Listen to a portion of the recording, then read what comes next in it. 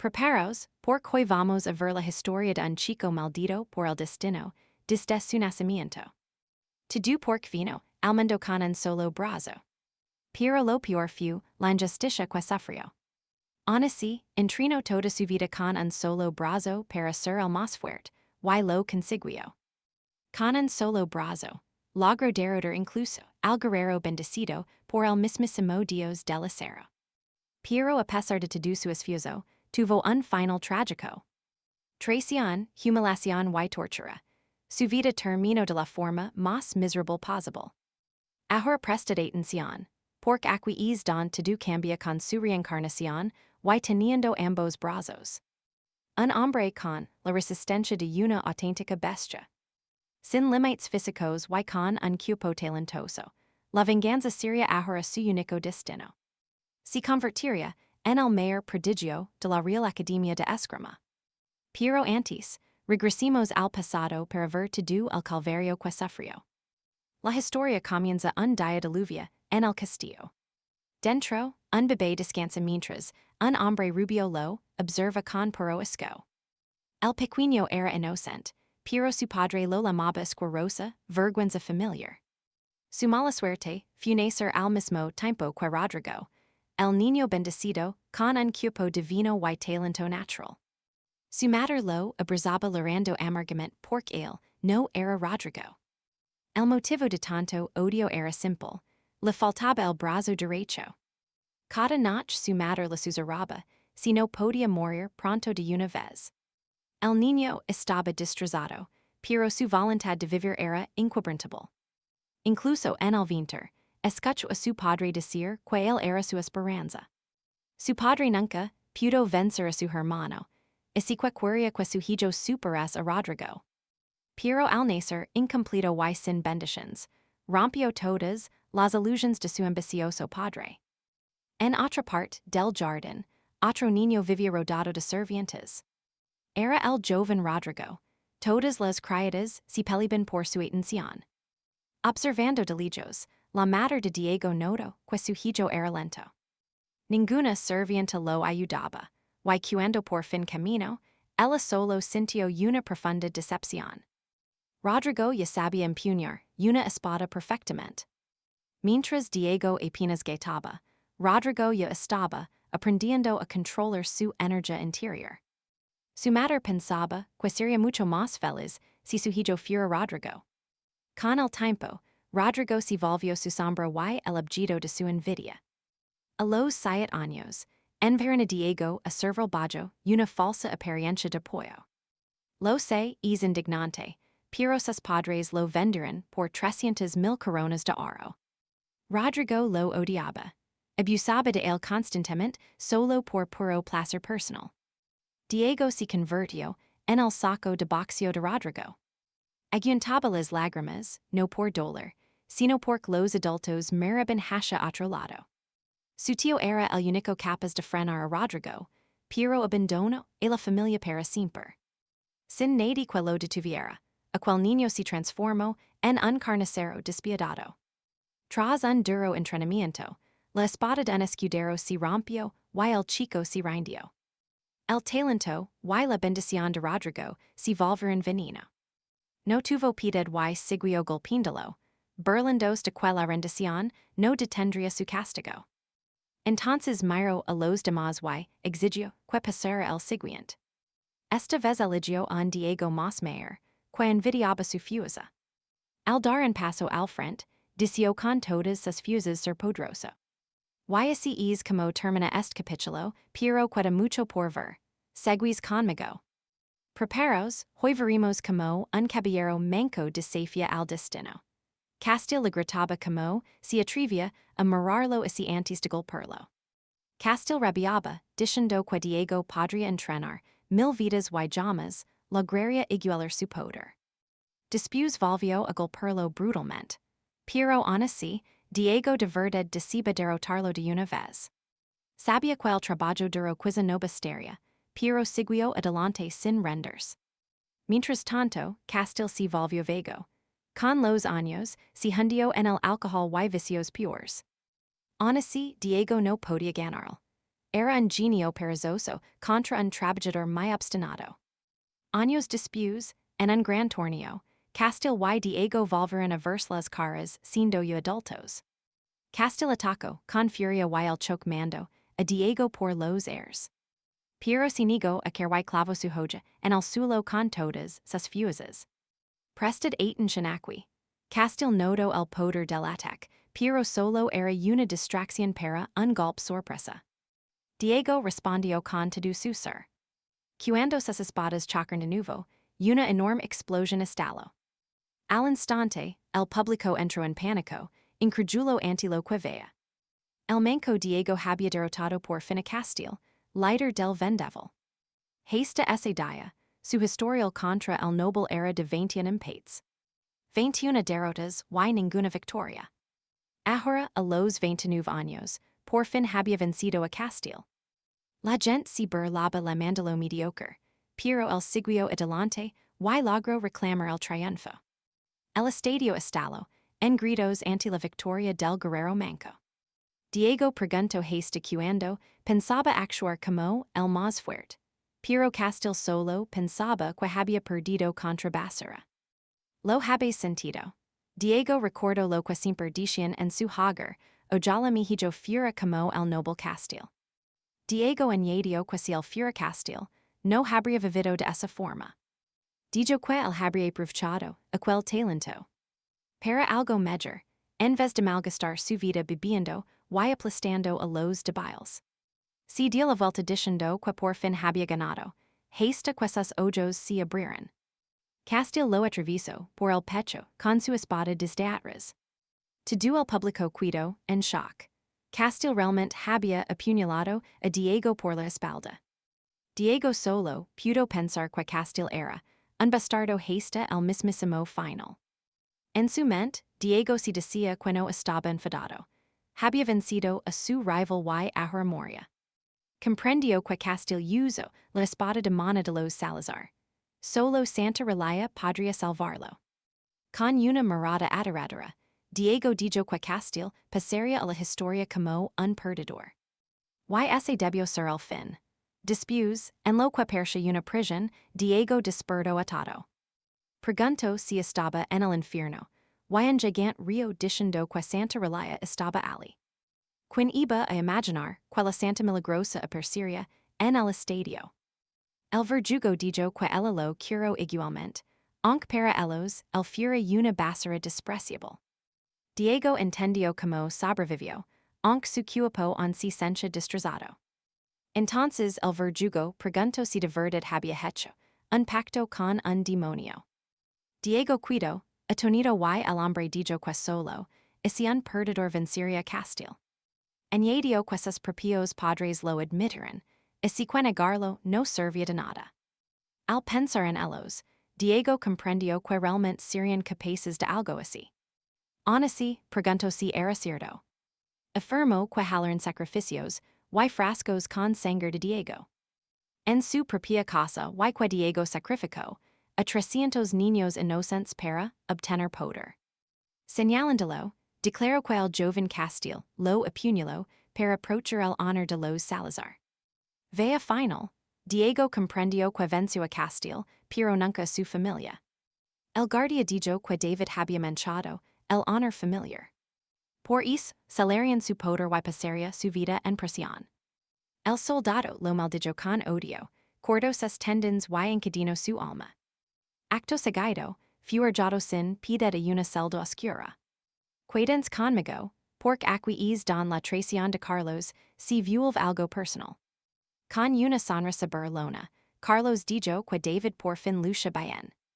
Él ahora era el gran emperador de la espada, un genio aclamado. Y le dio las gracias por haber sido un perdedor tan útil. Tras su partida, la comida escaseó y el hambre empezó a devorarlo. Tosiendo sangre, David solo deseaba morir con el honor de un caballero. Aquel día en la arena de combate, debió ser su verdadero final. Tirado en el suelo frío, pensó si con dos brazos to do sería diferente. Y si fuera un heredero bendecido por Rodrigo, el dios de la guerra. Su familia lo habría amado, no queria morir, diciba vivir otra vez. De pronto, te do si detuvo. Preston atencion a est giro tan inesperado, quel destino preparo.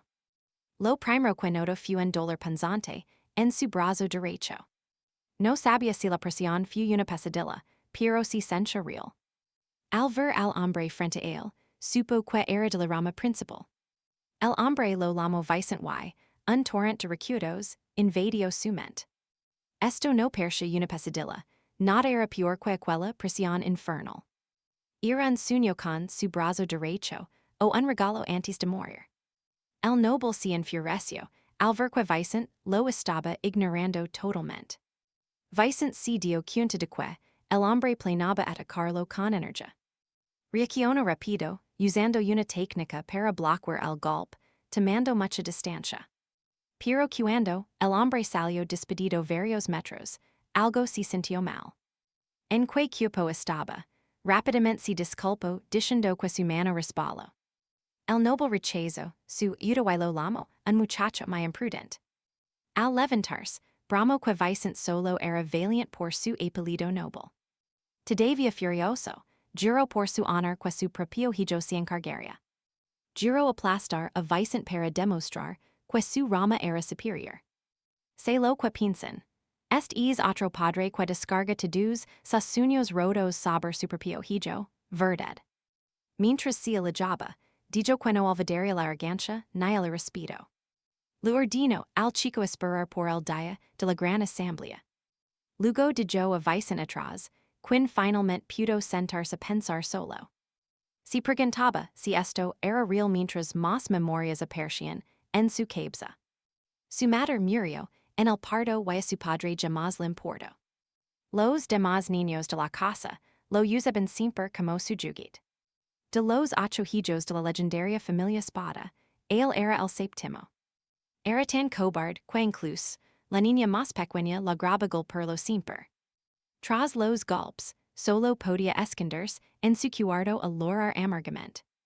Además, las ramas secundarias lo acechaban para intentar usurpar el trono principal. El manco David de la familia Simeona era, ahora el inútil Vicent Espada. Empezó a preguntar si esto era una reencarnación, pero no tenía sentido. Buscó por toda la habitación hasta que encontró un viejo diario personal. Y créanme, lo cual antiguo, Vicent escribió sobre sí mismo en estas páginas les romperá el corazón. Prestad atención, vamos a conocer a un hombre que ya lo había perdido todo. Esto es que nuestro héroe piensa que Dios escuchó las plegarias de ambos. En sus últimos instants, él ansiaba vivir, mientras que el joven Vincent siempre buscó la muerte. Así, el que deseaba morir desapareció, y el que amaba la vida tomó el control. De pronto, una voz le pregunta si de verdad cree algo tan sumamente ridículo. Se da la vuelta buscando al intruso, preguntando quién más podría estar en sus aposentos. Aquella voz misteriosa lo llama ingenuo, o quizás simplemente estúpido. Le dice que deja de dar vueltas, pues habla con el dueño original de este cuerpo. Aterrado, pregunta si eso significa que está ante el verdadero y auténtico Vincent.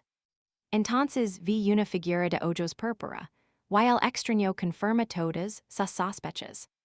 Le explica que su nombre era Vincent, pero al ser su cuerpo, ya no posee nombre alguno. Ahora solo pide que lo llamen Julián. Confundido, nuestro héroe pregunta cómo es posible esto. Mirad con cuidado, aquí viene la verdad. Julián responde que fue una revelación, un don que los dioses conceden a los bendecidos al nacer. Al comprenderlo, señala Julián preguntando si es un dios. El asiente, aunque solo uno menor.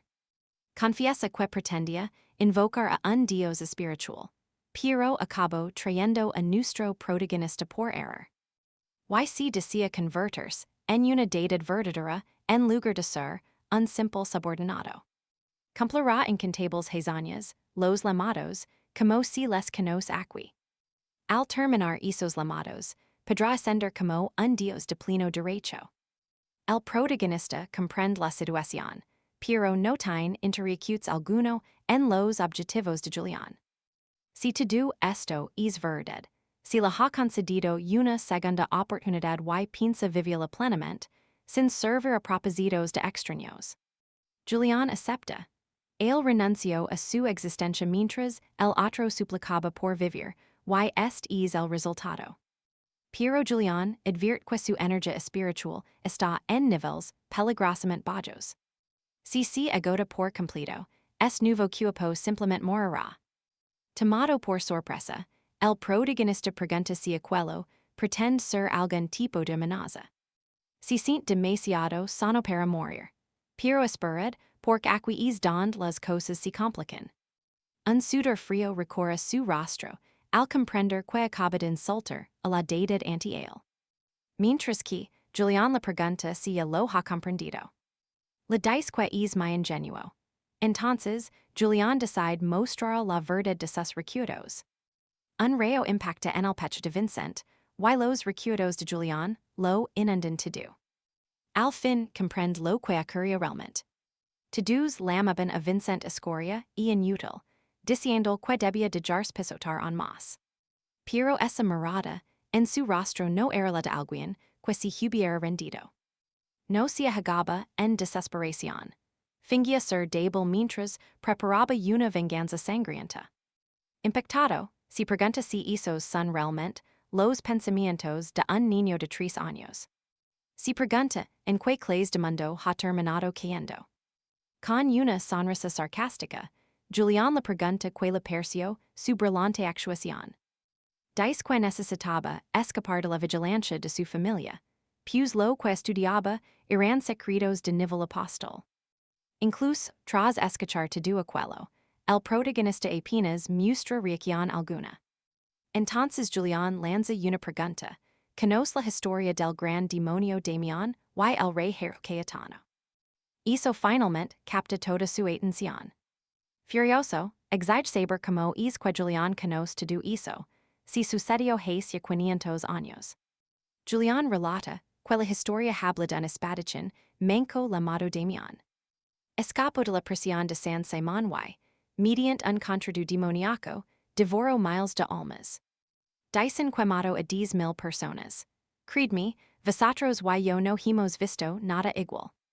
Alucinad con esto, él repite atonido, daban de hace 500 años. Significa eso, que hasta 500 años en el futuro, nada tiene sentido. Y resulta todavía más absurdo, que ahora vinculan la sangre de Davin y Kajan con la casa de Simón. Recuerda con total claridad su muerte en aquella prisión hace 500 años. La casa de Simón abandonó al espadachín manco para elegir la espada de la tormenta. El guerrero manco murió solo mientras aquel traitor se convertía en el emperador. Así que convertir su pasado en una leyenda. De demonios y heros significa que los Simón manipularon toda la historia. Furioso, golpea el suelo y maldice a esa familia de nobles podridos. Julián se burla diciendo que el rey Kajan amaba profundamente a su gran amigo el demonio. No es romántico. Él exige con rabia que detenga esa absurda tontería. Atentos aquí, porque la reacción de nuestro protagonista lo dice todo sobre esta mentira. Eso hace que Julián le pregunte si realmente pertenece a esa antigua época. Al confirmarlo, Julián se burla la mandalo viejo y pidiendo al anciano que no se enfade. Al fin y al cabo, este relato lo escribieron los vencedores con sus propios registros. Él se pregunta qué clase de mundo crea un niño de 3 años tan arrogante. Sin otra opción, le pide a Julián que continue relatando la historia de una vez. Julián cuenta que el rey trajo sus lágrimas y se alió con el mayor hero. Su mejor amigo, el sobrano de la espada del sol, para derrotar al demonio Davin. Sin saber quién es ese tipo, pregunta, y Julián se asombra de su total ignorancia. Islan, el gran antepasado de la noble casa de Adinka. Entonces recuerda ese mocoso llamado Islan, un ingrato que terminó siendo el primer patriarca de los Adinka. En aquel entonces, aquel joven lo admiraba, y le juro que de mayor quería ser exactamente como él. Aunque Islan era joven, también fu el amigo y discípulo, al que daban entreno personalmente. Lo visito varias veces en su celda, asegurando que la autoridad nunca lograría derrotar la verdad.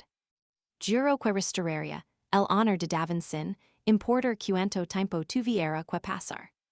Pero tras decir aquellas palabras, el muchacho nunca regresó a esa prisión. Julián explica que Islan fundó los adinka y les dio una única misión de por vida. Fijaos, esto siguió directamente con su conquista. Esa misión consiste en superar los Simón y revelar la verdad al mundo. Al escuchar esto, el protagonista duda si todo esto es solo una simple coincidencia. Abre los ojos con determinación y comprende que el destino no juga a los dados. Quizás no lo sepa todo, pero una cosa la ha quedado muy clara. Islan Falker dijo a su familia, crió la casa de Adinka y buscó la justicia. Adinka nació para limpiar su nombre. El destino lo puso en el lineage de Islan. Pregunta rápidamente si completar es objetivo realmente podrá convertir a Julián en un dios. Julián asiente, prometiendo que como dios verdadero podrá otorgar una bendición legendaria y asombrosa. Un trato perfecto para ambos. Creedme, davan agrades of Islan de corazón. Cumplirá la misión que dijo su amigo y aplastará a la traicionera casa de Simón. Esta vez les levará ventaja a los traidores, formando parte de la poderosa familia Adinka. Fuera del castillo, Julián le grita preguntando a don si dirige ahora el anciano. Hizo lo enfures al instante y l'exide a Julián que digeta la marlo viejo. El pequeño dios insiste en que, viniendo de hace 500 años, es un abuelo obviamente. Así que el protagonista finge que ya lo olvidó.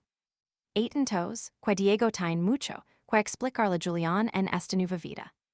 Julián cambia de tono, rápido, y empieza a llamarlo Diego, prometiendo no decirlo más viejo. De repente, un grito rompe el aire anunciando el inicio del entrenamiento. Cerca, dos espadas chocan con magia. Nuestro protagonista se pregunta cómo será la esgrima actual y cuánto habrá cambiado en 500 años. Se imagina el poder de los descendientes del Erico, pero de pronto su cuerpo pesa como el plomo. La vista si, la nubla y se desploma contra el suelo. Maldus est cuerpo de niño, es débil y se desmaya a la mínima. Lo peor es, que sin usar esencia para controlarlo, ni siquiera podría levar una vida normal en este reino. Entonces, siente un flujo repentino de poder espiritual. Aquí hay tensión. Diego grita desesperado, llamando a Julián rápido. Persque el espíritu guardián dormía y pregunta molesto porque lo han despertado. Diego exige saber porque este cuerpo jamás aprendió el arte de la espada. Julián, confundido, explica que el chico tenía una condición médica que se lo impedía. Frustrado insiste en saber el motivo, pero Julián dice que nació así sin más. Furioso, Diego revela que tiene una armadura de uso divino, porque no entreno antes. Julián no tiene ni idea de que habla y pregunta por qué es tan vital. Es vital porque la esencia puede almacenarse en cualquier rincón del cuerpo. Como Julián sigue perdido, nuestro protagonista le ordena que escuche con muchísima atención.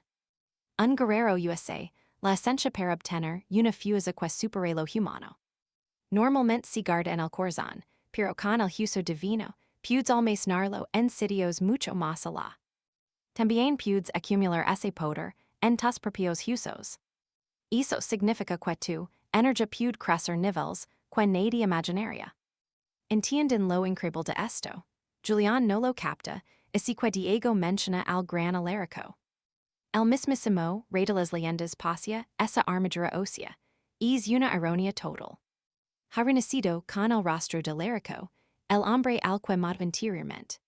Pero este mundo, 500 años después, es más extraño de lo que pensaba. Julián empieza a enseñarle a visualizar el corazón como un almacén para la energía.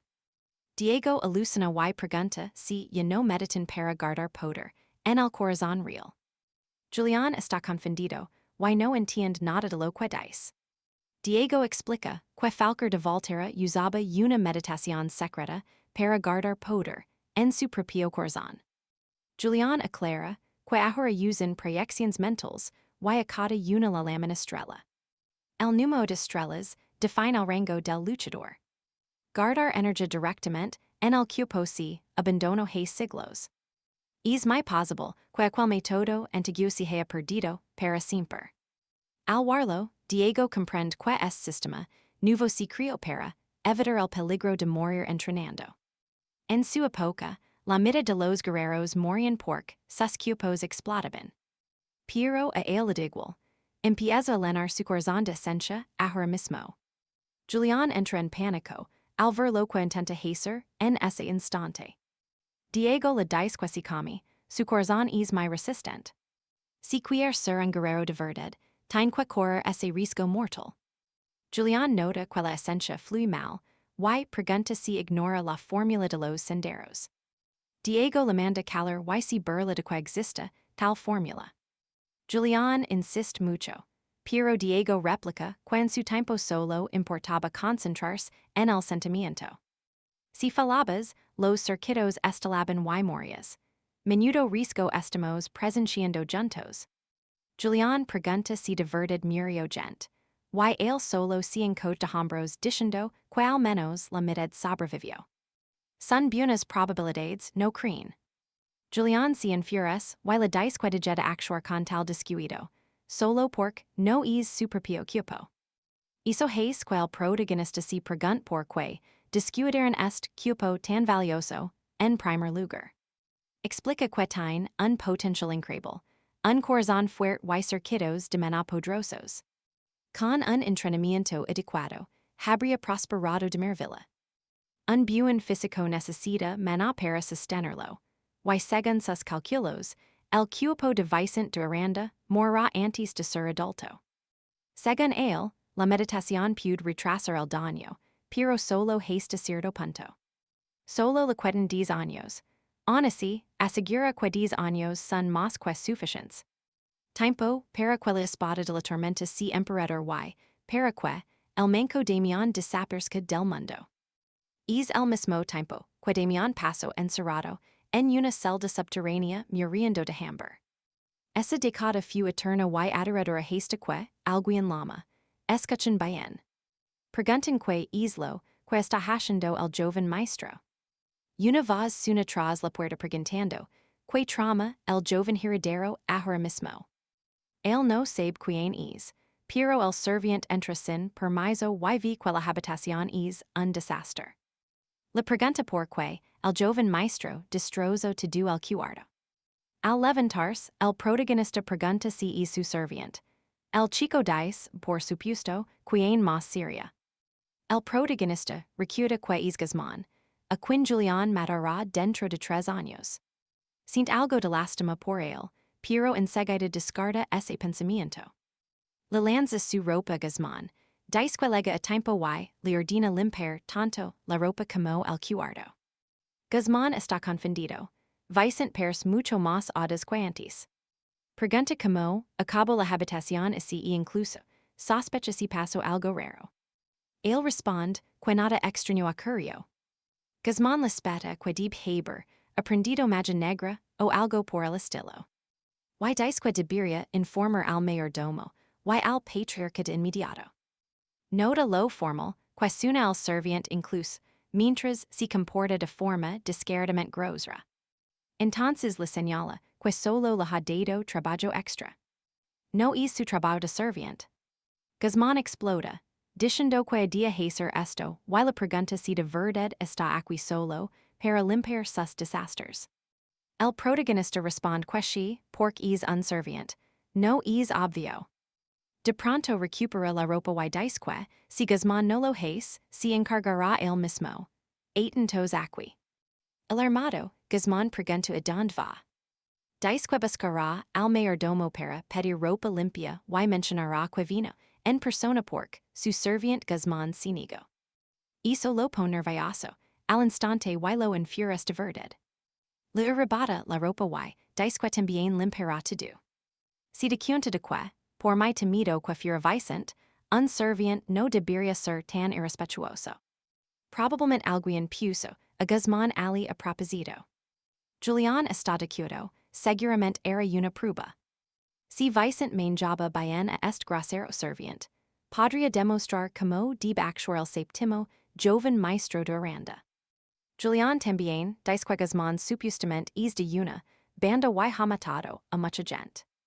Entonces, que deben hacer, hizo hace que el protagonista sería. Los asesinos reales emiten una presencia distinta, y Guzmán no la tiene para nada.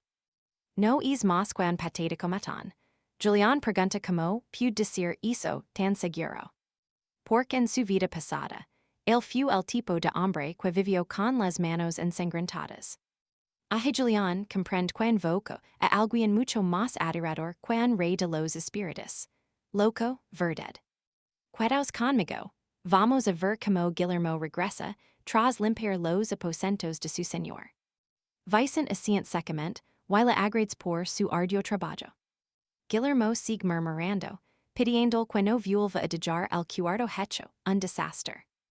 Hasta que Vicente le ordena traer una espada de madera de un metro y 500 gramos. Debe ser de habano aromático, un material que abunda en el almacén de la familia. Guillermo suelta una burla y pregunta que pasaría si decide negarse. Vicente se levanta, diciendo que hará él mismo tras informar a los guardias del almacén. Esos centinelas son caballeros de élite, leales únicamente al linaje directo de la casa. Guillermo le pide que espera y lo sujeta bruscamente del hombro. Prestad atención aquí, un niño pequeño acaba de estampar un adulto contra el suelo. Vicente se disculpa, alegando que viejos recuerdos de traiciones le obligan a reaccionarse. Guillermo admite que jamás había oído algo semejante. Vicente le responde que debe tomarlo como una seria advertencia. Aun así, su cuerpo duele por forzar esa técnica con una complexión tan débil. Guillermo se levanta furioso para gritar, pero Vicente lo fulmina con la mirada y le pregunta si tiene algo que objetar. Guillermo tartamudia, preguntando si su amo quería esa espada de habano de un metro. Vicente le pregunta si no acababa de decir que no pensaba obedecer. Guillermo murmura que solo dijo que no tenía muchas ganas. No es que se negara, y sale furioso dando un fuerte portazo tras de sí. Segundos después, abre la puerta de nuevo diciendo torpemente que fue culpa del viento. Vicente disfruta esa medura. Un indignado, Guillermo marcha a buscar el arma que se le ordenó. Por el camino, jura que no volverá a perder ante Vicente, y le demostrará quién es Guillermo de verdad. Regresa finalmente con la espada, esperando casi una palabra de elogio. En su lugar, Vicente menciona que conoció a alguien que perdió su brazo derecho. Un hombre que sufrió profundamente por aquello, y tuvo un final absolutamente miserable. Guillermo entrega el arma confundido, y avergonzado por el relato antes de retirarse. A solas, Vicente decide que necesita entrenamiento real y se dirige al patio de armas. Golpea los maniquís con precisión, pero tras unos pocos movimientos, termina totalmente agotado. A pesar de todo, siente que ha nacido para ser un gran guerrero. De pronto, el post de madera ante él es partido a la mitad. Aparece un joven burlendos, diciendo que no había notado a alguien tan débil ali. Se presenta como Raimundo de Altamira. Prestad atención, este encuentro cambiará el destino de Vicente. Vicente Mansion, la cama mientras Julián explica que Raimundo es de la rama secundaria. Además, es el gran favorito para ganar el torneo. En el torneo de las espadas reales, y Vicente ya conoce a su padre anteriormente. Raimundo se acerca, diciendo que esperaba enfrentar a Vicente si ganaba, y vino a verlo. Este torneo es una competencia entre jóvenes de familias vasalas ligadas al clan Altamira. El ganador obtiene el derecho de desafiar a un descendiente directo de la familia. Lo que significa Vicente. Raimundo se mofa preguntando si se esconderá, y que ali las espadas son de verdad. Vicente responde que un verdadero guerrero jamás teme al filo del acero. Raimundo re diciendo que fanfaronia, mucho, solo por ser, un heredero directo. Vicent la recrimina, que aprenda a hablar mejor, pues hasta, los insultos requieren dignidad. Dice esto porque en su vida interior, con un solo brazo, era respetado. Pero est mocoso solo fanfaronia distrazando su maniqui. Confiad en mí, esto apenas comienza. Bienvenidos, quedaos conmigo para ver este duelo de honor. Vincenzo añade, que al padre de Rafael le faltó, darle algo de educación. Ante eso, Rafael levanta su espada directamente hacia el joven Vincenzo. Presiona el acero contra su culo, jurando no perdonar a quien insult a su padre. Julián advierte que Rafael es un guerrero de dos estrellas, con el rasgo cupo de acero. Pero a Vincenzo le molesta más que el chico copiara los malos hábitos paternos. Actuando como un niño pequeño, y olvidando los modales de la caballería. Así que Vincenzo decide que es hora de darle una lección de etiqueta. Pon su espada de madera bajo, la barbilla de Rafael le mandalo micoso malcriado. Rafael está tenido por Vincenzo, no debería tener manhwa usar técnicas de imagen. Fijos bien, porque ahora empieza lo bueno. Pero no pude evitar sentir que Vincenzo podría cortarle en cualquier segundo. Vincenzo baja su arma y propone per si atinmido a la madera. Si hizo lo asusta, como piensa enfrentarse a él en la asamblea de espadas. Con odio, Rafael responde que este no es lugar para espadas de jugit. Hizo solo consigue que si enfurezca todavía más que antes. Si lanza gritando que lo matará hoy mismo, perdiendo el control totalmente. Julián le pide que huya, pero el chico mansion una cama asombrosa. Entonces alguien detiene a Rafael diciendo que no puede pelear con el joven maestro. Si Vincenzo resultara herido ahora, tendría la excusa perfecta para faltar a la cita. Furioso, Rafael le reta al colegio le mandalo gatito, cobarde antes de marcharse. Julián pregunta por qué tuvo que provocarlo, y que pudo terminar en tragedia. Vincenzo solo quería educar a un niño rudo, lo que desespera Julián. Dice que debió invocar al rey de los espíritus, en vez de un viejo. Justo entonces Vincenzo encuentra una foto de su infancia dentro del libro. Julián pasa la página rápido, y le pide que se concentre en estudiar. Entonces ahora, vamos a explicar los rasgos. El rasgo de Rafael es cupo de acero, una bendición del rey de los enanos. Cuanto más se desarrolla el rasgo, más caminos de poder se desbloquean. A este sistema lo llaman el árbol de habilidades. El cupo de acero es un rasgo medio basado en defensa y fuerza bruta. En resumen, las técnicas marciales suelen favorecer siempre a un solo bando. Rafael mostró una fuerza más superior a lo que Vincenzo recordaba de antes. Si Vincenzo quiere ganar, debe acostumbrarse rápido a estas habilidades especiales. Así que vuelve al campo de entrenamiento y sigue lanzando sus ataques. Los presentes se reinviendo, que solo usa la izquierda y se agota rápido. Entonces alguien aparece por detrás y les ordena que cierren la boca. Es Merlin, el vicecomandante de la Orden de las Espadas Blancas. Pregunta que tiene de gracioso ver al joven de la casa el arcán entrenar. Los vasallos piden perdón de inmediato y vuelven a sus tareas diarias. Eso es lo que dice Merlin, pero por dentro opina exactamente igual. Vincenzo perse una deshonra para los alarcón luchando sin manon y rasgos. Julián team lamer la atención, pero a Vincenzo no le importa que la desprecian. Nadie pensaba que Diego ganaría la espada de la tormenta, pero el calo, las burlas y Vincenzo hará lo mismo. No os perdáis lo siguiente. Y dice que es una poción de recuperación, avanzada para ayudarlo con su entrenamiento. El hombre se presenta como Merlin, el subcomandante de los espadas blancas. Prestad atención aquí, porque Vicent pregunta por qué lo ayuda justo ahora si antes se reía. Merlin admite que lo hasha, pero que luego vaya la desesperación en los ojos del chico. Dice que quilquiera que se burla un guerrero, ese es el verdadero bufón. Vicent promit recorder su nombre, si disculpa por su tiempo y disque pude solo.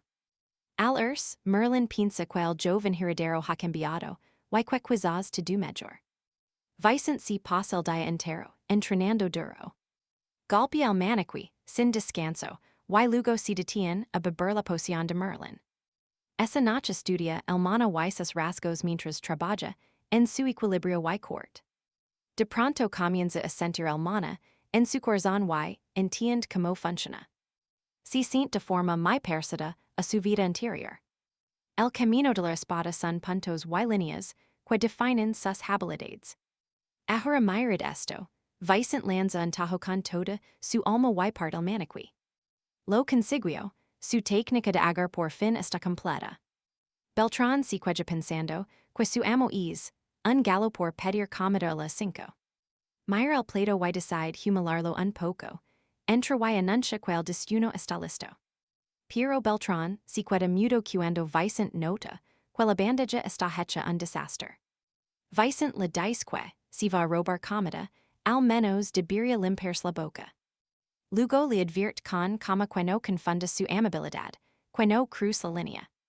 Beltrán presume de haber sido, un matón de cal y de haber asesinado, gent antes. Vicent si burla diciendo que hizo, le de muchísimo miedo. Pero en su mente sabe que gobernar por miedo es fácil, pero no gana respeto real. Por eso no está obligando a Beltrán, usando solo su poder. Fijos bien, Beltrán nota que su amo usa telepatia, y domina el mana. Vicent le ordena, que de su orgullo, y si queda a su lado. Pronto dice que Beltrán no se avergonzará de servir a un Vicent de adinca. Cuando leg ese momento, tendrá que elegir entre el miedo o la lealtad. Al salir, Beltrán murmura que no sintió presión, pero como cierra la puerta dice otra cosa. Ese hora fría que desprendía Vicent casi hace que se orina encima. Más tarde, Merlin patrulla por los campos de práctica. Pers que el joven señor Vicent ligo, incluso, más temprano hoy. Entonces vi algo increíble, un maniqui cortado a la mitad como si fuera una espada real. Pero eso no tiene sentido, la última vez Vicent on usaba madera. De verdad alguien puede mejorar tanto, en tan solo unos pocos días. Merlin incluso, si pregunta qué tipo de art martial está aprendiendo el muchacho. En su vida interior el protagonista si quejaba de tener un solo brazo, pero ahora usa solo uno teniendo dos. O quizás lo hace a propósito, mientras tanto Vicent se viste en su habitación. Beltrán dobla la ropa mientras espera aquella den más ordens. Julián bromea sobre la cortija del Chico, y Vicent pregunta por su vestimenta. Dice que la tela es algodón de tint levantino, algo barato y indigno de un noble. La comida que le sirven también está muy por debajo del presupuesto de la familia. En otras palabras, alguien está robando el dinero. Quedaos conmigo, pues la sospecha se aclara cuando Beltrán no entiende que es malversar. Es obvio que Beltrán no es el culpable, debe ser alguien de rango superior. Prestad atención, porque Rodrigo está entrenando sin descanso mientras las palabras de Vicent lo atormentan. ¿Acaso le usaste una simple espada de madera? Lanza en tajo con toda su fuerza gritando, quien tiene miedo. De pronto su padre entra, comentando que su entrenamiento va por buen camino. Le recuerda que no queda mucho tiempo para el conclave de las espadas reales. Para escapar de la miseria de ser una rama secundaria, debe derrotar a Vicent. Agarra el brazo del Chico y sentencia, que él debe superar a la casa principal. Rodrigo solo puede responder, sí, mi señor. Ante un padre que ha puesto toda su esperanza en él. Si vence a Vicent, su familia recuperará todo el prestigio perdido. De vuelta con Vicent, Julián le entrega informe sobre cada participante del evento. Se asombra al ver que el report incluye técnicas, debilidades y hasta hábitos personales. Impresionado, termina diciendo que Julián es alguien realmente adorador. Fijos bien, el plan era debutar en el conclave usando el poder del rey de los espíritus. To do para ganar el cristal de maná, que otorga una fuerza inmediata al consumirlo. Al ver su determinación, Vicente comprende cuanto ansia el joven Julián esa victoria. Como guerrero, sería una deshonra perder tras recibir tanta ayuda externa. Así que juraque, aunque no si el rey de los espíritus que Julián esperaba. Le entregará una victoria que valdrá mucho más que cualquier leyenda. Poco después Lama Beltrán, que entra corriendo exhausto preguntando que islo que el joven amo necesita. Vicente le ordena que cumpla una tarea muy especial. En otra estancia alguien clasifica documentos, justo cuando Beltrán entra y saluda a la persona que alicia encuentra. Isla regent, Doña Raelsa, quien le pregunta de inmediato que islo que busca. Beltrán tiembla de puro, terror ante una guerra de siete estrellas. Aun así, informa que su señor tiene un mensaje urgent para la jefa de la casa. Raelsa comenta que al joven amo le falta valor para encarar a su propio padre. Beltrán explica que su maestro pide que la jefa asista en persona al gran evento. Al conclave de las espadas reales, pues demostrará que meras pertenecer a la rama principal de los alcaraz. Doña Raelsa está a punto de decir que el líder de la familia nunca asiste. Pero Beltrán añade que ciertos desvíos de presupuesto hacen posible lo imposible. Ella se sorprende, y el criado, temblando, aclara que solo repite las palabras de su amo. Con su permiso, se marcha de inmediato. Pero atención aquí, ella entiende que si Vicente venía en persona, el plan funcionaría mejor. Sin embargo, envió a Beltrán a propósito para imponer su autoridad. Satisfecha, admite que el muchacho por fin entiende cómo funciona este mundo. Mientras tanto, en los aposentos del duque, emana una hora de poder verdaderamente aterradora. De pronto llama a Doña Raelsa, demostrando que ya sabía de su presencia. Ella ve al grano, y dice que el joven Vicente invita al duque al conclave de las espadas reales. Él responde friamente que deja de decir tonterías. Le ordena detener esta farsa, pero ella insiste en que el chico probará que merece su lugar entre los heredia. El duque repite esas mismas palabras. Demostrar su valía, y pregunta si ella cree que el chico tiene la habilidad para hablar así. Ella lo niega, aclarando que es justo por eso que promptió demostrarlo. Ahora le suplica que asista, ofreciéndose ella misma como garantia de su palabra. Él pregunta si entiende el riesgo, ella asiente, créedme, este duelo será legendario. Quedate conmigo porque si el joven amo Vicente falla, ella entregará su cabeza al gran duque. Él no entiende tanto sacrificio. Responde con calma, Vicente posee algo especial que compensa de sobra su apparent debilidad, un poder que nadie más ve. Roldan si estremezcuando, el duque saca, a relucir el espinoso, asunto del presupuesto de la casa. Sabe que ella manipuló las cuentas por el chico, guardando ese oro para asegurar su futuro éxito personal. Así que decide no intervenir. Al fin y al cabo, Roldan serve esa mujer, no a él. Aun así, el método del joven encaja, con su estilo y pidió ayuda sin manchar su honor noble. Si pregunta si este chico es realmente hijo de Silvana, la legendaria guerrera de su propio linaje. Si levanta y acepta, ella gana esta vez, asistirá personalmente a la asamblea de las espadas de sangre. Finalmente, el gran día del torneo ha llegado para todos. Ramiro está entre los luchadores, con una determinación de cero puro. Su meta es aplastar a Vicente, pero cuidado, porque aquí siente una presencia abrumadora en las gradas. Si queda helado, al ver ali al mismísimo Gran Duque. Ramiro asume que el Duque viene a ver la joven promesa de la rama secundaria. Comienza el duelo. Ramiro presiona a su rival, quien apenas logra bloquear sus feroces y constantes embestidas. Lanza un golpe pesado y le advierte que no se confía, pero su espada se rompe de pronto. Ramiro aprovecha para rematarlo, golpeando el escudo del chico hasta que empieza a hacerse pedazos. Su padre celebra eufórico, desde los asientos reales de la arena. El público murmura sobre el muchacho, la nueva estrella ascendente de los linajes menores. Vicent pinsa que estos chicos tienen talento, pero sus arts martials son, muy superficials. Tu y yo vimos, que su fuerza es puro instinto. A Ramiro le falta esa experiencia real de combate. Por eso confía ciegamente, en su dot natural, y ataca de forma tan temeraria. Ramiro saluda al público, reconociendo al menos que Vicent ha tenido el valor de no salir hayendo. Mientras tanto, Vicent ha estado esperando ansioso este enfrentamiento final. El Duque observa con mucha atención. Pronto, otra espada rota vuela por los airs y un joven sale despedido de la arena. Nuevamente, el gran vencedor es Ramiro de Almagro. Mirando al Duque, declara haber vencido a todos. Por ley de los ancianos, ahora debe enfrentarse a su pariente cercano, Vicent de Almagro. En otras palabras, debe luchar contra el Heredero. Vicent acepta el reto sin dudarlo. Frente a frente, el Jews serán les preguntas si están listos, pero nuestro protagonista le pide que espere. Pon una condición. En ese instante, Guillermo aparece tras el cargando su vieja espada de madera.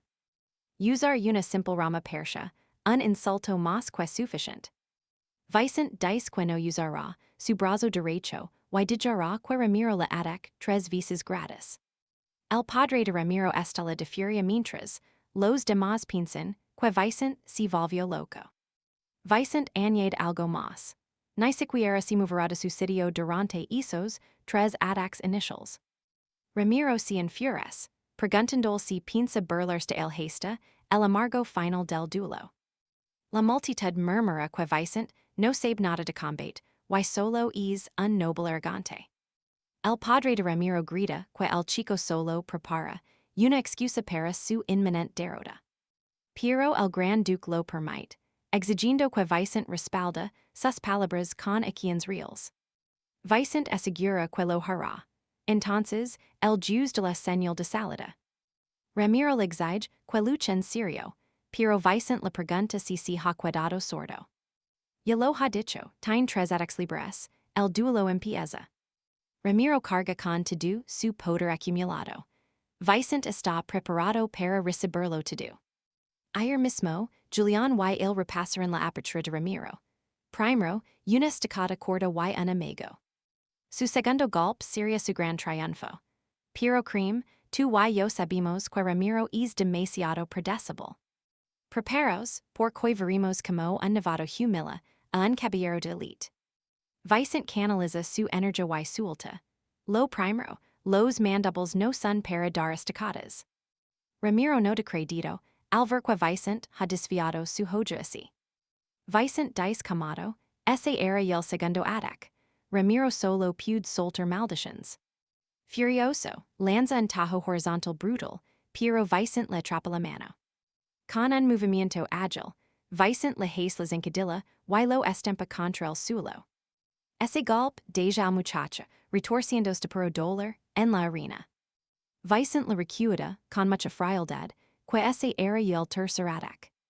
En ese instante, piensa en la promesa Julián y en lo jurado ante su padre y el patriarca. Atentos ahora, que aquí vin lo mejor, el Jus Valerio no puede creer lo que vi. El patriarca observa absorto mientras el padre de Ramiro no para de echar humo.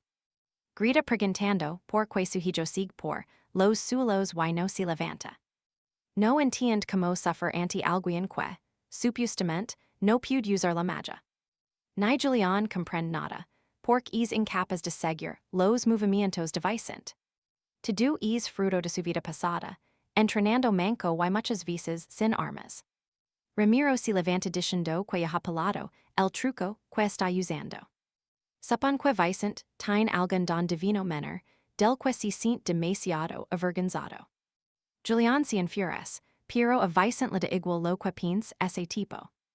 Ramiro carga con todo de nuevo, decidido a terminar el combate. Julián grita que es peligroso, pero Vicent lo esquiva con una elegancia asombrosa. Ahora tiene un juco y piensa golpear con una fuerza demoledora. Ramiro ve la apertura pero recibe el espadazo de madera directamente en el culo, aunque se queda impactado al no sentir dolor. Su padre ruge desde la grada que, por supuesto, ese golpe no ha servido de nada. Una espada de entrenamiento, jamás rompería la defensa del gran caballero de hierro. En realidad, hizo paso por el cupo de Vicente, honestadable y falto de forma. Ramiro avanza con desprecio, prometendo mostrar que el talento solo no serve para nada. Vistes eso?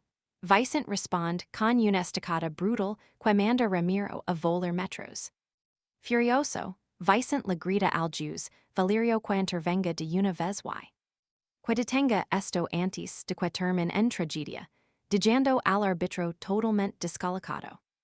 Vicente se lanza con toda su fuerza pensando que, si usa esta técnica ahora, su propio cupo podría acabar colapsando. Por eso, tiene que liquidarlo mientras Ramiro todavía está volando por los aires. Incluso así, Ramiro intenta contraatacar, pero Vicente ahora lo ve todo con claridad. Vi las trayectorias de las espadas entrelazándose ante sus ojos. Al cargar la pie de Julián que observa el art de espada que domino. Uniendo todas las piezas, descarga un golpe letal que le arranca el brazo a Ramiro. El padre de Ramiro enmudece, y hasta el patriarca queda impresionado por tal hazaña. Vicente ha cortado el mismísimo espacio, retorciendo el flujo de toda la energía. Anulando también la habilidad de Ramiro, con una técnica secreta de su vida interior. Ramiro grita de agonía, llorando porque ya no siente su brazo derecho. Vicente pregunta furioso, al juez si debe cortar también una pierna para que le declare ganador. Solo entonces, el moderador nombra a Vicente de la Casa Felina como el vencedor.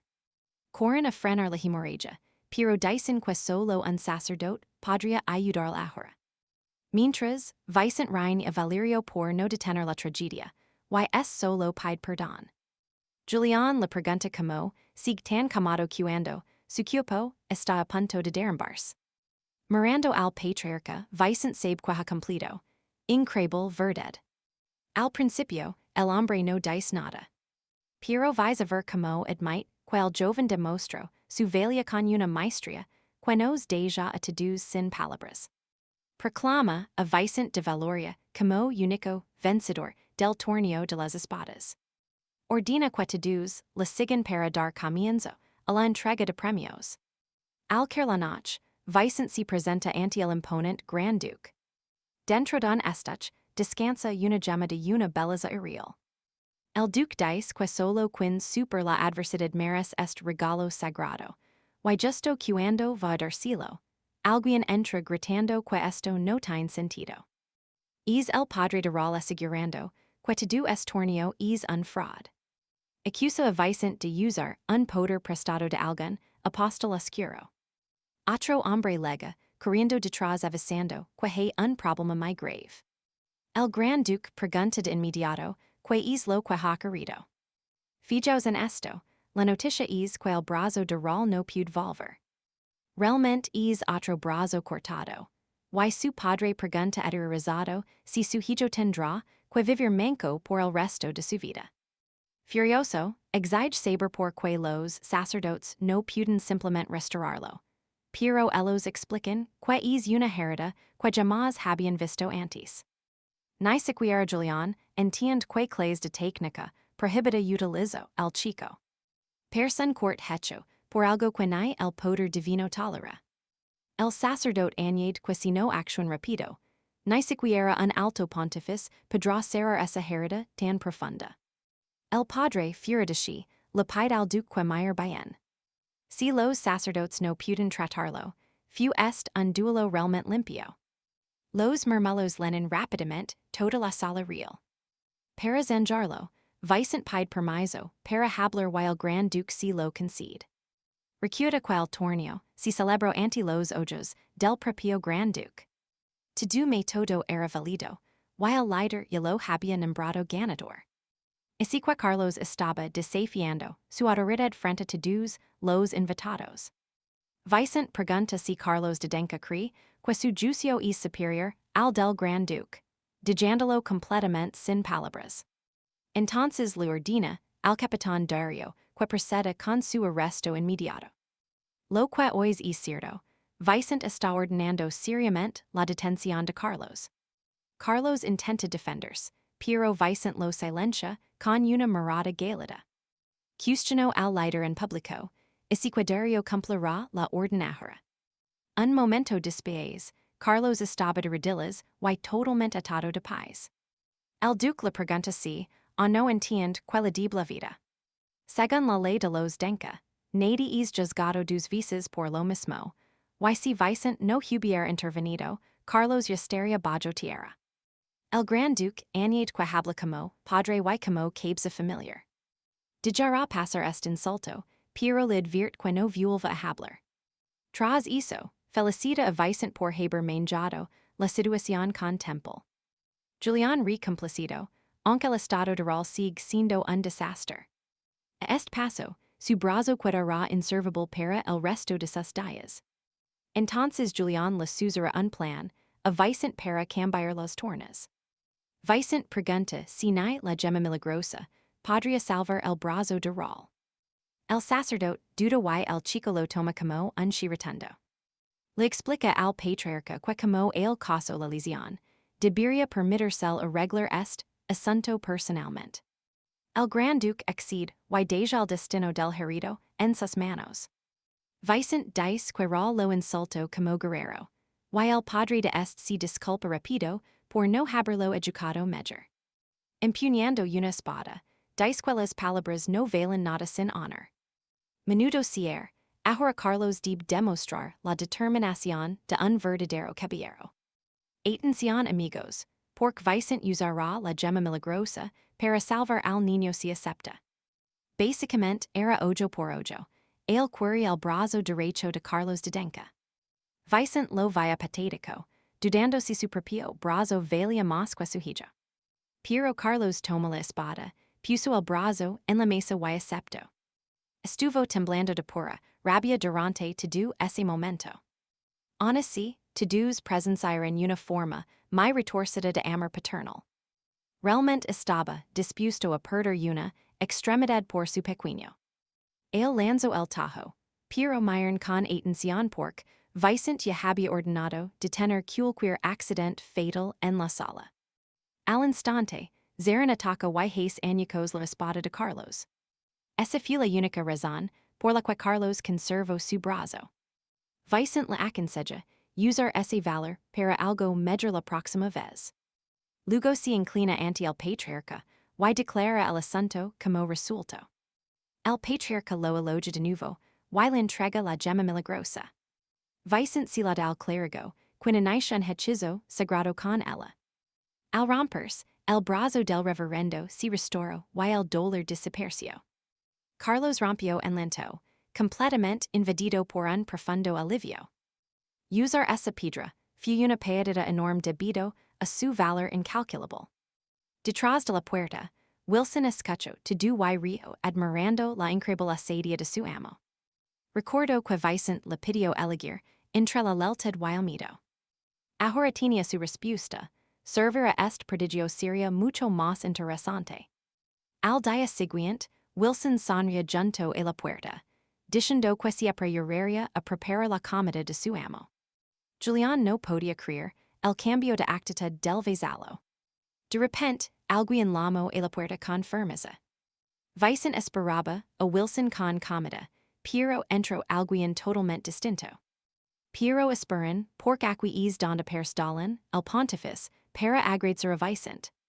Julián quedó pasmado cuando el hombre le ofreció otra gema milagrosa. Dallin explica que la gema era para el joven Rubén, pero Vicent le dice que ahora no tiene sentido aceptarla. El pontífice confiesa que su misión siempre fue aliviar el sufrimiento. Pero antes se perdió y valoró más la gema que una vida humana.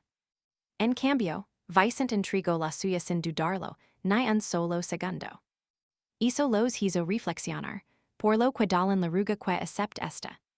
Vicent dice que no merece tantos elogios, pero acepta por respeto al clérigo. Entonces, Dallin le entrega algo más, una tarjeta del templo sagrado. Diciendo que, si alguna vez necesita ayuda, solo debe mostrar ese pase.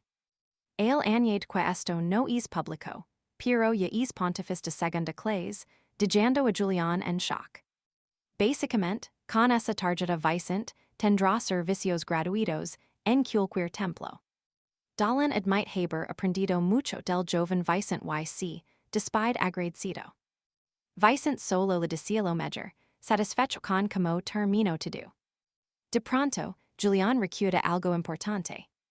Dice que el patriarca una vez invitó a cenar, a un familiar tras la gran asamblea de espadas reales. Hizo solo lo ocurrió, al segundo hijo tras, una victoria legendaria.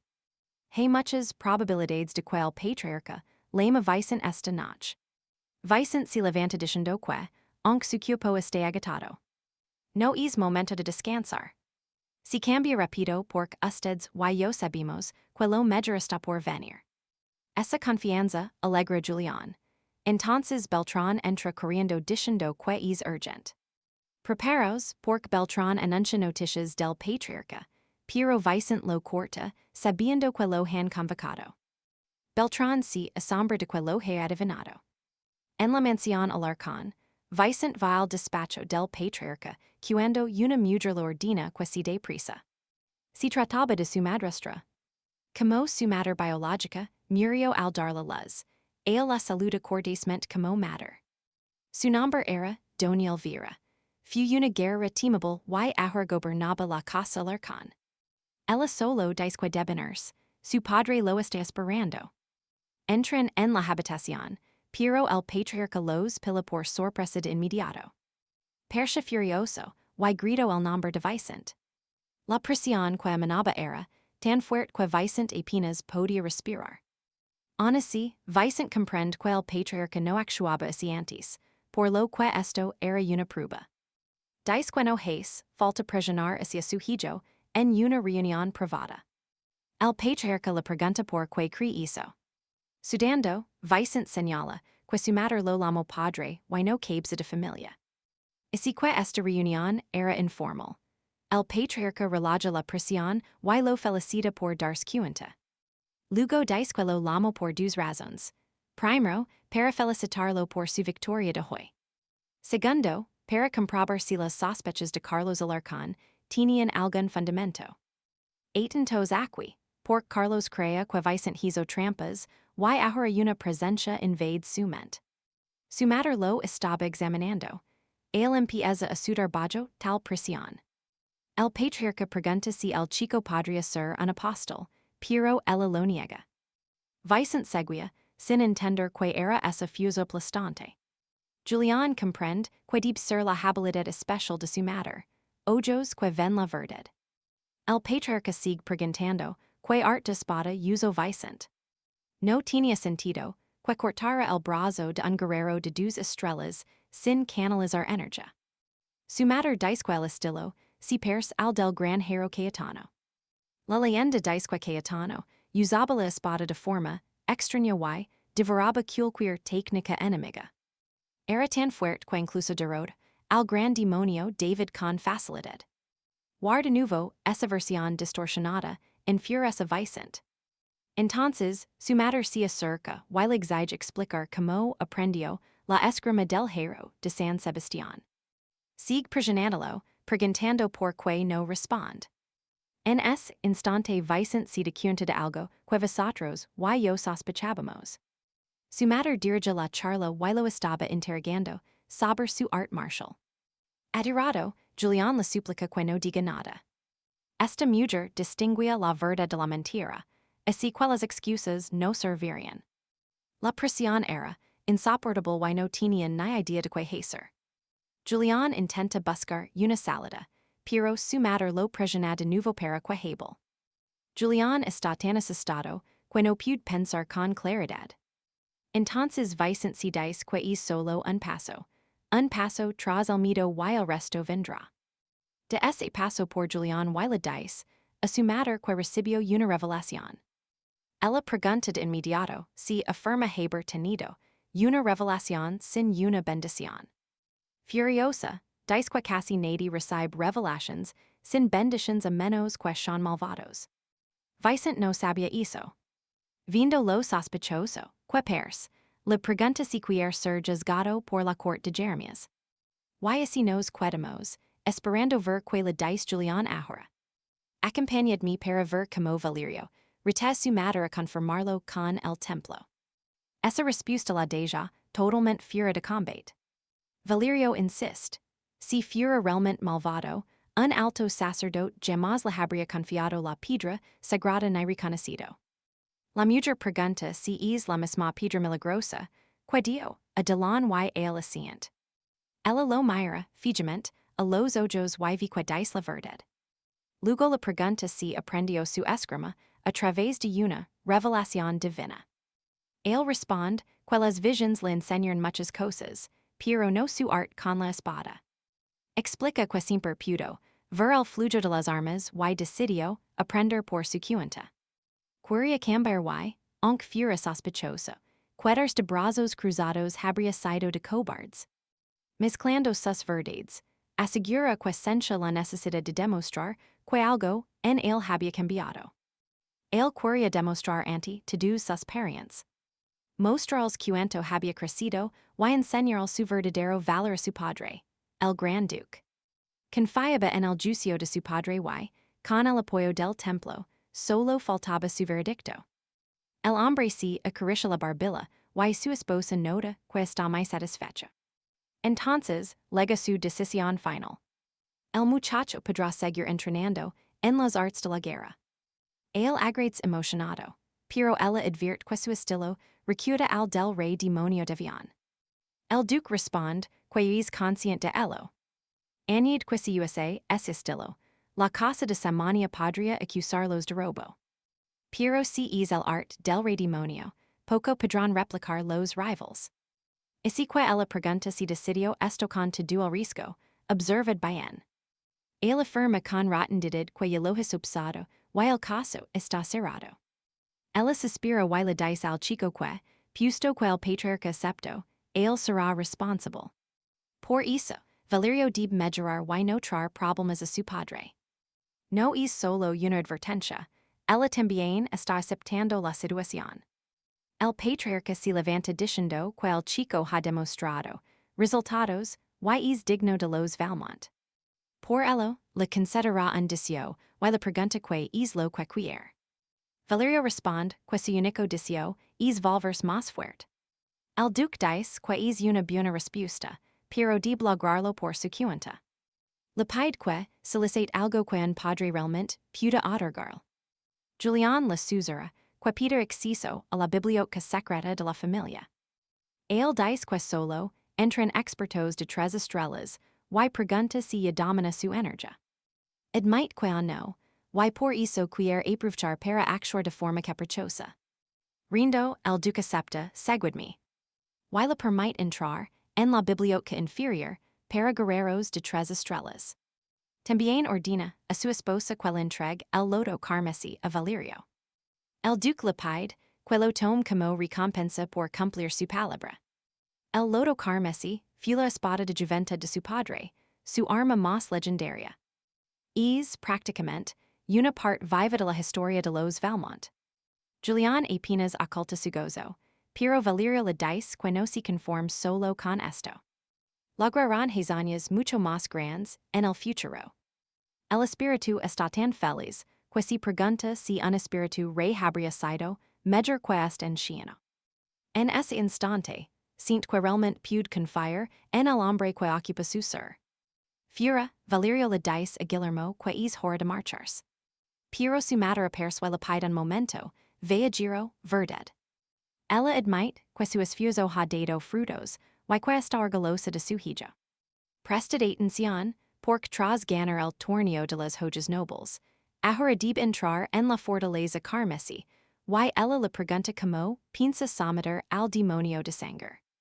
La fortaleza carmesí es un campo de entrenamiento de la casa Ibera.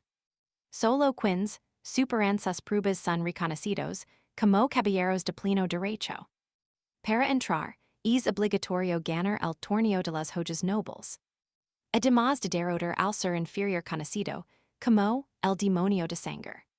Sin respuesta, el joven admite que no sabe qué hacer. Ella se sorprende, pius crea quael lotinia to duplenato. Diceque quel extraño adac effecto gravement, asucupo y deb escacharla con mucha atención. Nadi vence esse demonio de un golpe y, herido como está, morra sin remedio. Escached bien esto, pius su mater lid virtque un golpe, no bastará contra esse monstruo. Julian si pregunta por que los ayuda. Para vicent, persque por fin elahim pisado, exceptarlos un poco. Podria habisels enfrentado, pero eligio no hacerlo, en este momento crucial. Quizás no la cagan bien, pero tampoco actuará como una enemiga declarada. Antes de que ella siga hablando, vicent agrades el aviso y dice que no la decepcionará, marchando sin siquiera escuchar los detalles sobre el demonio de sangre. Al ver su valor y destreza, el corazón de ella late fuerte pensando en su futuro. Al día siguiente, el vasalo terraria alegre mientras dobla las sabanas. Diciendo que apoyará a nuestro protagonista en todo lo que sea necesario. De repente, alguien le da un golpe en la cabeza. La criada le pregunta que problemas trauma con el joven amo, y que ella sigue sin confiar en él. Él responde que solo es la calada, lo que la deja totalmente asombrada. Sir Antonio pregunta por el joven amo y él dice que Vicent está en la biblioteca. Un lugar reservado solo para los guerreros de la familia. Dentro, Vicent se frustra al no haler registros de hace 500 años, algo que Julián le parece muy raro. Persque borrar en ese periodo a propósito, como si alguien quisiera ocultar la historia.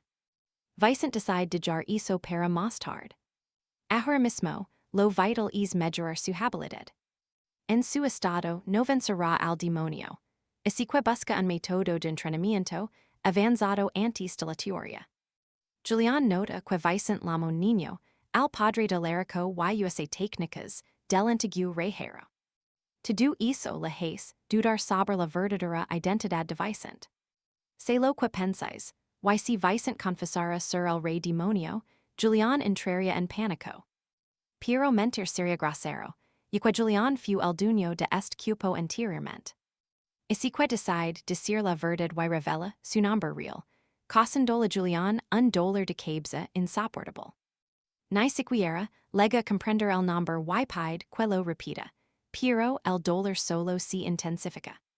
Vicent se preocupa por su amigo, así que Julián deja de investigar por ahora. Entonces Vicent encuentra un libro titulado El primer amor del molino de agua. Julián se pregunta que es una novela romántica entre libros de manhwa y manhwa. Pero siendo la biblioteca familiar, lo más probable es que esconda algo más profundo.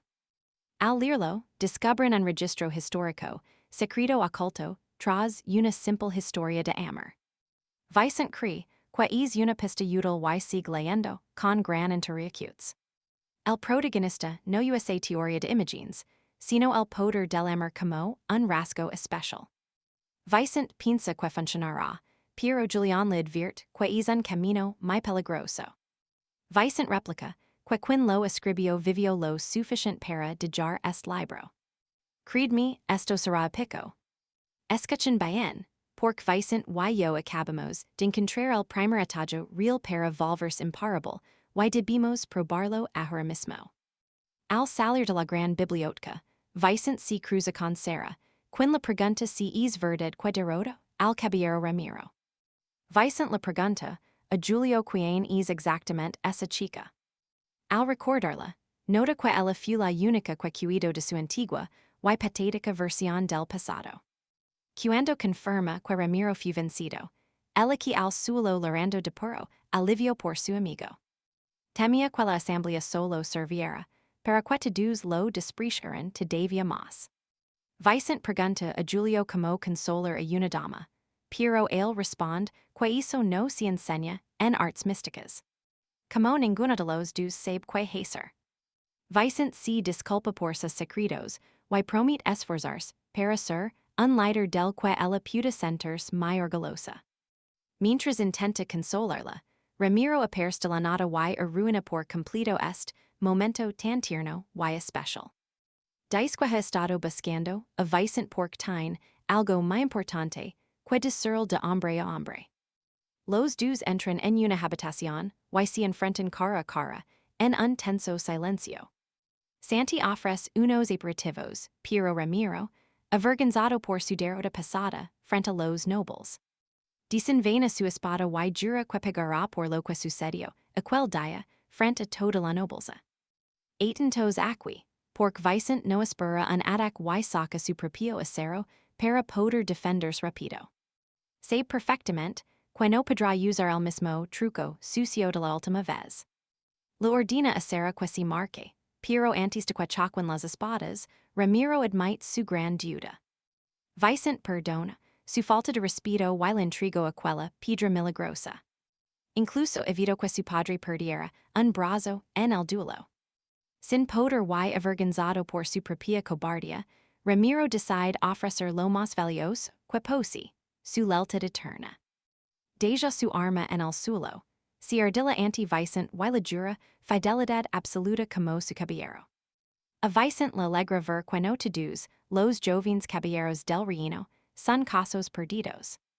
Julio duda de Ramiro, pero Vicente explica que apuntar la espada hacha uno mismo es el signo de ofrecer la vida. Habla en serio, Julio dice que también confiará plenamente en Ramiro. Pero antes de eso, le propone un trato especial a Vicente. Vicente acepta el juramento, y apoya su espada sobre el hombro del joven caballero Ramiro. Sentencia que Ramiro podrá luchar a su lado hasta el mismísimo día en que decida traicionarlo. Entonces Ramiro nota que Vicente porta el lodo carmesí, lo que significa que el patriarca ya lo ha elegido. Eso solo confirma que ha tomado la decisión correcta al entregar su vida a un futuro rey guerrero. Ustedes y yo vimos que será por fin entiende que el cambio de Vicente es real. Aquellos días en que todos lo llamaban fracasado, person haber quedado muy atrás para siempre. Julio aprovecha para sugerir que usen a Ramiro para obtener la bendición del gran rey de los enanos. Más tarde, en el salón real, la madre de Vicente comenta que él planea entrar en la fortaleza de sangre. El patriarca pregunta sobre el temible demonio rojo. Ella dice que intentó ofrecer recursos, pero él se negó con una confianza que asusta a todos. El demonio rojo usa mana de 3 estrellas, y no posee cuerpo físico. Por eso, vencerlo es la prueba definitiva de que has superado el tercer nivel. Añade también que Ramiro Villacorta ha estado pasando mucho tiempo en los aposentos privados de su hija. Así que ahora Ramiro ayuda a nuestro protagonista con sus nuevos planes. Explican que buscan el favor del rey enano usando el método secreto de aquel libro antiguo. Para lograrlo, Vicente debe meditar junto a Ramiro mientras guía todo el flujo de energía. Eso significa que Vicente está poniendo su vida en manos de Ramiro. A Vicente no le importa, pues aceptó su lealtad, pero Ramiro se siente indigno otra vez. Si las posiciones fueran opuestas, no cree que pudiera confiar en alguien de la forma en que Vicente lo hace. Y así cerramos este loco capítulo, amigos míos, nos vemos muy pronto. Prestad atención, porque hoy veremos a un noble riscar su vida para volverse más fuerte. Julián regaña a Vicente por caminar por la cuda floja sobre un abismo. Incluso Ramiro le advierte que va demasiado rápido, y que no debería apresurarse. Vicente dice que siempre ha vivido así. Nunca recibió nada gratis, así que tuvo que jugarse el peligro para poder seguir avanzando. Julián teme por su vida, pero Vicente casi termina el flujo mágico. Fijos bien, porque al intentar unir las piezas a la fusa, todo está por estelar. El choque provoca una explosión masiva que lanza a Ramiro contra la cama, dejándolo herido. Su padre dice que el ingreso a la fortaleza carmesí es en 6 meses. Como Vicente y derrotó a un guerrero de 2 estrellas. Someter al demonio escarlata, debería ser solo una prueba sencilla para él. En el cuarto, Ramiro le pregunta si está bien. Con 2 estrellas, a Ramiro le tomó medio año absorber el rasgo del rey enano y necesita 2 meses más. Sin embargo, Vicent no dispone de tanto tiempo. Su padre solo, la ha dado un mis para derrotar al demonio escarlata. La mayordoma lega, para entregar la orden oficial. Está preocupada por el poco tiempo, disponible y al abrir la puerta, lo que vi la deja impactada. El cuarto está destrozado, y será, ashen de Vicent y Ramiro. Exige saber que ha pasado. Ramiro se pone nervioso, ante ella por ser una mayordoma de siete estrellas. Vicent dice que no se alarm, solo estaba meditando. Sarah sabe que mente.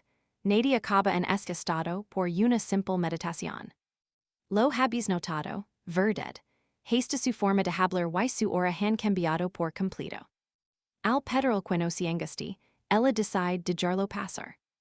Lo advierte que se aprier, pues su padre ordinó terminar el rito en menos de un mes. Julián nota que nunca antes hubo un plazo fijado. Vicent se alegra, tomándolo como prueba de que su padre por fin espera algo de él. Ella añade que en un mes será su protector personal y espera que esté preparado. Ramiro está preocupado. Obtener la bendición del rey enano requiere al menos 2 meses.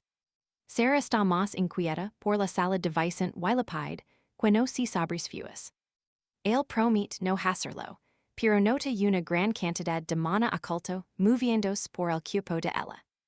Le pide que se marque para hablar a solas con Ramiro. Ramiro insiste en que mis no basta para el rasgo del rey enano y sugiere otra opción. Vicent revela algo que los deja en shock total. Al forzar el flujo, en realidad logró completar el circuito mágico interno. Eso significa que puede saltar directamente hacia el paso final. Julián está emocionado y dice que los elegidos pueden lograr cualquier cosa. Vicent afirma que no solo cumplirá el plazo, sino que superará las expectativas de su padre. 2 semanas después, los tres se reúnen en un bosque. Vicent se dispone a manifestar su rasgo una vez más. Se preparan y Vicent pide a Ramiro que se aleje por si ocurre otra explosión, pero él se niega. Quiere ver el éxito de Vicent con sus propios ojos mientras el flujo forma un espiral. El patrón se vincula y forma varios círculos. Julián siente algo distinto y, al mirar arriba, ve al rey enano. Y así termina esto, con un secreto que solo los dioses ven. Increíble, verdad. El rey de las forjas se lanza al ataque y choca contra Vicent, completando así su nuevo rasgo. Don Rodrigo explica que Vicent obtuvo un rasgo defensivo superior, el fortalecimiento corporal, superando incluso su propia resistencia física. Está impactado al verlo rápido que el joven Vicent progresa. Créedme, en mis logro la bendición del rey de las forjas. Mientras el rey enano se desvence, Julián le dice que es hora de volver a casa. Vicent se alegra por haber forjado la base necesaria para someter al temible demonio carmesí. Le agrades a Don Rodrigo, quien le pide guardar los completos hasta derrotar al demonio. Entonces, el joven noble le pide un último favor especial. 2 días después, Vicent part hacia la garita del demonio carmesí, con equipo nuevo y disculpendos con la mayordomo por la prisa. Su única meta es superar las grandes expectativas de su padre. La mayordomo se preocupa porque no solo acorta su preparación, sino que se adelanta 2 semanas enteras. Ella duda si realmente podrá salir aileso de esto. Explica que escoltó al patriarca y a sus hermanos en este rito, y ningún noble de su lineage ha fracasado jamás. Le advierte seriamente que él no puede ser el primero. Vicent se mantiene firme, asegurando que no enfrentará al demonio con el valor vacío. Dentro del carruaje, Vicent le dice a Julián que una escolta es innecesaria para esta misión. Julián aclara que también deben recoger los tesoros del demonio carmesí y vigilar sus movimientos. La jefa de escoltas le pregunta si ha estudiado a su enemigo. Mayorid bien esto, alcanzar el tercer nivel de mana es solo el primer paso, y ella cree que aún no está listo. Julián nota que Vicent nunca preguntó sobre el demonio carmesí. Vicent le pide calma, pius est demonio fusu primer pressa. Ella advirtque, pisa su extraño estilo de espada, no pude badger la guardia. Entonces, Vicent le pregunta por que intenta ayudarlo tanto. Ella responde que simplemente, es la guardiana oficial del rito. Pero él no si lo cree, y le pregunta si solo oculta problemas de presupuesto. Aun así, si no quiere dar explicaciones, por él está bien. Ella tampoco preguntó por su entrenamiento. Por fin, ligan al lugar de la prueba. La garita es un templo en ruinas. Un monumento al rey Aurelio tras vencer a un fragmento del gran demonio, David el Oscuro. La guardiana desenfunda su espada para preparar la zona, usando la hacha el cielo. Un gran has de las estela, y una barrera mágica cubrir todo el templo para bloquear a los monstruos. Vicent empieza y acquiescer por fin, el demonio carmesí. El le pide observar con atención, para que informe como supere las hazañas de su padre. El demonio carmesí lanza el primer ataque con su guadaña. Julián le grita que esquive, pero alegar solo beneficiaria al enemigo. Así que Vicent hace, lo opuesto y acorda distancias. El demonio carmesí, que antes levaba la iniciativa del combate. Se vi obligado a defenderse del exalto de Vicent sin poder contraatacar con su larga guadaña. Observando destellillos, la mayordomo admite que cerrar el espacio contra un luchador a distancia es lógico. Pero esta es su primer batalla real y solo tiene 14 años. Por su forma de pelear, persque ha vencido al demonio carmesí cientos de veces antes. Vicent está satisfecho con las marcas del rey enano, que le permiten moverse libremente sin esfuerzo. Sabe que esto es solo un apoyo para su verdadera fuerza, la esgrima. Usa la guadaña del demonio, como escalón, y salta atrás, creando la distancia perfecta.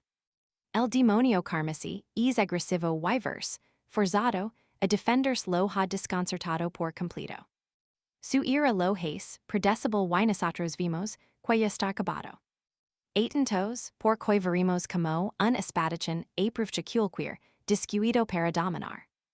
Usa su marca rúnica, para potenciar su técnica y part, al demonio carmesí por la mitad. Con ese tajo pers haberlo derrotado mientras, una pequeña esfera roja aquí al suelo. Vicent mira a su mentora buscando aprobación, pero ella no pers impresionada en absoluto. Le preocupa que ignore por que la bestia no ha muerto tras ese primer golpe. Ese monstruo tiene dos vidas y así está regenerando a su espalda para atacar. Ella intenta avisarlo, pero nuestro protagonista ya lo esperaba y esquiva el zarpazo fácilmente. Sin que todo ocurra igual que hace 500 años. De pronto, un segundo ataque llega mucho más rápido que el anterior. Lo evita por poco, al notar que su forma no es lo único alterado. Fijos bien, el demonio es más fuerte pues ha evolucionado en este tiempo.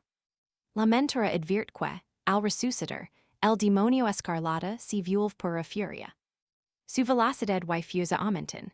Lanza un golpe, brutal que destroza el suelo con violencia. Vicent esquiva, aunque admite el peligro. De pronto, un muro le bloquea cualquier salida posible. La bestia bland, su guadaña y part, el muro de piedra por la mitad. Julián grita que la situación es crítica, y lo ordena ejecutar el plan previsto. Pero Vicent insiste en que primero debe obligar al demonio a badger su guardia. Su intención es acorralarlo antes de asestar el golpe de gracia definitivo. En cuanto aparezca ese juego final, podrá poner en marcha su estrategia. Desde lejos, la mentora sabe que si interviene, Vicent fracasará en su prueba. No quiere arruinar su destino, siendo él el único hijo de Silvana. Ella venía de un lineage quedo y sobrevivía con crímenes, pero Silvana persia un monstruo de poder. Lo que más la impactó fue ver a Silvana ofreciendo su mano para unirse al grupo. Entonces, Silvana viajaba para ser una gran guerrera, y no estaba sola en su viaje. Sus compañeros eran el padre de Vicent y su actual madrastra. Al principio ella ni siquiera comprendía por qué había aceptado seguirlos, pero acabó formando parte de una gran aventura que hoy es leyenda en Eldonia. Más tarde, luchó contra un agro rojo gento, e aquel valeroso grupo. Increíblemente, ella no fue la luchadora principal en aquel combate.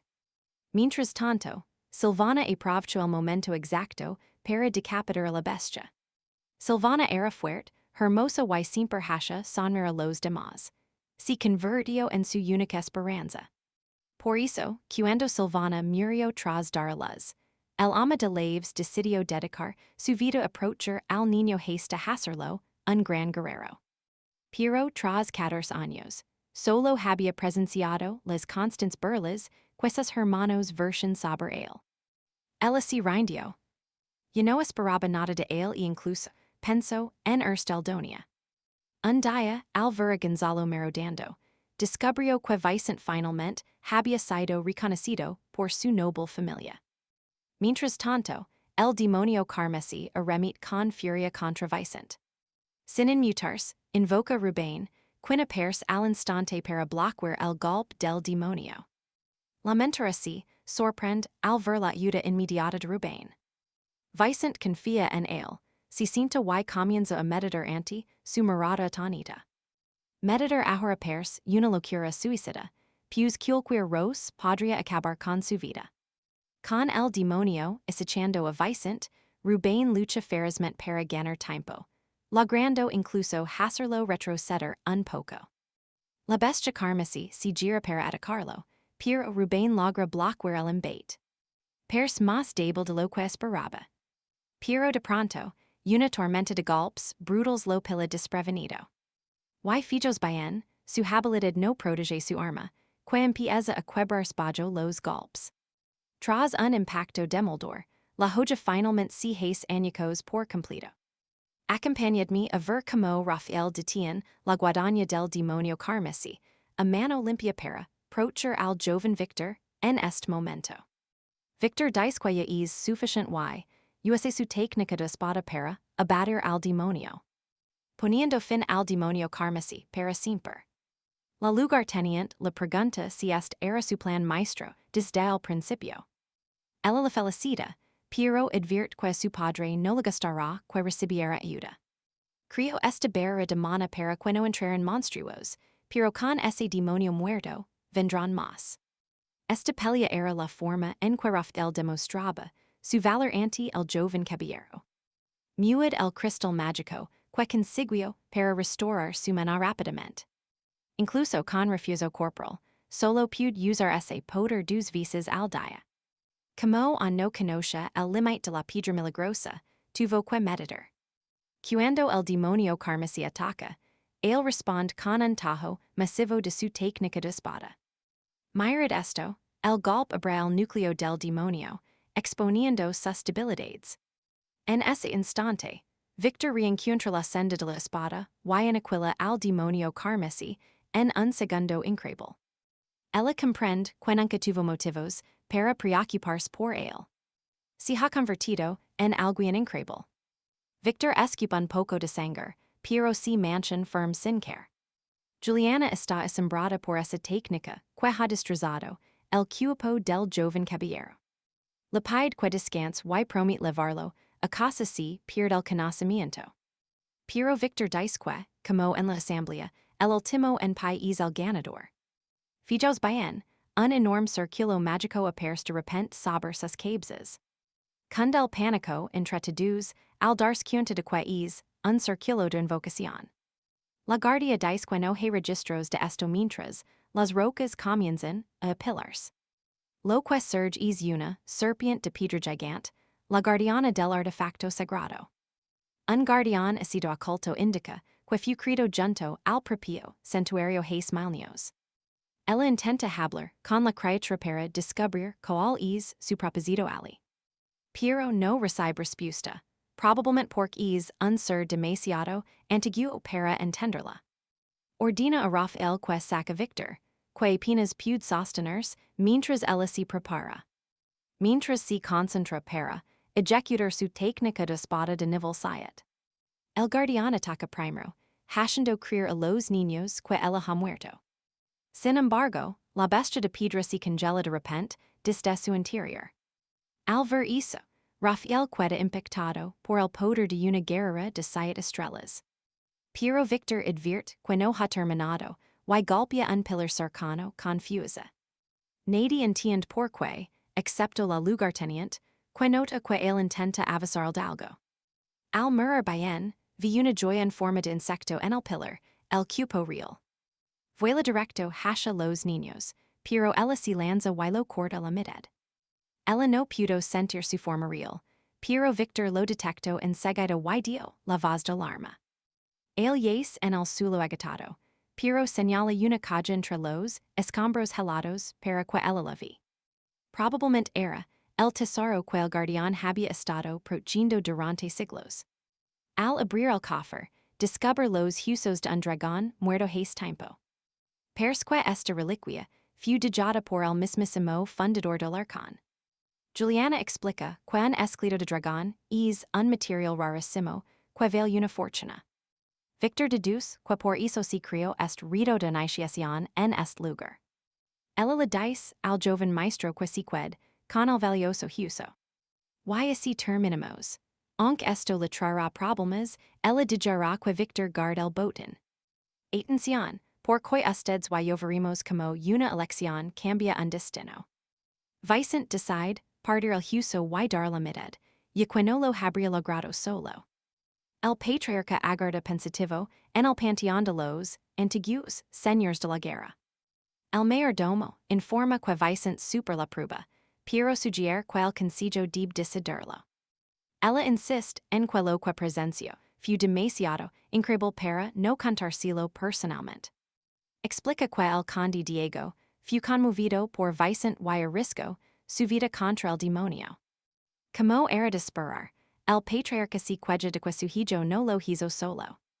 Sin embargo, ella continúa relatando lo que ocurrió justo después de aquel primer enfrentamiento. Vicente abació a otro demonio carmesí el solo y halo, un tesoro del antiguo fundador. Miren esto con cuidado, porque aquí es donde la duda del patriarca se convierte en asombro. El asiente, el padre dice que olvida algo y le ordena que intent romperlo ahora. Ella lo golpea con fusa bruta, pero el fragmento de dragón ni se inmuta. Entonces usa su técnica secreta, poniendo toda su energía, pero el hueso sigue intacto y firme. El patriarca afirma que hace falta al menos un heredero real para romper tal reliquia divina. Persque su hijo tiene un talento único y le pide que siga vigilando sus pasos. De vuelta en el cuarto, Wilson se muestra muy nervioso y preocupado por el futuro. Pero Siri le pide silencio, pues Vicente necesita descansar tras la dura cacería del bosque. Está aterrado porque tendrá que acompañar al joven amo hasta la temable fortaleza de sangre. Un lugar maldito, repleto de monstruos espantosos, y guerreros de elite sin piedad.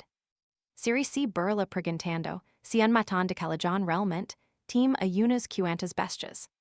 Vicente le pregunta Julián si no ha notado el mana flyendo por Siri. Julián confiesa que nunca sintió algo así, a pesar de conocerla desde hace muchísimos años. Vicente dice que vaya un flujo igual hace 500 años y le pregunta su nombre real. Ella responde que es Sabina de Heners, de la extinta casa noble de Heners. Se lo que piensan habilidades secretas, pues cuidens conmigo porque esto se pone mucho mejor.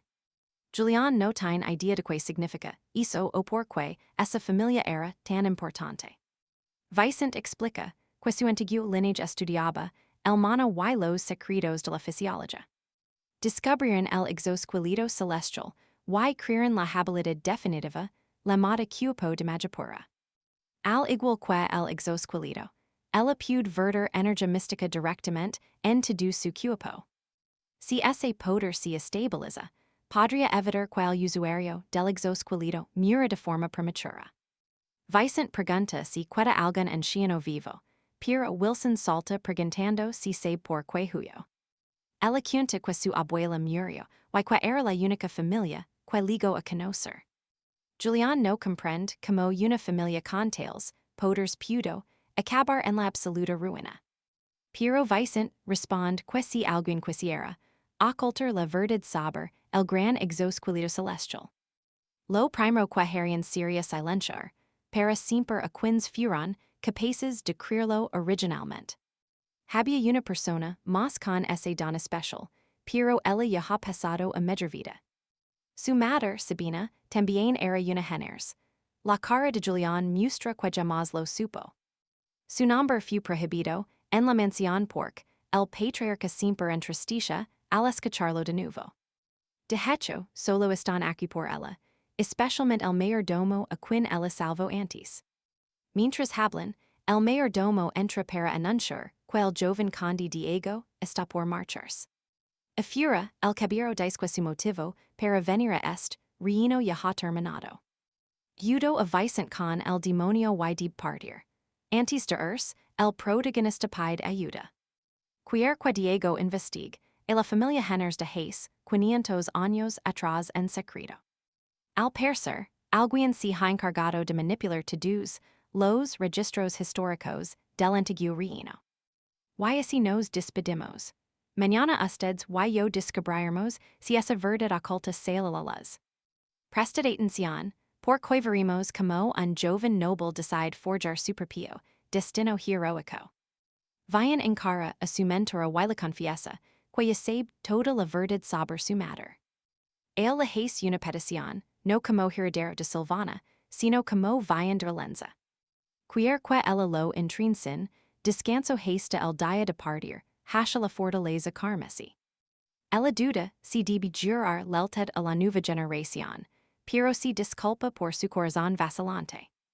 Le advierte que el entrenamiento será un infierno, y él responde que eso es justo lo que busca. Así la instrucción comienza.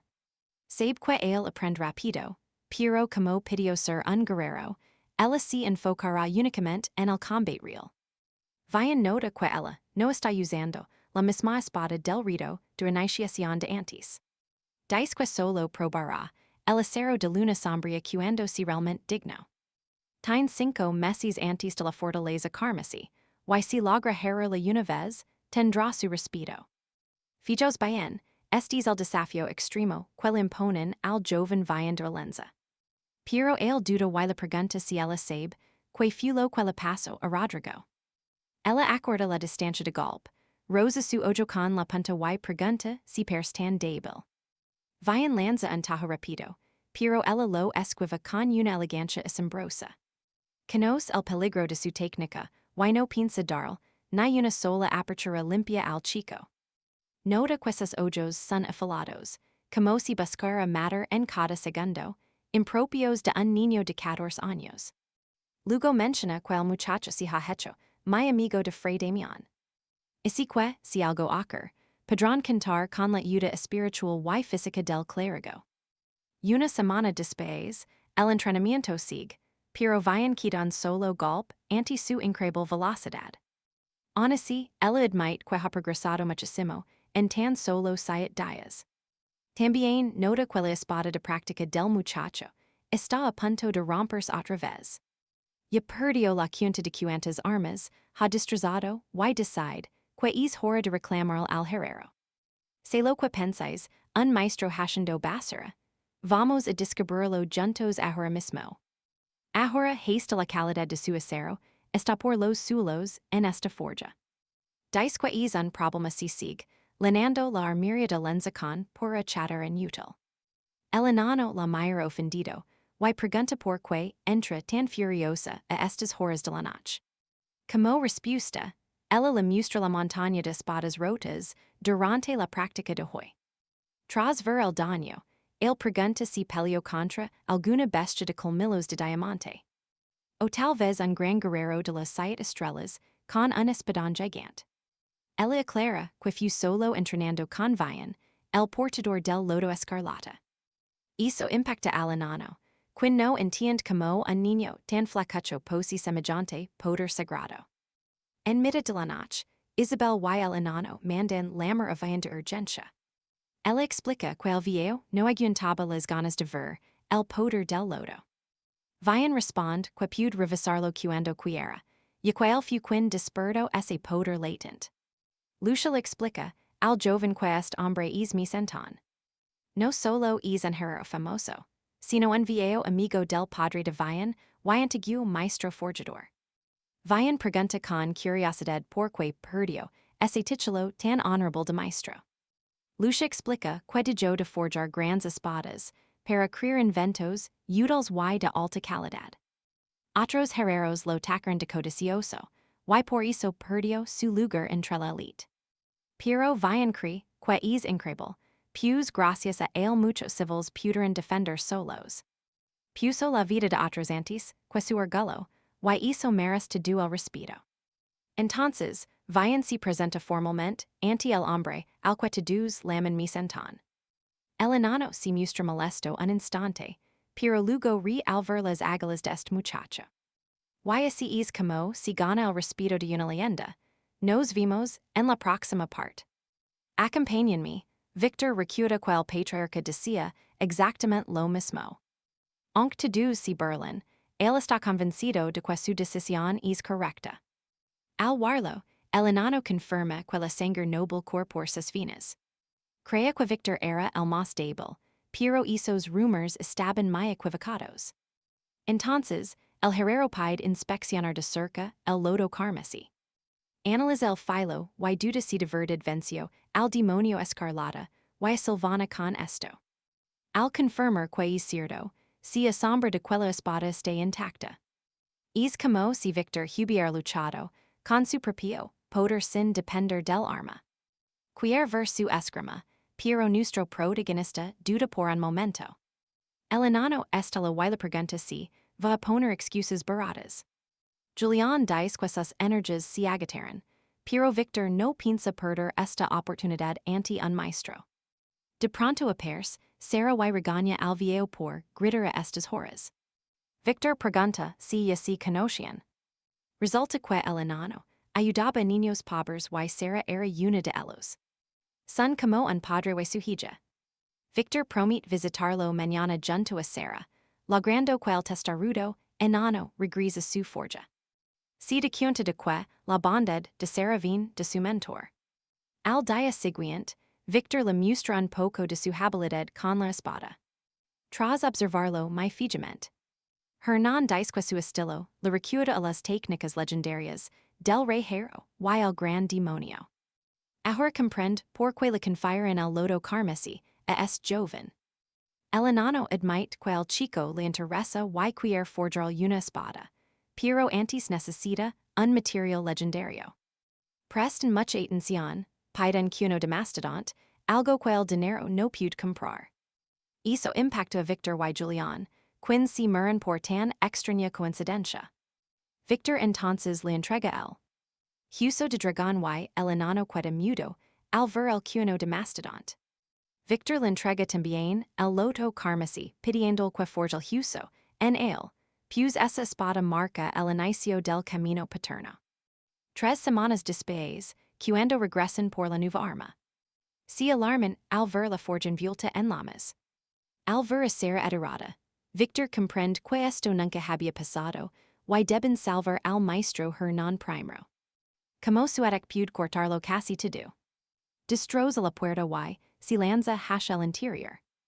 Una vez dentro, encuentra al enano inconsciente en el suelo. Ustedes y yo lo sospechábamos. El lodo carmesí desborda Manhwa y es la fuente del incendio. El hueso era más fuerte de lo esperado, pero ahora lo importante es salir de allí. Mientras escapan, las vigas ardientes colapsan bloqueando la única salida. Julián pregunta si tiene alguna técnica defensiva. Porque ni un esclito de dragón soportará estas llamas eternamente. Si logra resistir lo suficiente, el fuego terminará por extinguir solo. Victor usa una habilidad de su vida pasada, la joya gentle que rompe el acero mediante una técnica de voluntad. Corta con precisión el flujo del fuego, evitando que las llamas los alcancen. Julián queda tanido, preguntándose quién es Victor y cómo posee tal maestría. Tras varias horas, el incendio finalmente se apaga. Al despertar, el enano pregunta cómo conoce la legendaria esgrima de Sania. Victor sonríe, si Hernán lo notó, Entonces nosotros sabemos que su talento sigue intacto. Pero atención, la espada ya está terminada. Hernán confiesa que nunca usó huesos de dragón, y no esperaba llamas tan violentas. En cuanto Vicente toma el arma, esta brilla como si su alma resonara con el acero. Aperse el celo del maestro del acero. A Julián esto le resulta muy extraño. Si el patriarca Arlán de Jo es legado, debía saber el poder oculto en los huesos. Quizás lo planeó to do, usando el primer hueso como práctica para la siguiente gran arma. Vicente le pide a Hernán que forge otra espada, porque si esta es increíble, la siguiente será una obra maestra absoluta. Pero el enano dice, imposible. No pueden más huesos de dragón. Pero al día siguiente, la sombra de Cervantes aparece cargando el resto del esqueleto. Hernán no sabe cuánto tardará, pero promete forjar con esto la espada perfecta. De camino a casa, Railsa admite que casi se rinde al intentar guiarlo.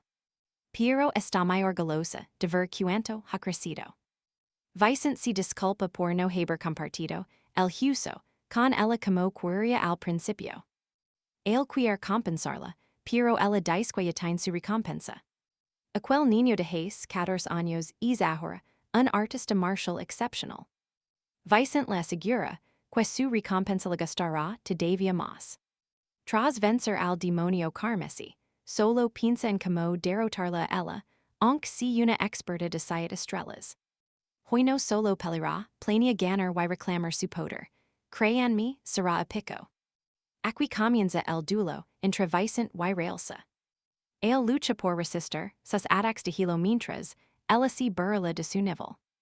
Ella ataca desde el cielo, pero él logra bloquear con su espada.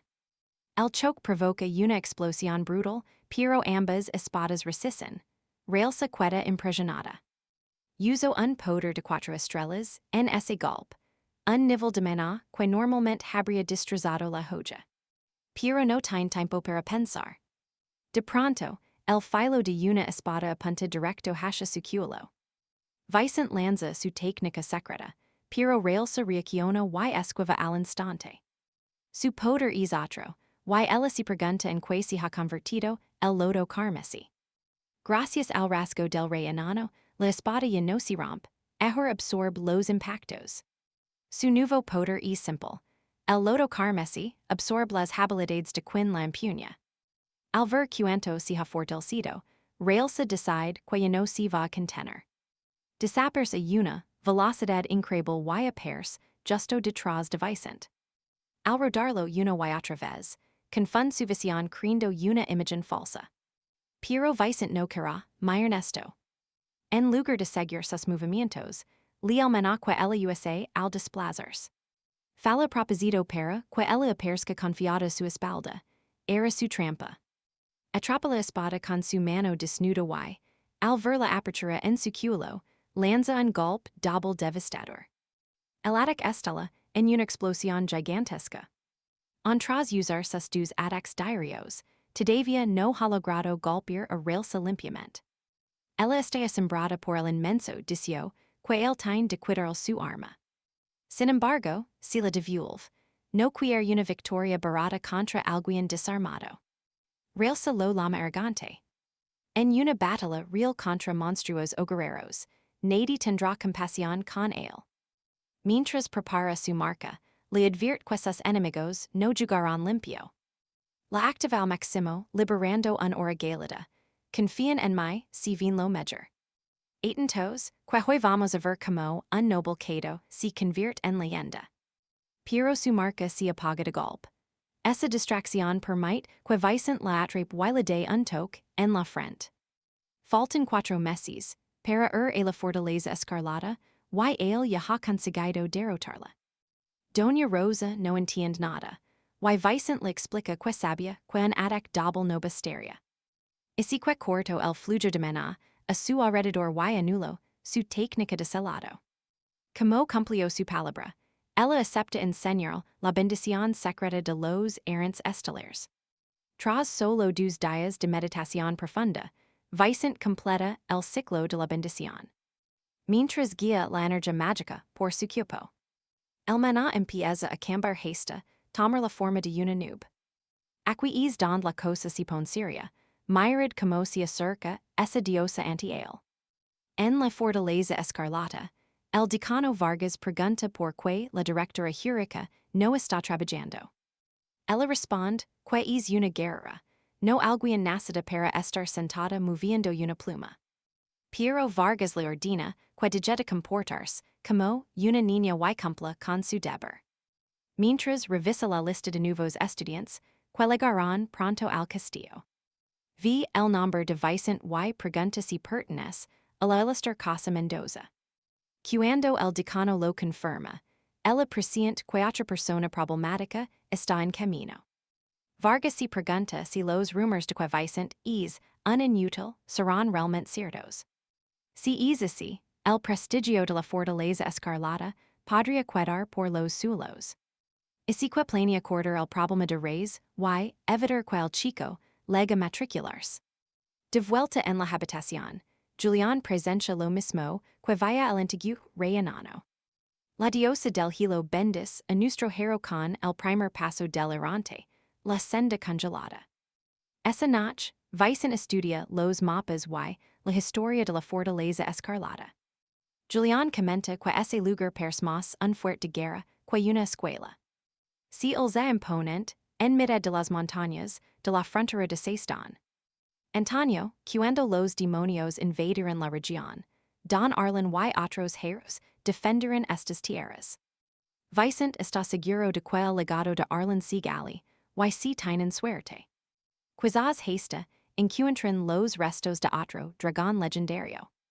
Julián añade que existe una leyenda real sobre un tesoro oculto en esos muros.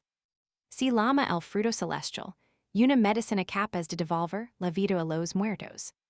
Yo también dudaría, pero viendo este mundo, cualquier milagro parece posible, verdad. Si lo encuentran, podrán sanar su esclito celestial corrupto y salvarlo de una muerte segura. Pero el tiempo corre en su contra, solo les quedan 9 años de vida.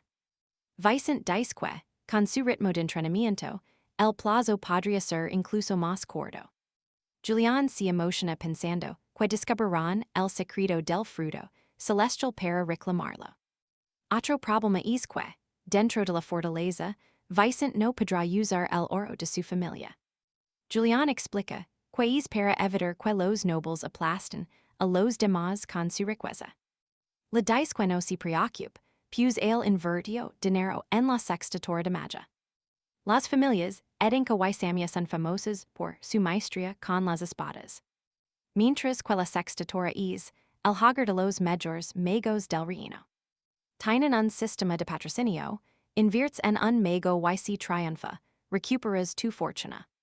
La maga que Julián apoyó acaba de convertirse en copropietaria de la torre. El único inconveniente es que, si ella muera, toda su inversión desaparecerá. De repente, un encapuchado se acerca a ella y la asesina dentro de la propia torre. Al leer la noticia en el diario, Julián solo pudo llorar por sus mondas perdidas. Menudo personaje es Julián, aunque Vicente en le queda mucho camino por delante.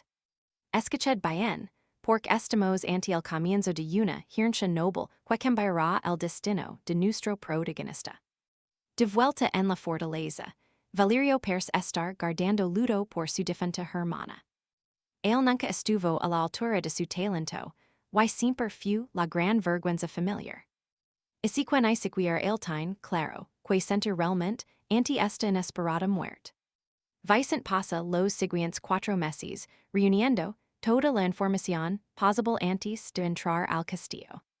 Finalmente llega el gran día y alcanza las faldas de la montaña de la fortaleza carmesí.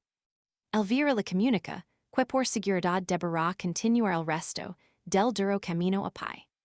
La directora de la fortaleza aparecerá pronto para escoltarlo personalmente hacia el interior del recinto. Vicente le agrades todo el apoyo y asegura que su madre pensaría exactamente lo mismo. Aquello deja Elvira conmovida. En la fortaleza, Valerio avisa de la legada de Vicente, pero la directora idea las formalidades y el trabajo. Justo entonces, una voz distelapidra magica, alerta saberan adac demonstruos cercano. Atentos ahora, porc aquies don la directora aprufchapera, eviter sus pesadas responsabilidades. La Piedra Magica insist. Solo son monstruos debles y unos pocos, refusos, bestarian para, solucionar el problema. Elefinge no war nada y si marcha, ordenando al decano, recibir al joven descendient. Sin más options, el hombre subelator de vigilancia, y saludo a los soldados. Usando sus binoculars, localiza a Vicente hablando con la gran intendente, Reinalda en el camino. Bernardo ya lo crea inútil por los rumors, pero si, asombra de que alguien débil necesite, una guardia tan fuerte. El decano decide encargarse del examen él mismo.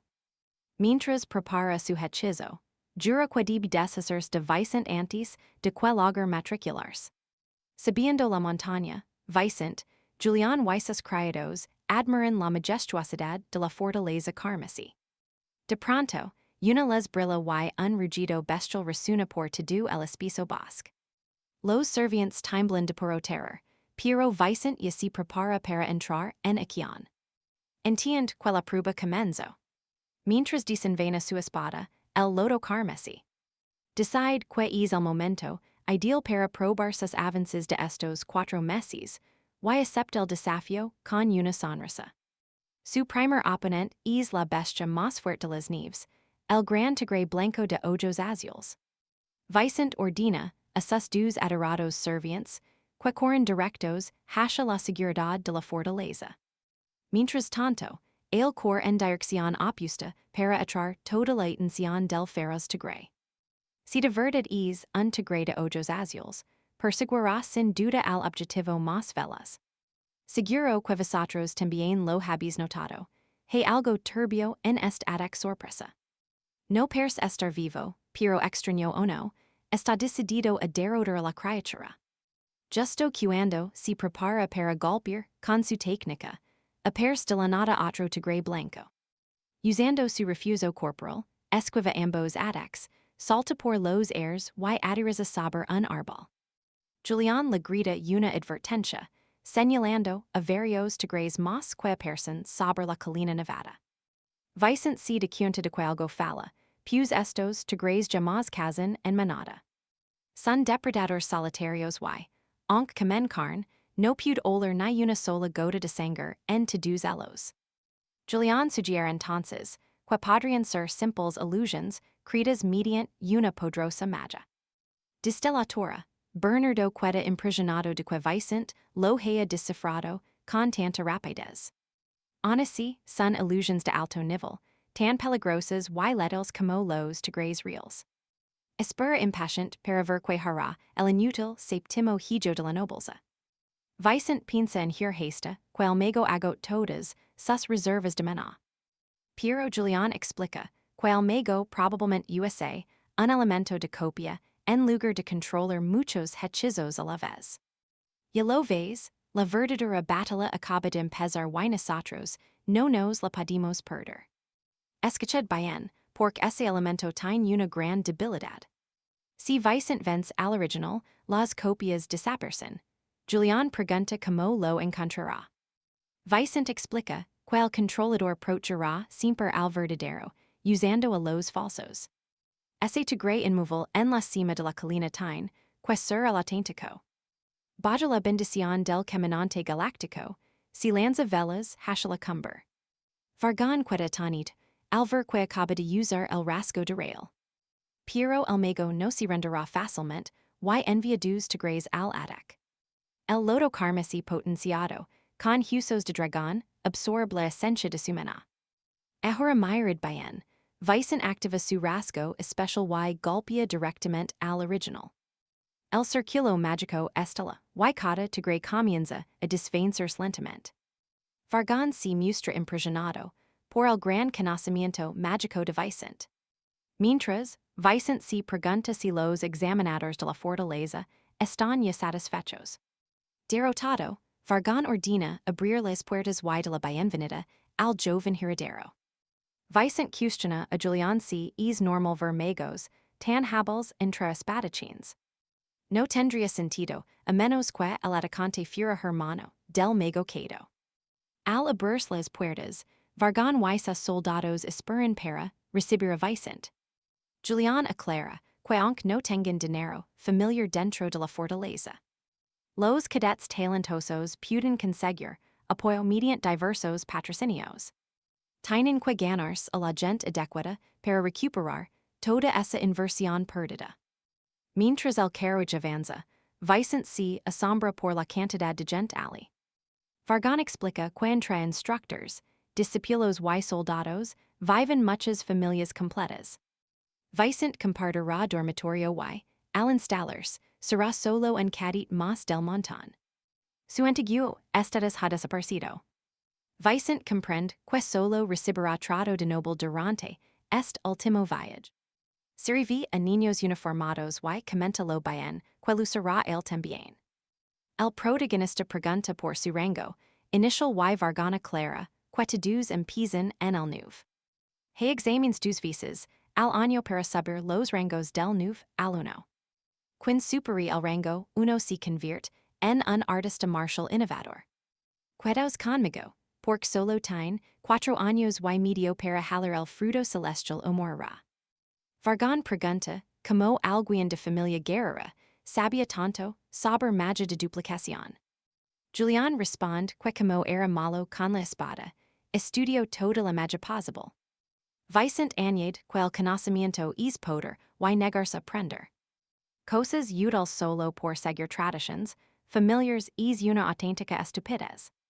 El decano se pregunta como un niño tan increíble fue tocado de inútil.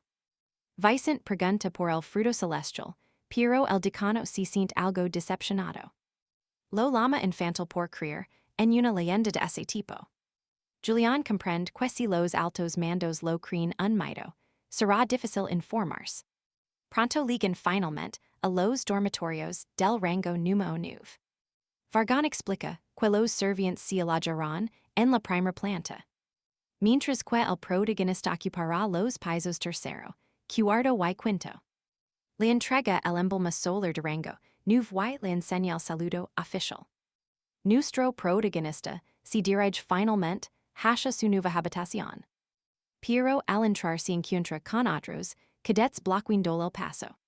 Le pregunta Julián si hizo algo malo, pero él no tiene respuesta. Entonces oyen una voz y Julián reconoce a su hermano, Malondenka. Menudo Leo nos espera. Acompañadme, porque Vinci sientasco solo con mirarlo. Julián explica que este hermano lo torturaba, obligándolo incluso a comer basura. Al ver eso, Vinci casi vomita por lo que vaya en sus recuerdos. Malan es de los que machacan al débil y no ha cambiado nada. Por eso, Vinci decide que es hora de darle una buena lección. Con un saludo muy cordial, nuestro protagonista dice que se alegra de verlo. Pero la decepciona que, tras tanto tiempo, siga siendo un simple rango 9. Malan estela y aboftia a season para dar una lección a los nuevos. Adviert que, si se repite, season será quien reciba la paliza. Aja es cuando Vinci, comprende que Malan es la peor clase de basura. Es idéntico a Cajun, su mayor enemigo de quella vida pasada.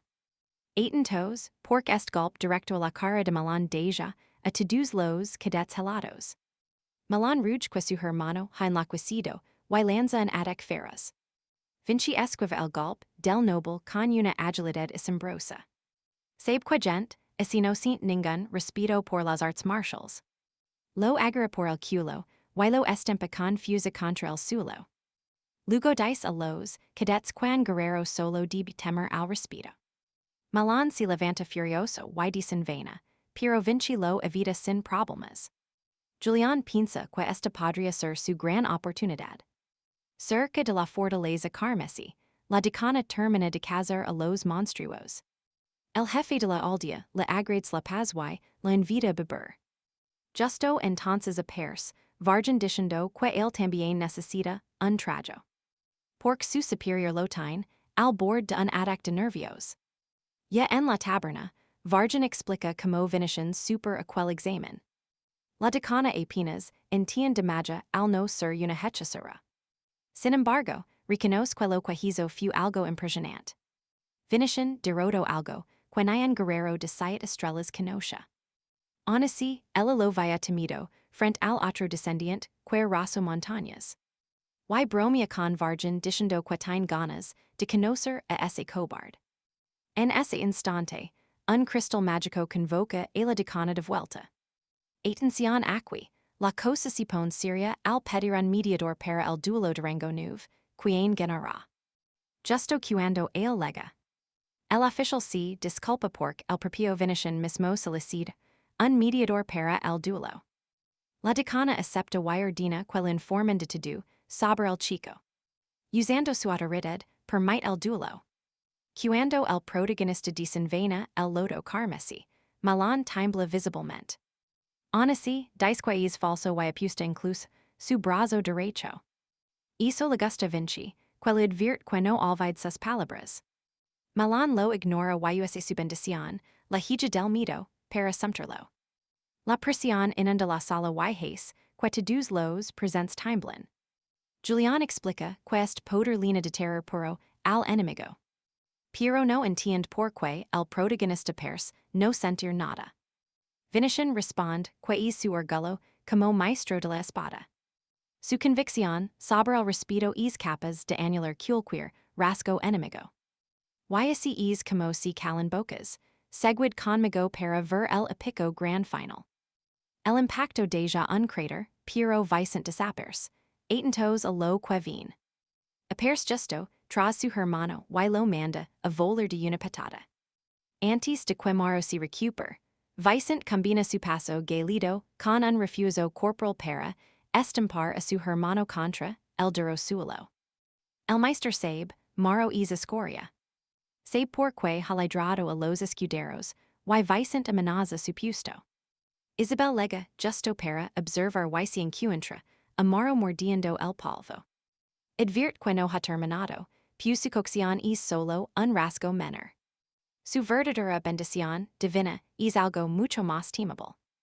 Julián disfruta viendo a Vicent machacar a su hermano, aunque la extraña que el meister no detenga la pelea. Rayos amarillos brotan de Maro mientras Isabel revela su don, el gigante eléctrico. El auténtico dios del trueno.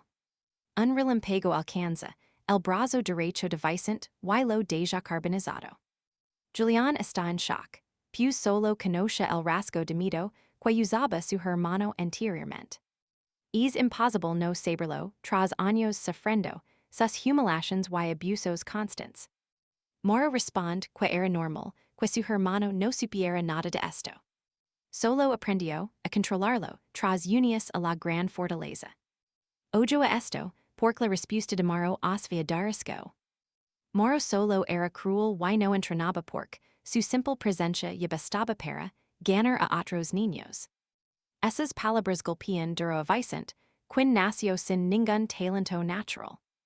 Ver a alguien desperdiciar su potencial de esa forma le resulta insufrible.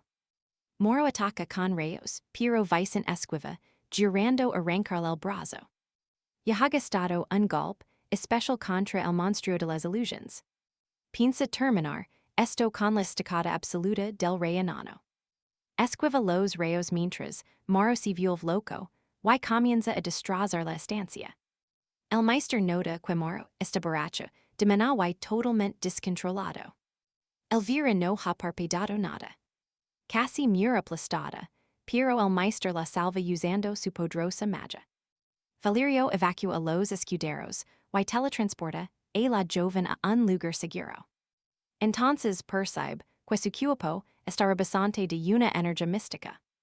Nuestro protagonista sigue esquivando sin descanso.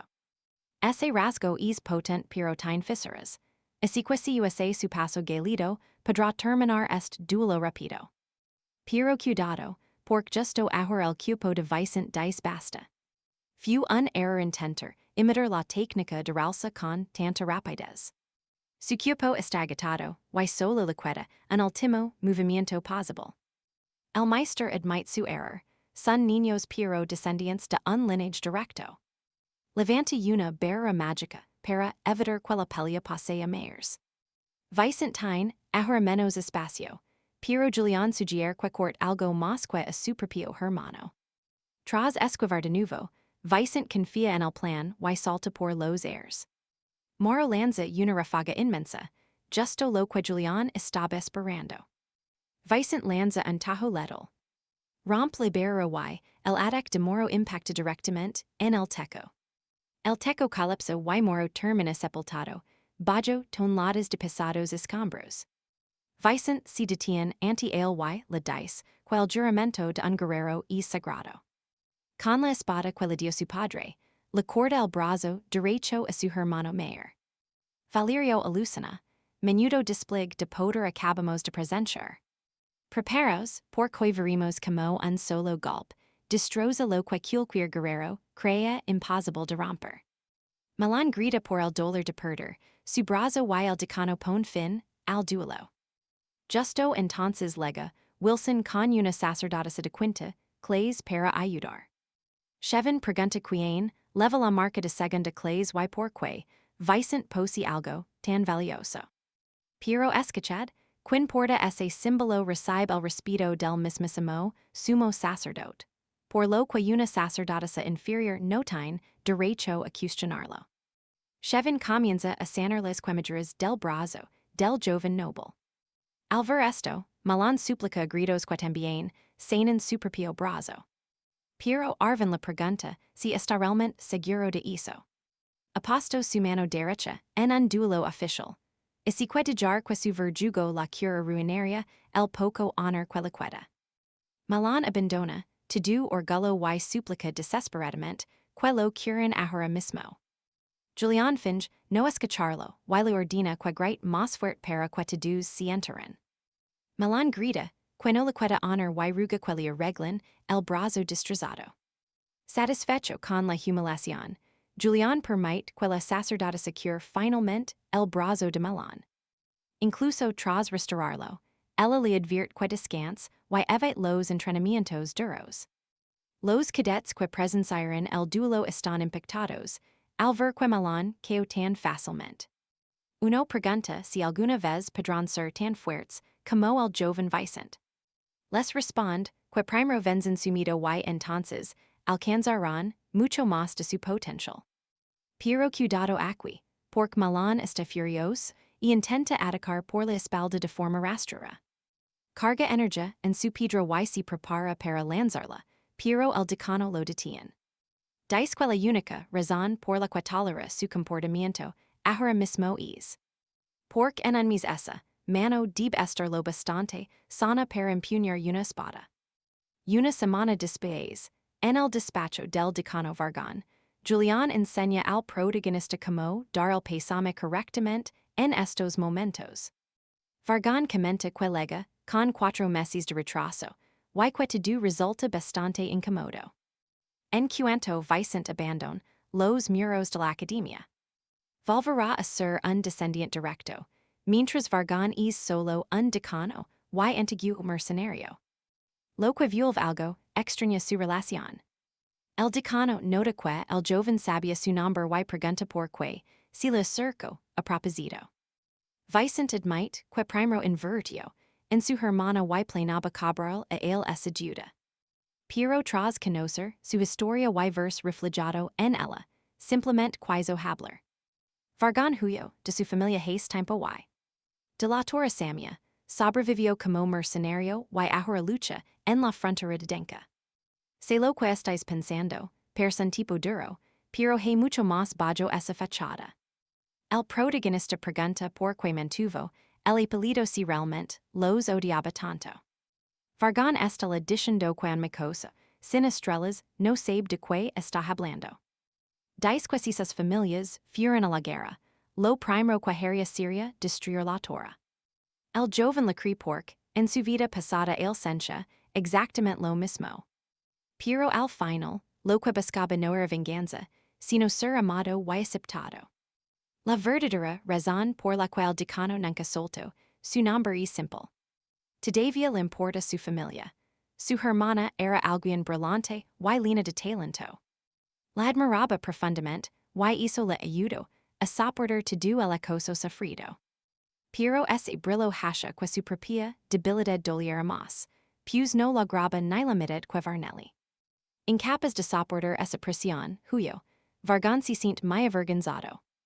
Vosotros y yo vimos, que vicent es quin realmente, mejor entendia al decano.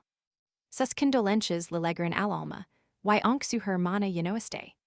Finalmente pude ser honesto consigo mismo. Presnatencion, porque el decano patrocinará a Victor y los gastos de la fortaleza, ya no serán un problema. Julián está realmente feliz. Ricardo Relosa, el maestro Hanso y ahora el decano Varga. Todos han quedado ante la sinceridad del caballero. El dice que solo se limitó a hablar con honestidad. De repente, nota que Sylvester y Sabina se acercan hacia ellos. Sabina se presenta formalmente como la segunda representante de los cadets de Navino, rango del reino. En el momento del saludo, el protagonista, siente esa misma sensación, extraña que percibía de su mater tiempo atrás. Su rasgo, discernimiento, le deja ver la fusa y el potencial del oponente. Sin embargo, cuando intenta analizar a Victor, no logra ver absolutamente nada en su interior. Su aura carmesí bloquea cualquier rastro de color saber, su verdadero potencial oculto.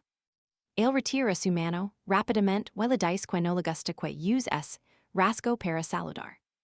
Ella se queda atónita, pues ni los instructors detectan su habilidad y Victor lo ha hecho sin esfuerzo. Ella explica que los cadets no pueden caminar solos, de noche por el recinto.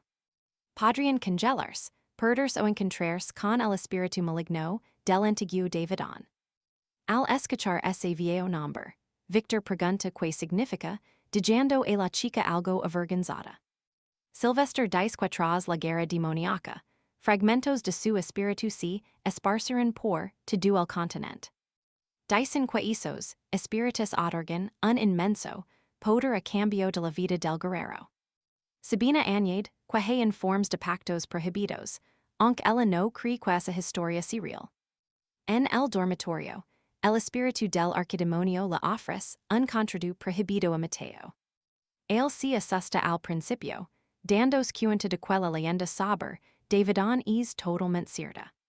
Pero decide que eso no importa si le serve para alcanzar su objetivo. Cuando Victor regresa por fin al cuarto. Todos duermen excepto Mateo, que no se encuentra ahora en su cama. Muy esto, Sylvester escucha algo entre las sombras mientras realiza su patrulla nocturna. En cuanto grita para preguntar, su brazo es arrancado violentamente. Entonces, entre la magia negra, Mateo aparece y pregunta con frialdad donde se esconde Victor. A pesar de haber perdido un brazo, Sylvester desenvaina su espada y pregunta si ha pactado con demonios. Mateo se burla de él, lo agarra del culo y lo estampa contra el suelo con desprecio. Antes de matarlo, el instructor Bruno lega de pronto y ataca Mateo.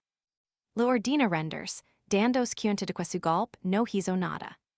Bruno ordena inmediatamente a Sylvester que toque la trompeta de emergencia real. Sé que están pensando lo mismo, pero Victor sigue despierto esperando a su hermano cuando o el estruendo. Dicen que es la alarma, y si que algo grave le pasó a Sylvester. Todos corren hacia el exterior y se encuentran con las chicas del otro dormitorio noble. Victor pregunta que está ocurriendo, pero ellas tampoco tienen idea de lo que pasa. El huel sanger y ordena a Sabina avisar al comandante de la torre. Les dice que lo siguen en silencio. Al acercarse, el sonido de la trompeta cesa de golpe. Antes del pánico, Victor les pregunta si conocen alguna defensa para usar. El primer choque ha terminado y no hay mensajes de victoria, y si que los adultos han quedado. Sabina dice que solo queda una defensa, adinca. Pero requiere al menos un guerrero de 5 estrellas, en el centro o la fórmula fallará. El instructor Bruno era ese guerrero, pero al llegar, descubren que ha sido asesinado. De repente, un rastro de magia oscura remite confusa contra Victor. Él logra bloquearlo, pero todavía no puede distinguir quién se oculta tras esa magia negra. Su hermano apers y disque los traidores moran. Cre en mí, esto acaba de ponerse mi serio. Elvira de Almont reconoce la energía oscura. Es la señal de un guerrero pasido por el espíritu del Cado. Rodrigo está temblando.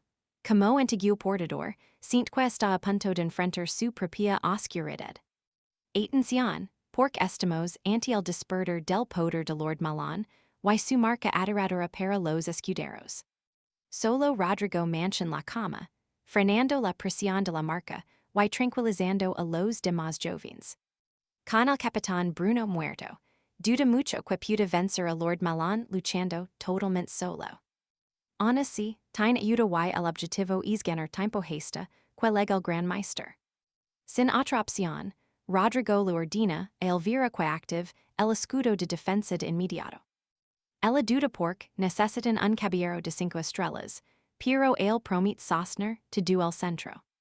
Elvira le advierte que el celo podría colapsar en el mismo instante en que se forme. Pero Rodrigo le recuerda que ella es la representante de los escuderos.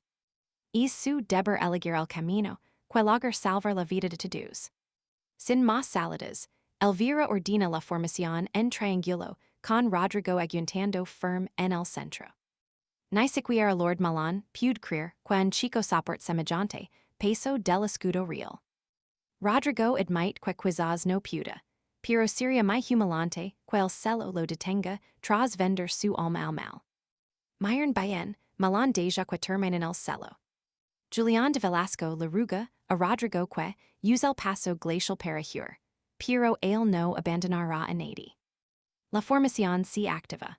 Rodrigo siente su maná estelar, pero se obliga a resistir todo el dolor. Malan piensa que está acabado y ataca, pero la barra lo lanza hacia atrás violentamente. Rodrigo se burla y le pregunta si eso es todo lo que puede ofrecer. Pero Lord Malan sigue atacando con furia mientras su poder oscuro no para de crecer. Su aura es tan monstruosa que los niños sienten que el mismísimo arquidemonio está frente a ellos. Rodrigo los calma, recordándoles que un caballero solo debe temer aquello que merece respeto. Al ver a un joven de 14 años resistir así, Elvira se niega a ser una simple espectadora. Ordena a todos los escuderos liberar su maná a la nación, cuando ella de la señal. La ráfaga impuja a Malan y Rodrigo le dice que si rinde antes que llegue el Meister. Malan parece estar a punto de detenerse por un segundo. No se confían, el espíritu maligno lo vuelve aún más imparable. Rodrigo ve venir un golpe, masivo y un rayo negro impacta confusa contra la barra protectora. El impacto sacude el suelo y hace que las piedras vuelen por los airs. Un escudero recibe un golpe y se desmaya, haciendo que el celo empiece a romperse lentamente. Malan aprovecha la brecha y lanza un ataque de relámpagos, masivo contra todos los presentes. Pero cuando el polvo se asienta, la barra sigue en pie contra todo pronóstico. Saizan, que sigue vivo, usa lo último de su maná para restaurar el escudo. Finalmente ha superado su miedo y ahora mira a Lord Malan directamente a los ojos. En ese instante, el espíritu toma control total de Malan y el celo llega a su límite absoluto.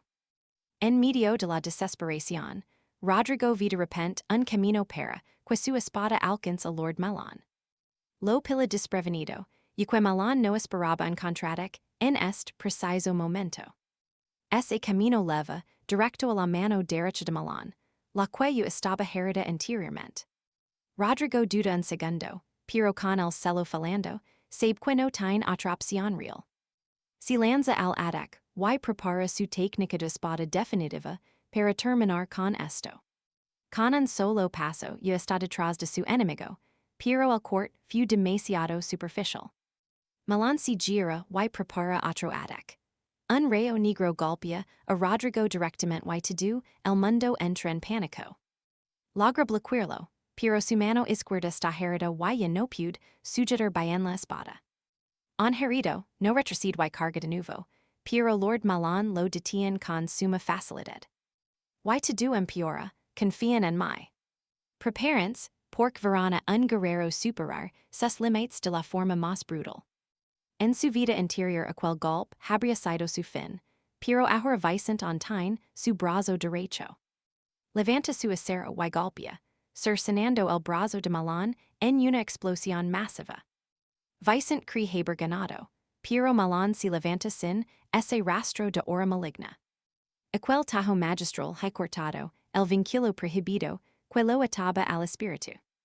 Aun así, Milan ataca de nuevo cegado, por una rabia que aflacquia. Vicent sabe que debe asistar un último golpe. Pero su cuerpo está destrozado y apenas tiene fuerzas para mantenerse en pie. Preston mucha atención ahora, porque justo cuando te du pers perdido, roque y varjan entran en acción. Milan empieza a congelar spajo, un hechizo, del que ningún artista martial escapa. Antes de caer, Milan lidviert a Vicent, questo apenas ha comenzado. La directora está asombrada, pero Vicent está tan herido que no puede ni hablar. Se niega a caer y usa su espada como un puntal para sostenerse. Ella le dice que por fin puede descansar y su mente se desvanece. Despierta en un vacío blanco lleno de ventanas sin saber donde se encuentra. Escucha la voz de Julián, pero al jurarse vi su propio cuerpo desapareciendo.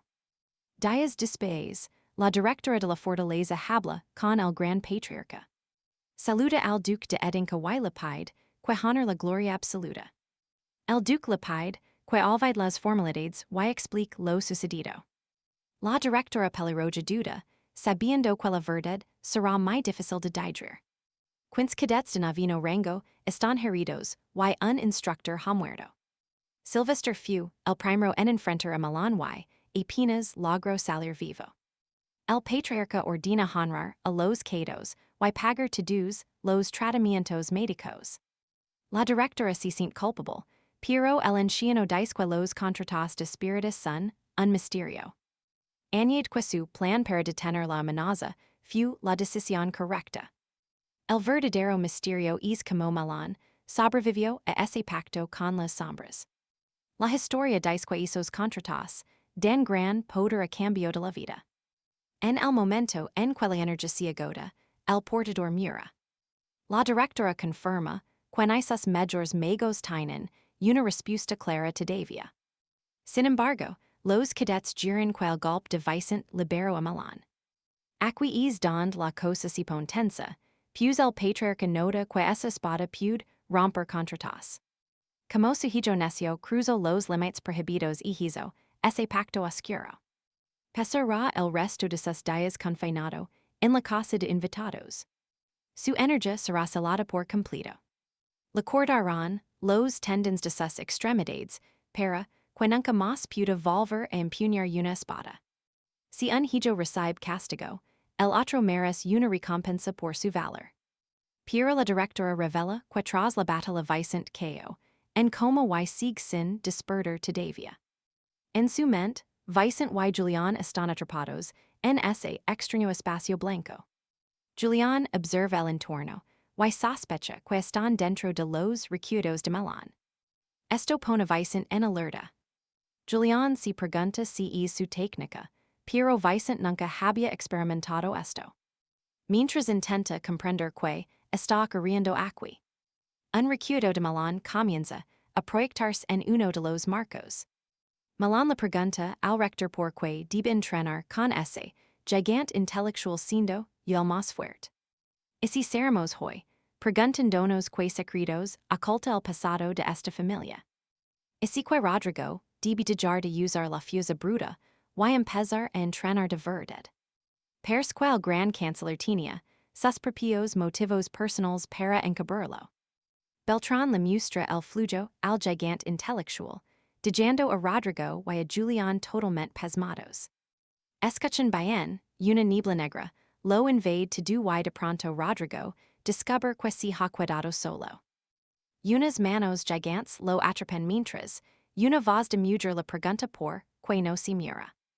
Al levantar la vista, el antiguo lisiado reconoce a su propia madre de su vida interior. Se da cuenta de que ya no está en los recuerdos de Beltrán, sino en los suyos.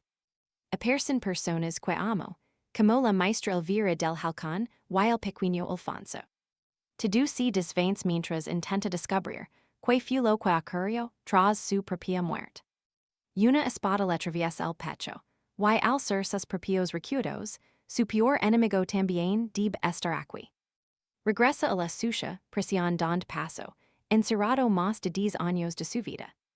Un hombre insiste en que no hizo nada malo, gritando que el poder jamás ocultará la verdad. Presten atención ahora, Alfonso promete entre lágrimas que limpiará su nombre cueste lo que cueste. Justo después, una versión mucho más adulta de Alfonso aparece frente a él. La última vez que lo vaya era solo un niño, así que este hombre es un extraño absoluto. El Alfonso, adulto dice que él es Julián, pero Rodrigo no logra escucharlo bien y le pide repetirlo. Alfonso asegura que volverán a verse en 500 años, sin importar lo que ocurra entre ellos. Rodrigo se queda totalmente confundido, pero antes de preguntar nada, despierta en su propia habitación empapado en sudor frío. Rodrigo se pregunta que fue lo que hizo Julián. El semidios aparece, y la pregunta si se encuentra bien tras haber desaparecido de repente. Pero nuestro protagonista dice estar bien y que todas sus heridas físicas han sanado. Sigue muy intrigado, pensando si el Alfonso, adulto lo conoció realmente antes de morir. Lucia y Gaspar se quedan en shock, al ver que el joven señorito finalmente despertó. Se lanzan sobre él entre lentos y abrazos, totalmente superdues por la alegría y la emoción. Gaspar temía que no despertara jamás, mientras que Lucia respira al fin mucho más aliviada. Ya saben qué pasa, el antiguo lisiado no sabe reaccionar a tanto efecto, pero les agrades por cuidarlo así.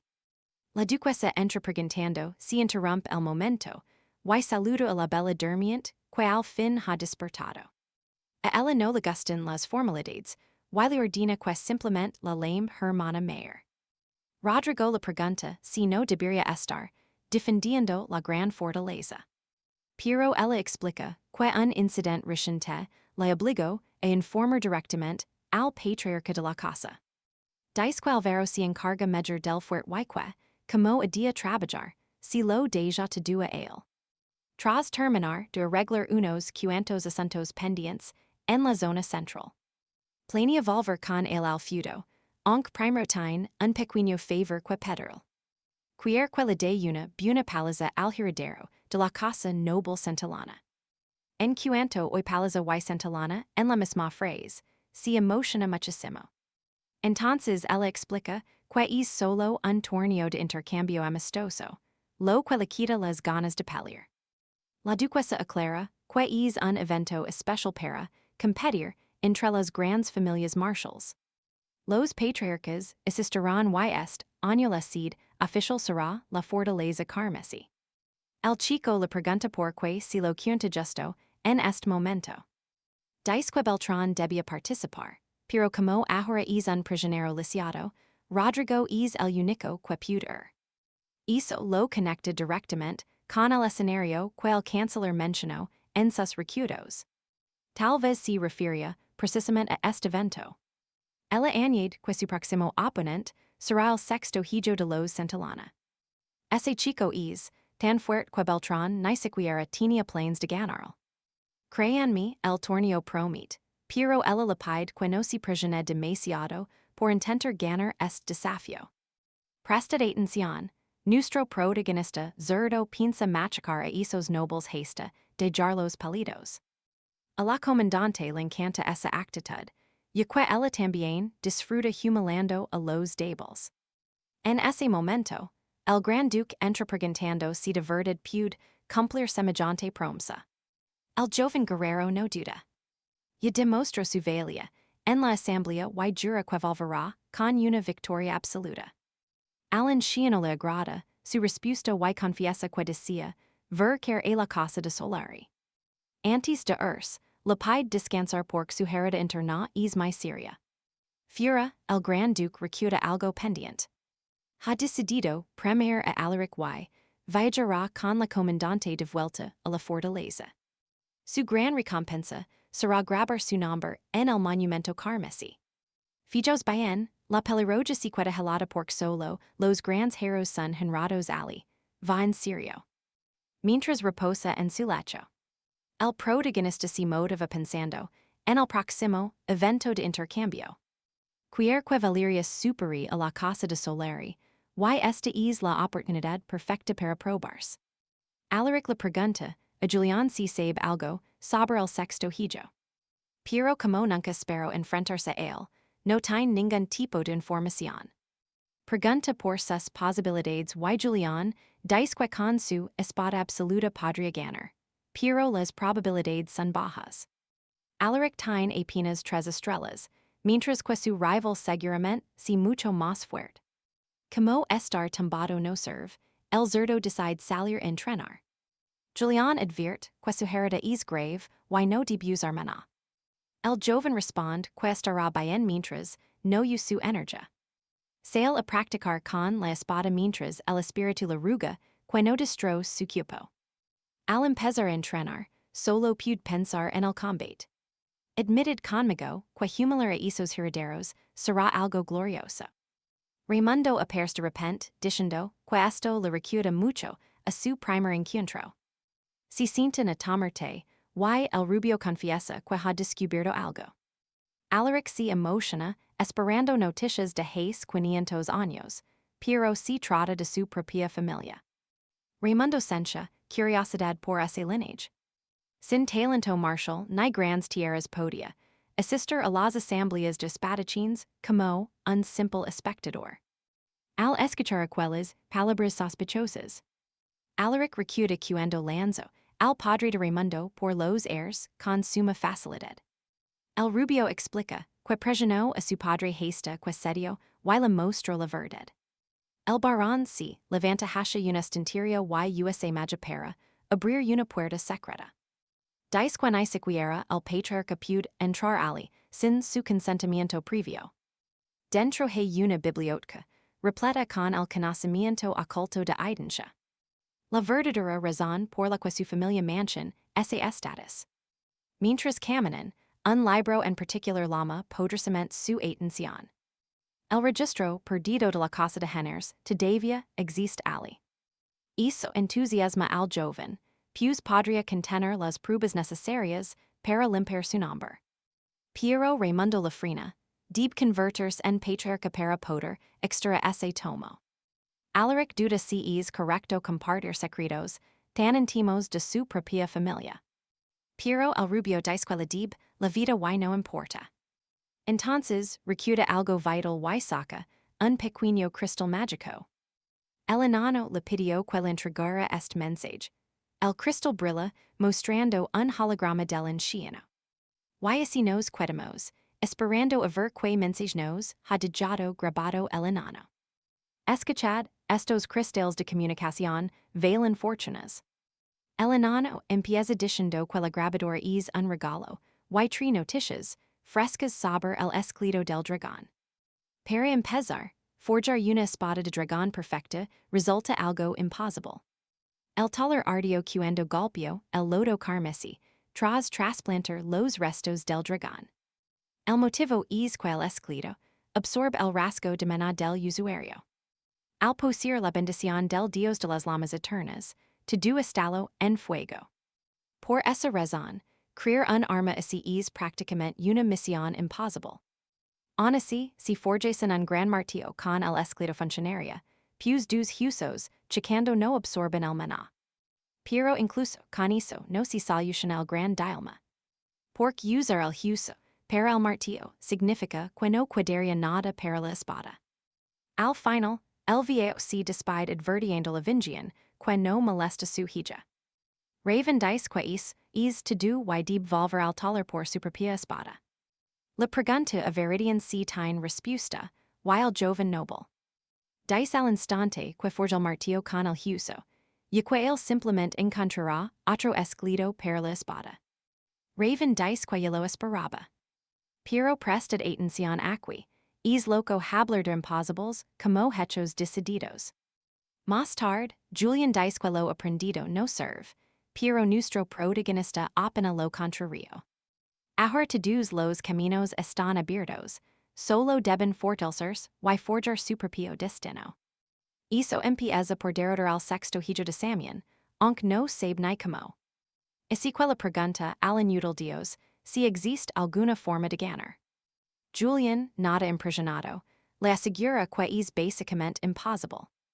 Apenas vencerán a malón sin estar poseído, así que imaginada alguien mucho más fuerte. Vincent admite que el rasgo de malón fue una pesadilla de gestionar. Julián dice que si lograra la bendición del gigante cerebral, tal vez podría alzarse victorioso. Y no necesitan a malón para el flujo de maná porque ambos lo vieron en los recuerdos. Aun así, Vincent duda que funcione porque uno. No puede desbloquear un rasgo solo por un recuerdo, al menos no uno humano. Pero nuestro Chico mariposa es un Dios con recuerdos perfectos, verdad. Eso motiva a Vincent, pues es el tipo de hombre que nunca ignora un nuevo truco. Pregunta por qué esperan y quiere por la bendición ya mismo, pero es por eso que Julián calaba. El cuerpo de Vincent está destrozado, y ahora ya quiere otra medida de poder. El maná cerebral es el más. Elemento destructivo y el gigante cerebral es el más fuerte, así que intentarlo ahora mismo arruinaría su cuerpo. Haste devolver a la fortaleza necesita recuperar el máximo maná posible y para ello. Lograrlo no puede forzar su organismo. 3 días después, finalmente regresan a las puertas de la fortaleza carmesí.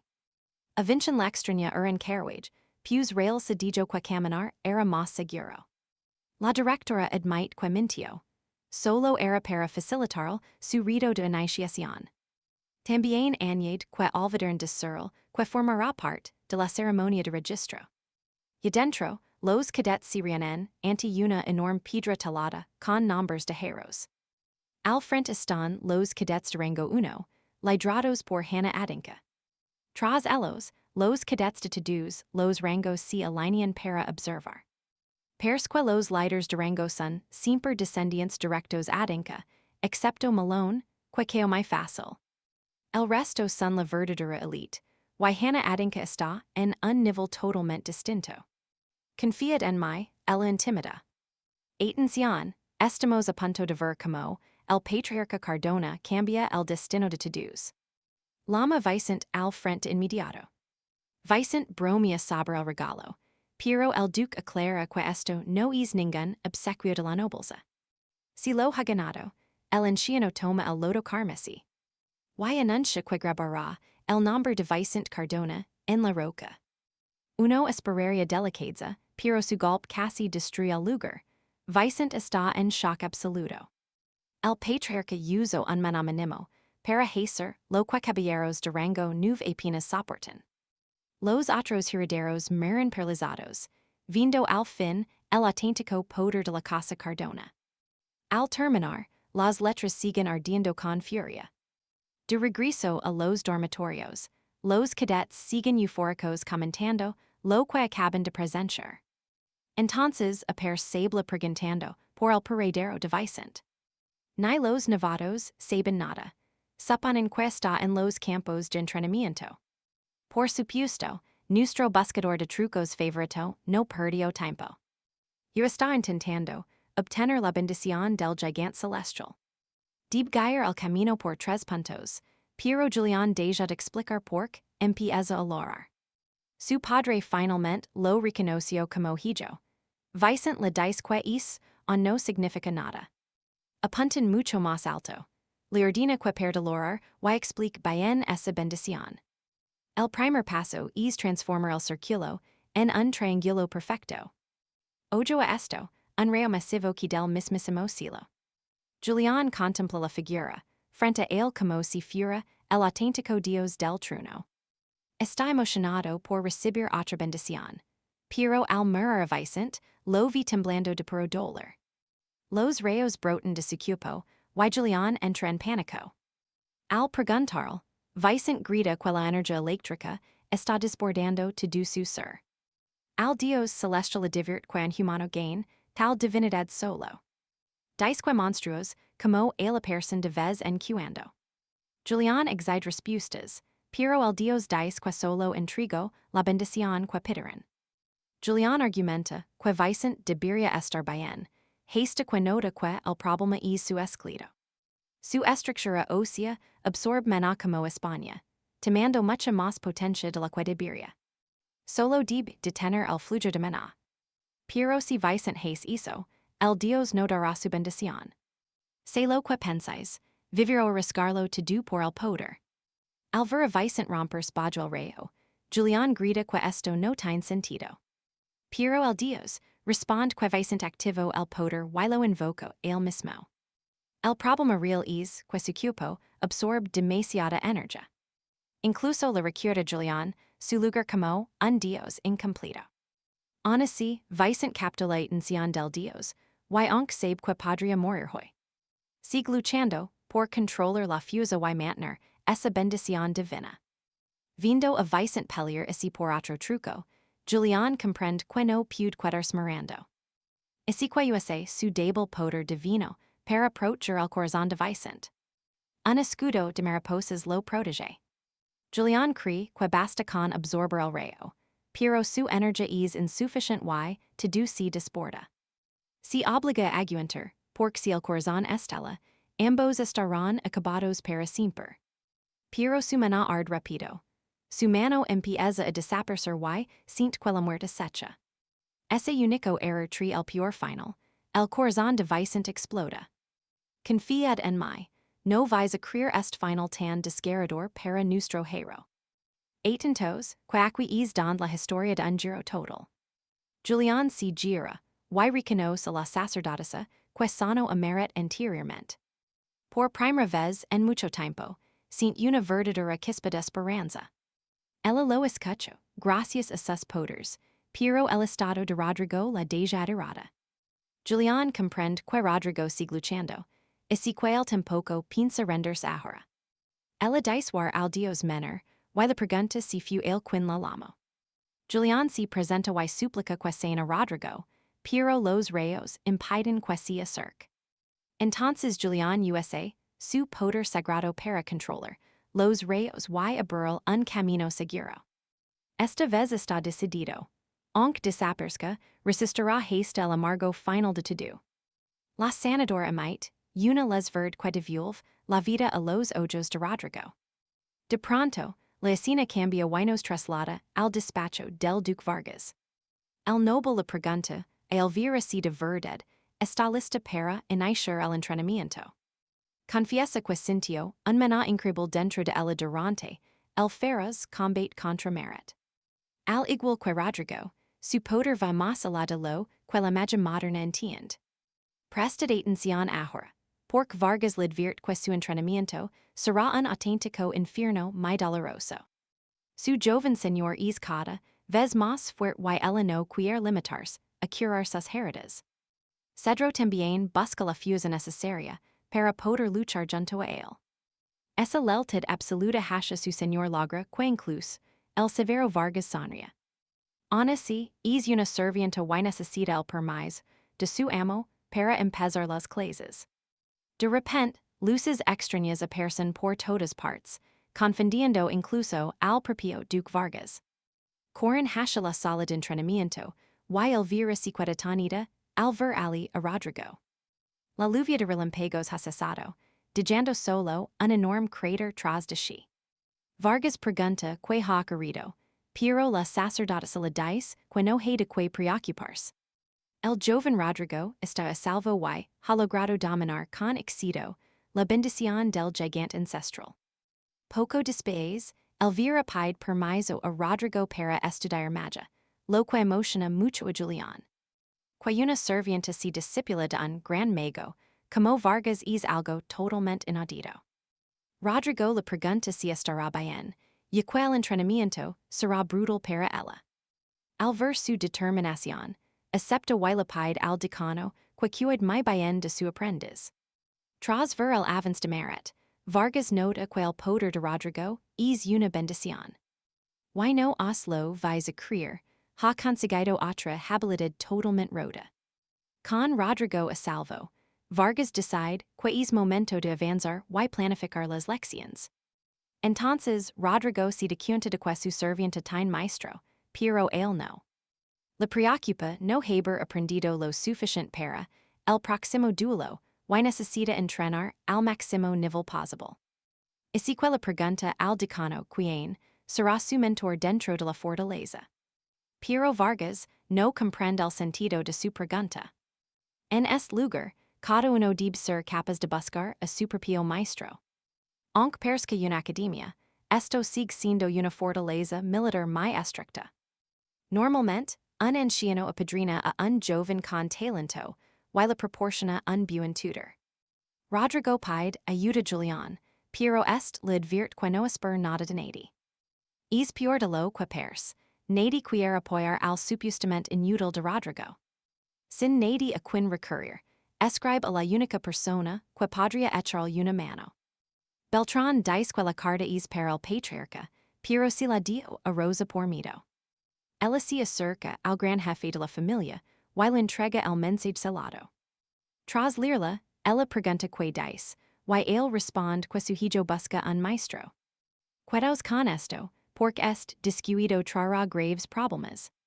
Preparaos, porque vamos a ver si Vicente logra ganarse el respeto de su padre. Es solo un hijo pidiendo auxilio a su padre porque no le queda nadie más. El duque que no es tonto, pregunta si ella quiere entrenarlo, pero Elvira prefiere otro. Debe ser un maestro de la esgrima de los Alba. Sin saber a quien elegir, el duque pide ayuda y Elvira yatain al candidato ideal. Se trata de alguien a quien el jefe de la casa conoce perfectamente. El guerrero más poderoso de los Alba. El duque dice que el hombre debe aceptar, pero Elvira jura que lo convencerá. Es el único capaz de pulir el talento de Vicente. Ese espadachín es Merlin. Mientras camina, recuerda cuando conoció a Vicente y se pregunta cómo estará el chico. De pronto aparece Elvira y le pregunta si on sale a caminar de noche. Le ofrece un nuevo trabajo como tutor privado en la fortaleza real. En cuanto a la palabra maestro, Merlin lo rechaza al instante. Elvira insiste y le dice que debe enseñar al inútil de Vicente de Alba. Eso le pica la curiosidad, pero no lo suficiente como para aceptar el empleo. Aquí es donde la cosa se pone seria, escuchad lo que ella revela ahora. La misma bendición que posee el propio Merlin. Ahora si le interesa, así que ella le propone una apuesta. Pronto, el joven heredero de los Alba luchará contra el de la casa Soria. Si Vicente gana, Merlin tendrá que dejar de holgazanar y entrenarlo seriamente. Mientras tanto, Vicente intenta domar el rayo, pero no es tan fácil como parece. Casi se lastima una y otra vez en el proceso. Julián admite que no tiene control al ver la habitación destrozada. Vicente siente la electricidad recorriendo todo su cuerpo. No logra guiarla y Julián teme que ni siquiera alcanzan el nivel de las microcorrientes. Vicente se burla del Dios, diciendo que tuvo que lograr para conseguir este nuevo poder. Hizo hace que Julián entienda que esos gritos desesperados eran de su amigo. Fijos bien, hace días recibirían una carta de Elvira. No encontraba un maestro antes del duelo de honor. El hombre que ella buscaba no quería trabajar y el consejo de ancianos mecha demasiada presión. No quieren que Vicente destaque más que los herederos que entrenaran, pues el consejo limita al duque. Ni el duque puede obligarlos. Así que Vicente decide que ganarán el torneo por su cuenta. Julián pregunta por qué no usa el estilo Soria como en el incendio. Vicente asegura que sí puede. Pero usarlo en público traería problemas con su madre y el reino. Ambos odian que no puede usar las técnicas de su vida pasada. Entonces, Vicente recurre otra técnica y se pregunta si funcionará ahora. En la finca Soria, un chico rubio observa a un tigre de ojos azules. Sabe que es la bestia que los Alba deben cazar para entrar en la fortaleza. Un hombre calvo entra y dice que su rival será el inútil de Vicente de Alba.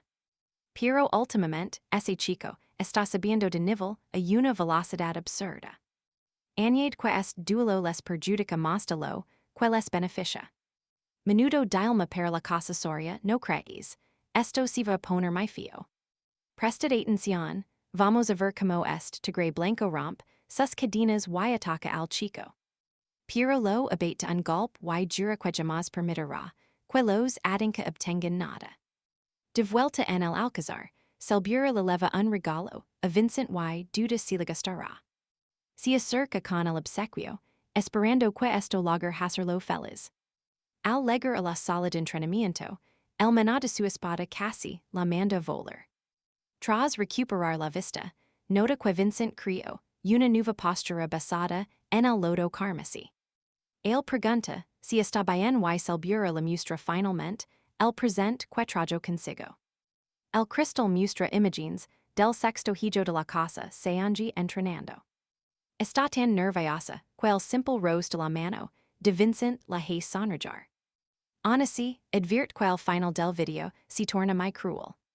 Al activarlo, surgen hologramas, y este hombre de 500 años queda asombrado por la tecnología actual. Pero cuando empieza el duelo, toda esa curiosidad desaparece. Vincent reacciona como si conociera cada movimiento del chico, incluso las fintas y los ataques veloces. Tras varios golpes, un impacto rompe la espada enemiga, forzando una rendición inmediata. Pero fijos bien, aunque el chico se rinde, este monstruo no se detiene. Vincent enfuras porque este, joven es idéntico a Cajun de su vida pasada. No es solo el rostro, sus técnicas y hábitos son exactamente iguales. Es igual que cuando él estaba lisiado. Entonces la historia pasa a la reunión de magos para el intercambio. El evento consta de tres partes: búsqueda de tesoros, exterminio de bestias y duelos individuals. Los magos gestionan la búsqueda y deciden qué clase de monstruo deben crear. El decano habla, primero mencionando que, basándose en el nivel de ambos luchadores. Lo ideal es un reptil o demonio nivel 8, retos dignos para artistas marciales de 3 estrellas. Pero un mago de la torre sugiere, en su lugar, un gigante fractura nivel 8. Lo que enfurece al decano. Pregunta si hablan en serio, pues ese monstruo es para guerreros de más de 4 estrellas. El mago flaco le pide cama. Solo busca que el encuentro resulte entretenido. Vargan replica que un gigante solo ayuda al joven Samian, pues yo entrenan con uno. La hechicera dice que si tanto le enoja. Debería retirarse, dejando al decano listo para pelear a golpes. Antes de que empeore, Alberto interviene sugiriendo que lo deciden mediante una votación. Aquí nos damos cuenta junto al decano de que todo está arreglado por el dinero de los Samian. Luego, la directora escolar debe lidiar con esto. El desorden surge porque la reunión de intercambio se llevará a cabo en la fortaleza. La pelirroja pregunta a Vargan si él gestionará las ilusiones de la primera etapa. El ni quiere warlo porque los magos externos ya fueron comprados por el aro de la casa Samian. Peor aún, incluso han influenciado a los magos de la asociación supuestamente neutral. Sin embargo, si Vincent gana las otras etapas, eso será suficiente. Eso sorprende a la directora y pregunta si el decano cree que el joven amo vencerá. Con Abel, las probabilidades eran menores al 10%. Pero con Vincent, tiene esperanza. La pelirroja bromea, diciendo que pers enamorado de Vincent, si lo acerca mucho y dice que tendrá celos. Vargan se teletransporta para escapar de su abrazo. Diciendo que si hay tiempo para bromas, prefiere volver pronto a su trabajo. Terminamos por hoy, pers que la directora she siente algo por el decano. Por fin llega el gran día del intercambio amistoso entre casas nobles. Al ver a Vicente, los reporteros dicen que la guerra del Adén está perdida si han tenido que sustituir a Milan. Escuchadme bien, porque nuestro protagonista pasa de todos y solo piensa en por qué Cayetano, si pers tanto a Caen. Se acerca a Vicente para presentarse con mucha elegancia, y el joven le responde con la misma cortesía. Al darse la mano, La prensa si viulv loca gritando, que ambos guerreros persen tener el mismo nivel. Cayetano sigue fingindo ser un tipo amable frente a alguien de su edad, pero Vicent vi a través de su fachada. Hay muchísima malicia, escondida detrás de esa sonrisa perfecta. El semiano dice que espera que Vicent pueda demostrar toda su fuerza. El director y el decano saben que ese saludo es una falta de respeto, que trata a su bando como inferior. Vicent responde con calma que espera que Cayetano también pueda demostrar su talento. A los reporteros les encanta esta tensión, y notan que el duelo ya ha comenzado de verdad. El director de la fortaleza inaugura el evento y revela la primera prueba, la búsqueda del tesoro. Ambos participantes tendrán que entrar en un espacio mágico y recuperar un cofre mientras luchan contra monstruos creados por pura hechicería. No harán solos, y que cada uno puede levar a dos cadets del nivel 9. Como su casa perdió la última vez, ellos eligen primero. El director le insinúa que elige Silveria, pero Vicent le ignora y escoge a los dos cadets más flojos de todos. Sancho y Hernán entran a la arena temblando de puros nervios. Prestad mucha atención ahora, porque esta locura que acaba de hacer Vicent va a dejar a todo el reino alucinando. No quiere que Cayetano, and buscando excusas baratas. También dice que ambos leven sangre de los Arriaga y que vencer al semiano, con el lineage del patriarca Aslan importa. Incluso después de war Isa, Silveria sigue perciendo un poco decepcionada. Está claro que ella esperaba que la eligiera. Pero Vicent le dice que confía en ella plenamente y espera que de lo mejor de sí en el intercambio. Picado por ese comentario, Cayetano elige al representante y al subrepresentante para que se unan a su bando. Vicent menciona la cama, diciendo que ha sido una elección inteligente, mientras el barón Vargos sospecha de sus planes. El mago que se burló del decano antes, no entiende por qué Vicent ha renunciado a los guerreros más fuertes. Pero el barón dice que debería estar emocionado por ver cómo se desarrolla esta etapa. Tres magos empiezan a recitar sus conjuros y dos portals aparecen frente a los luchadores. Con todo ya preparado. El director del pistoletazo de salida a la primera fase de este intercambio amistoso. Vicent entra en la cueva con su equipo y les ordena que se mantengan más cerca. En la otra mazmorra, Cayetano ordena a su equipo que se separen, algo que molesta a Silveria por su arrogancia. Fuera, el público se viene arriba y el director nota que Vicent es un líder muy diferente. Vez eso, no trata a sus compañeros como simples objetos. Dentro de la cueva, Hernán le pregunta si de verdad cree que pueden ayudar y Vicent le asegura que sí.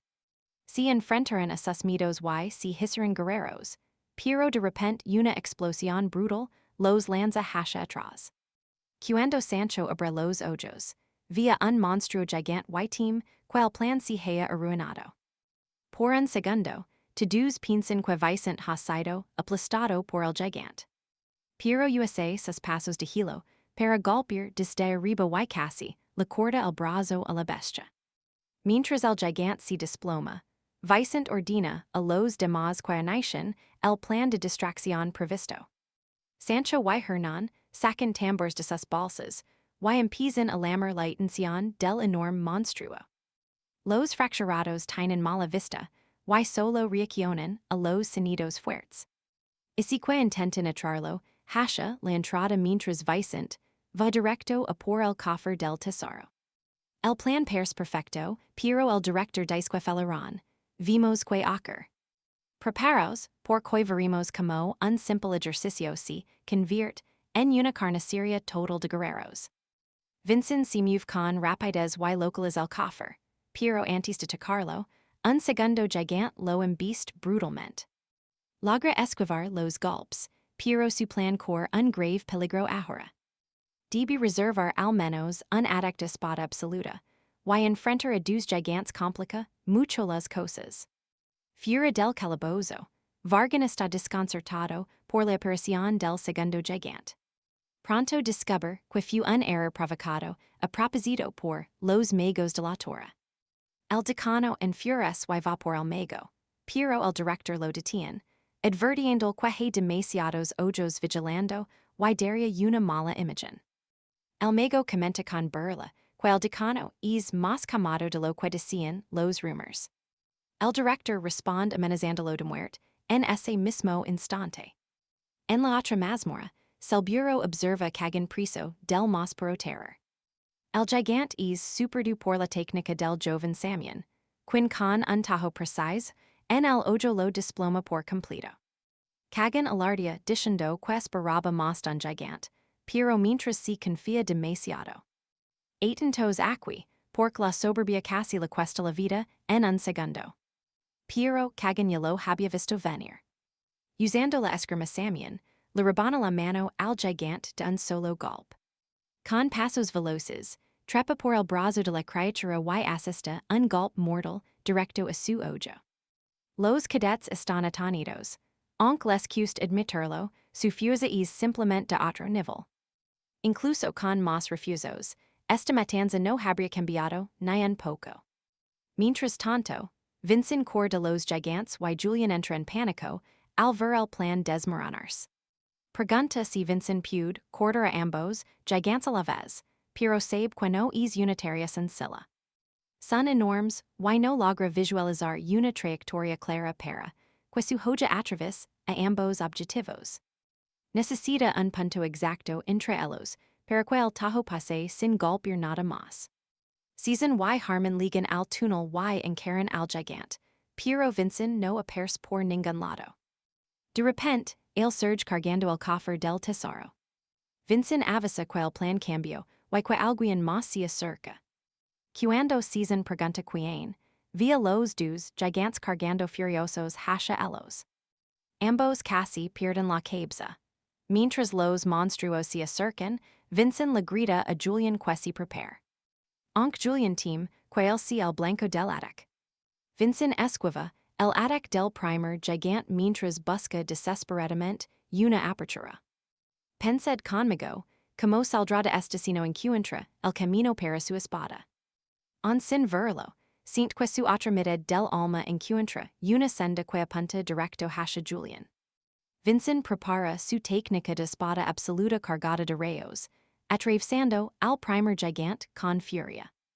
El corte continúa, atraviesa al segundo y sale disparado directamente hacia el pobre de Julian. Afura, el director pregunta qué clase de esgrima acaba de presenciar. Y el decano responde que es el movimiento especial de Vincent, capaz de cortarlo todo. Sin embargo, ni siquiera ese ataque puede atravesar a un dios. Eso molesta Julian, pues no está seguro de si Vincent casi lo mata. Vincent dice que matar dioses es imposible, pero le extraña que Julian oira sus pensamientos sin telepatia. Esa extraña reacción hace que los demás sospechan que alguien lo acompaña. Vincent miente diciendo que está solo, y les ordena seguir con el plan establecido. La razón por la que guardó ese último golpe era para cortar una última cosa. Clava su espada en el portal y comienza a rebanar la estructura de la mazmorra entera. El mago está tenido y pide revisar el hechizo, pero el decano le dice que es inútil. Esta es la magia cortante de Vincent. Y así nos queda claro que Vargan jamás espero que despedazara el calabozo entero. Preparaos porque veremos a un mago de la asociación exigir la descalificación del joven maestro por destrozar el escenario. El director le responde con calma que no existe ninguna regla en el torneo que prohíba hacer algo así. Luego le pregunta por qué un mago supostamente neutral pers estar tomándos este asunto de forma tan personal. Los dos estudiantes le levan el cofre al rector y le preguntan con esperanza si realmente han ganado. Pero el mago de la torre insiste en que la face uno medalla fusa, no quien lega primero. Asegura que si el joven que sigue demostrando esa esgrima superior, la casa sean se levará la victoria. Entonces Vincent se acerca, diciendo que Kagan también está por terminar, Loqua deja al mego totalmente confundido. Vincen la pregunta, al rector si el calabozo de la prueba utilizo, algún tipo de elemento de copia. Y Vargen confirma, que si uso un elemento, para que ambos calabozos, fueran creados de forma idéntica. Pero presta atención aquí, porque la verdadera pregunta es a donde fue a parar todo ese maná desbordado. Lo compara con agua dividida en dos corrientes. Si una se bloquea, la otra termina por desbordarse inevitablemente. Isique todo el maná de un lado, termino volcandos con violencia sobre el escenario del otro. Kagan nota que el gigante es más fuerte, pero cree que su patrón es simple y on puede cortar la mano. Sin embargo, en el momento en que lanza una técnica de los 100 contra el puño del gigante. Este se ha vuelto tan resistente que ignora el ataque y por poco logra aplastar al joven Kagan. El coloso sigue lanzando golpes y Kagan se da cuenta de que algo muy extraño debe haber ocurrido afuera. Un monstruo que ya estaba moribundo no recupera esa fuerza de forma tan repentina sin una razón. El gigante prepara un último ataque devastador y esta vez Kagan se encuentra en un peligro de muerte real. Pero selva hace sonar sus tambores, logrando atraer la atención del gigante justo antes de que este logre golpear. El acor desesperada, arriscando su propia vida para alejar al monstruo de su compañero el mayor tiempo posible. Sabe que jamás haría algo tan arriscado si Vicente no le hubiera pedido darlo todo en este torneo. Mientras intenta destruir a un gigante, el otro titán sobreviviente también se lanza al ataque contra ella. Ahora ambos la tienen acorralada, sin ninguna escapatoria, y se preparan para lanzar un ataque combinado letal. Pero Kagan appears furioso por haber arruinado lo que debería haber sido su demostración de fuerza perfecta. Exige saber como si han atrevido esos monstruos a estropar su gran momento de gloria, frente a todos. Entonces el rubio usa el impacto de Lunalina, aniquilando a ambos gigantes de un solo tajo, igual que Vicente. Aun así, no está nada feliz porque, siente que selva ruino sus planes con esa intervención innecesaria. Al salir del calabozo, Kagan intenta calmarse, convencido de que su actuación fue excelente y que seguramente logró eclipsar a Vicente. Pero en ese instante, appears Vicente y le pregunta con ironía si le ha gustado su pequeño regalo.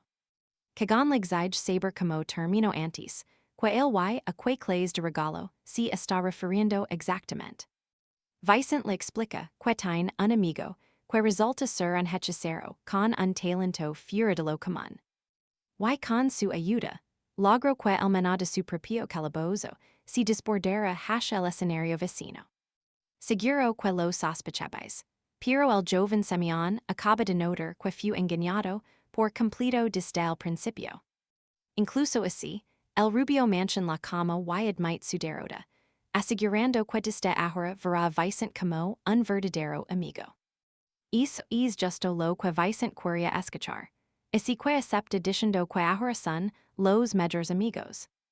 La primera ronda es para el cadet, Vicente y la siguiente fase de la prueba será en 3 días.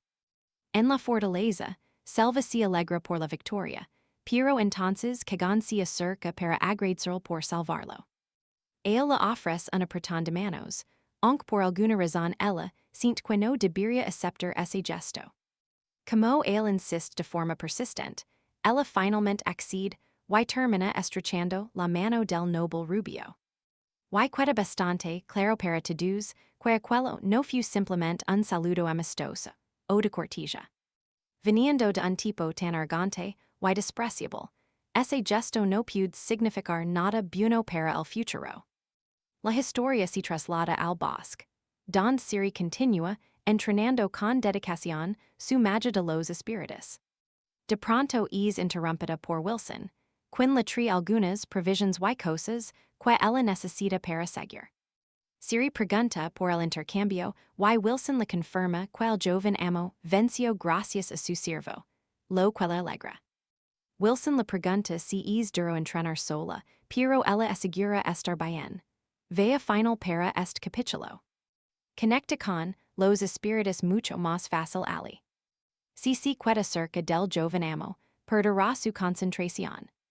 Acompañadme a descubrir este misterio, que comienza ahora mismo. No pers humano, suna como un espíritu perdido en mitad del bosque. En la fortaleza, celebra y los demás celebran la victoria, pero vincen no entiende ganar por un punto. Celebra disque un solo punto contra el Inca, es un hito histórico. Ella afirma que solo ayudaba al bando de Samia, y que no debería decir mucho. Vincen la segura que fue clave, y que su acción final convenció a los jueces de dar el triunfo. Celebra está muy asombrada. Planeo to do eso y disque ayudará a cagan en el próximo duelo. Al estrechar sus manos, Vincen siente una vibración terrible saliendo de su palma. Vi el celo de cadena semiana, y pregunta rapido, si ella tuvo contacto con cagan. Ella dice que el agradeció tras el combate y le dio la mano. Julian se alarma por la reacción de Vincen y pregunta qué está pasando. Fijos bien, es celo estrangula el mano de una persona hasta matarla de forma lenta. Julian pregunta si pueden romper la maldición, pero deben identificar el tipo de celo porque su forma siempre cambia. Vincen le ordena a Celebra que venga al entrenamiento de Praga mañana. Haciendo que la pobre chica cría que la está invitando a salir. Vincen explica a Julian que si cagan, uso una maldición, y si es porque nadie la notaria jamás. Probablemente ese celo fue borrado de la historia hace siglos. Lo cual solo hace que Vincen quiera arrancar el brazo a ese imbécil. Cuando Celebra lega, va vestida demasiado elegante porque pensaba que era una cita romántica. Vincen pregunta por qué se ha vestido y si para entrenar duro. Julian duda si fue esteril antes, porque no vi que ella la quiera de verdad. Vosotros y yo sabemos que este veterano de 500 años no busca niñas de 14. Comienzan con meditación y él. Le ordena mover su mano y avisar si siente algo fuera de lo común. Celebra no nota nada raro, pero Vincen se preocupa al ver su flujo de mano roto. Pers que la esgrima ha decaído muchísimo desde la era de las imágenes. Julian pregunta si puede quitar la cadena, pero Vincen dice que es fuerte y no podrá romperla solo. El plan cambia. Ahora tiene que encontrar la ofrenda utilizada para activar el celo. Suele ser el corazón de un animal o un espíritu. El problema es que, si no lo encuentra pronto, Celebra morirá en 3 días. Julian señala que el torneo empieza en 3 días, pero Vincen la corta de golpe. La prioridad absoluta es salvar a su aliada. Dice que, si sus antiguos camaradas estuvieran con él, habrían pedido ayudar a escapar de la prisión donde pasó su vida. Julian le pregunta cómo, sabe tanto, sobre esa maldición oscura. Vincen responde que sufrió algo muy parecido durante su tiempo en prisión. Eso hace que Julian sienta lástima por él y se pregunta que, crimen lo encerró 10 años. En ese preciso instante, Celebra se desploma frente a ellos. Vincen la leva, corriendo enfermería, pero ni el sanador sabe que es lo que tiene. Al revisar la marca, Vincen vi que se vuelve más fuerte y ya no le queda tiempo. Debe encontrar la ofrenda antes de que la situación empeore. Volviendo al momento en que Siri escuchó el grito, ella sigue la voz y encuentra al joven amo. Quedaos conmigo, porque lo que descubriremos pronto será algo simplemente brutal y inesperado. Chicos, acompañadme para ver cómo Vicente busca esa ofrenda, que sospecha que es un animal o un espíritu oculto. Elvira dice que puede ayudar y juntos van directos hacia esa voz misteriosa que ella escuchó antes. Según ella la voz venía del barranco, pero al bajar al fondo no encuentran absolutamente nada ali abajo. No es que Vicente desconfie, pero Serena necesita ayuda ya mismo y el tiempo se agota. Así que se prepara para arrasar con todo lo que haga falta haste dar con ese espíritu. Justo antes de que intervenga, Elvira localiza al espíritu, que estaba sepultado bajo la fría nieve. Ella pregunta si pueden salvarlo, Pero Vicent le respond con mucha tristeza que no hay esperanza. Escuched bien esto, la única forma de romper el celo es matarlo rápido, pero Vicent se niega a hacerlo. Por eso, Elvira decide forjar un contrato espiritual con el ser. Julián explica que este vínculo es superior a cualquier celo normal y es capaz de destruir la maldición. Elvira está feliz con su nuevo compañero, pero la cama dura poco porque un exaltante oculto les ataca.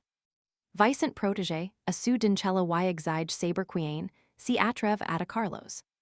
Un joven noble llamado Damiana Peirce, diciendo que han arruinado un rito tradicional y exige una explicación inmediata.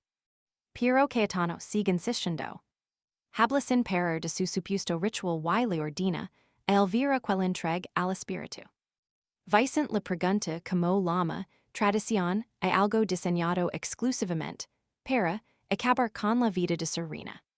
Cayetano solo perse molesto porque Vicent ha logrado descubrir todo el plan. Dice que son de clase alta, nacidos para dominar el destino sobre los que se cruzan, como su reina. Tras lo ocurrido en la mazmorra, Cayetano estaba rabioso porque su plan maestro se fue al traste. Por eso ha vuelto buscando venganza contra los que se interpusieron. Cree que como Vicent es de su mismo rango social, debería entender sus motivos perfectamente. Vicent pone su espada en el culo de Cayetano, y afirma que los suyos no han cambiado nada en 500 años. El ritual es despreciable, pero Cayetano ni siquiera se inmuta ante la amenaza. Coloca su acero en la nuca de Vicent y dice que el resultado final decidirá quien tiene razón. Mientras tanto, en la enfermería, la oscura maldición por fin desaparece del brazo de su reina. Ella despierta muy confundida sin saber dónde está, justo cuando Vicent entra para comprobar su estado. Cayetano dice que ella está bien y que acaba de recuperar el conocimiento. Aun así, Vicent inspecciona su brazo personalmente para confirmar que el celo ha desaparecido por completo. La sacerdotisa le sugiere que se prepare para la segunda fase, pero él afirma que ya está listo. Atentos aquí, la acción pasa al castillo de Idancia, don todo se decide. Un gran anciano le sobre el triunfo de Vicent, mientras Fidel menciona que supera el sabotaje de los Soria. En circunstancias normales, estarían felices de ver a uno de los suyos humilar hacia sus rivals. Pero el anciano afirma que han gobernado Idancia por más de 500 años. Y temen que el nuevo patriarca debilite el control absoluto que tenían. Fidel explica que por ese motivo, están apiando al primer y segundo hijo como únicos herederos. El mayor se mueve por pura ambición, mientras que el segundo solo vive para las artes marciales. El anciano se pregunta que pasaría si Vicent vence también a los Soria. Hace poco quien grabó su nombre en la piedra heroica, while entregó la legendaria espada lodo carmesí. Tienen claro que el patriarca planea usar a Vicent como un arma para acabar con los ancianos. Así que deciden conspirar para detener su avance. Telmo propone enviar una misiva a los Soria diciendo que esas trampas no se olvidarán y que Idancia controlará la segunda fase. Es entonces cuando comienza oficialmente la segunda etapa del gran intercambio. El director anuncia que la batalla solo tiene una regla: aniquilar al monstruo enemigo con la mayor rapidez posible. El oponente de Cayetano es un hombre lagarto experto en lanzas de hueso. Pero créedme, nisus ataques más feroces lograrán tocarlo. Es increíble. Preparos, porque Cayetano salta desde lo alto y lo parte a la mitad. El barón dice que tardó 14 segundos. Un récord que supere a la dama 10. Cayetano celebra, convencido de que Vicent no podrá superarlo. Incluso apunta con su acero y sentencia que Vicent será la siguiente víctima. Julián se pregunta cómo batirán esa marca, pero Vicent asegura que en velocidad nadie podrá con ellos. El director le pregunta si está listo para comenzar el duelo.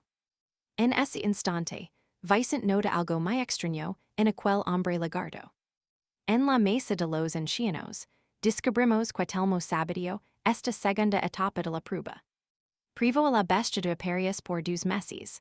Un detal que pocos guerreros saben que importa. Un monstruo reprimido tanto tiempo, si vuelve salvagement, más poderoso y letal. Al abrirse la jaula, el lagarto enfurecido se lanza directo contra nuestro protagonista. Esquivar el primer golpe sería más seguro, pero si jamás superaría el récord de Cayetano. Myrid bien esto, sin miedo alguno, abrisas brazos y deja que la bestia lo atravispara, en ese instante, clavar su propia joya y desatar la marca del dios del rayo. Casanando al hombre lagarto en el mismo sitio. El decano pregunta que está pasando ali. Al no ver nada, el director le señala que observa el tiempo que marcó Vicente. Ni ella esperaba que llegara tan lejos solo por humilar al heredero de los Sanyana. Con solo 6 segundos, Vicente vence. Los sanadores corren a sacar la enorme estaca de su hombro. Cayetano no entiende ese método tan brutal, pero la sonrisa de Vicente lo dice todo. Con este impactante final, la segunda etapa se da por terminada. Una mujer misteriosa se pregunta si es el hijo de Salvana y desea conocerlo pronto. De vuelta en la fortaleza carmesí. La sanador se cuella, excepto el puesto para no trabajar y Vicente le arruina la paz. Él agrades el milagro en su pecho, pero la sacerdota se le advierte que no está sanado. Ella no posee esa placa de madera. Por eso no puede tratarlo como lo haría su verdadero dueño. Comparada con esa eminencia, ella solo pone remiendos temporales a los heridos. El corazón de Vicente sigue débil y si se excede, podría perder su capacidad de usar manhwa. Entonces el director lo invita a cenar, pues los patriarcas de las casas, edinca y semiana han legado. Vicente se viste toda prisa, y acompaña a su padre al banquet real. No os vais a creer esto, cuando via la lighter semiana, queda totalmente impactado. Su imponente físico es aterrador, pero lo saluda con calidez presentándose ante el joven guerrero. Le pide que coma sin reservas, pues son manjares especiales traídos directamente de sus tierras. Lo insiste en que se dé un festín con lo mejor de su familia. Vicente le observa con gran detenimiento. Al igual que su padre, ella carga con el peso de toda una estirpe noble. Contra todo pronóstico, charla con el conde Juan y bromea sobre su vejes por ocultar tanto talento. Si burla de él por haber mantenido a Vicente en secreto durante tanto tiempo. Eso basta para que Vicente retroceda y desenfunda su espada, sorprendiéndola al ser capaz de detectar el mínimo rastro de su inmenso manhwa. Vicente está realmente alterado. Para ella no fue nada, pero para él fue como sentir el roce de la muerte. Aún así, se emociona ante la idea de enfrentarse a ella en el futuro. Su padre pregunta por qué sonríe y Vicente admite su fuerza, llenando de orgullo al conde. Después, la matriarca clava su mirada en Cayetano, y repite el mismo truco mental. Pero el chico rubio ni siquiera se inmuta. Y así nos queda claro, los dos patriarcas están comparando en silencio quien tiene al mejor heredero. Tras la cena, los dos patriarcas salen al balcón para hablar en privado. La matriarca Samian advierte sobre una conspiración turbia, y se pregunta quién interfirió en el intercambio. Acompañadme, que él pregunta si fueron sus propios ancianos. Ella dice que los suyos manipularon el inicio, pero los edinca al final, ambos con un único objetivo, acabar con Vincent de edinca. La pregunta se cree que el hijo de Sarvana ganará, y el patriarca asiente con seguridad. Él confía en que edinca superará por fin a los Samian. El joven pregunta si es por el testamento, y que planea Kale para frenarlos. Ante la interferencia enemiga.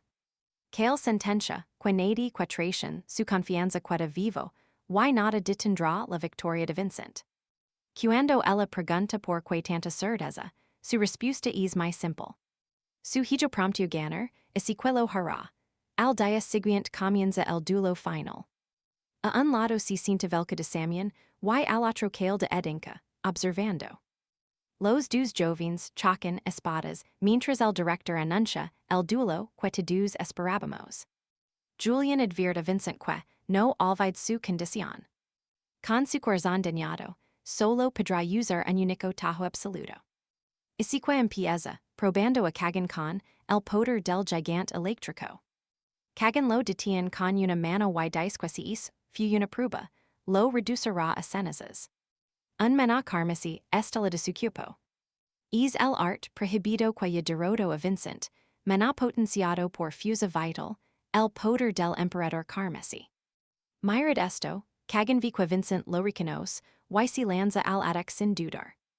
Vincent intenta bloquear el embate, pero el golpe impacta delino. Está ardido, dandos cuenta de que Chico ha superado al Kagan que conoció antaño. La lucha prosigue, y Vincent es acorralado por una lluvia de ataques constants. Kagan quiere rematarlo ya, pero Vincent sigue luchando con todo su ser. Sus golpes chocan, provocando explosions que sacuden toda la arena de combate. Vincent sabe que el poder del emperador flogia en batallas largas, pero Kagan no la detregua. Kagan ya se cree ganador, pero esa confianza se rompe. Fijaos en lo que hace Vincent. En su vida pasada, Kagan era un dement que seguía machacando a sus rivals incluso tras vencer. Incluso si burlaba de ellos por perder, ante un hombre con un solo brazo. Vincent presenció todo y, cuando apareció Imo, cuestionó por qué Kagan seguía atacando si había ganado. Imo era un amigo que Vincent conoció en plena batalla. Todos eran simples herramientas usadas para poner a prueba la fuerza de Kagan. Pero Vincent fu el único que siguió intentando derribar a aquel monstruo imparable. Sabía que era un deseo estúpido, pero su amigo siempre lo respetó por luchar hasta el final. Sir Imo no solo era un espadachín increíble, sino un amigo leal que jamás se burló de él. Pero se volvió fuerte demasiado rápido, y la casa Samian lo desechó sin piedad. Lo único que dejó fu su maestría con la espada. Y ahora Vincent usará ese mismo estilo contra el propio Heredero Samian. On sabiendo que esta técnica la crió alguien, a quien su familia destruyó. Kagan lo llama inútil y carga con fersidad, pero el matadragons bloquea el tajo fácilmente. A pesar de eso, Kagan sigue presionando y Vincent se queda atonido. Se siente como luchar contra el Kagan de hace 500 años. Ese percido es precisamente la razón por la que Kagan va a perder. Se desvence de la vista, confundiendo a todos, pero Vincent esquiva el ataque sorpresa sin problemas. No pude perder, conoce el estilo demasiado bien. Creedme, esto acaba de empezar.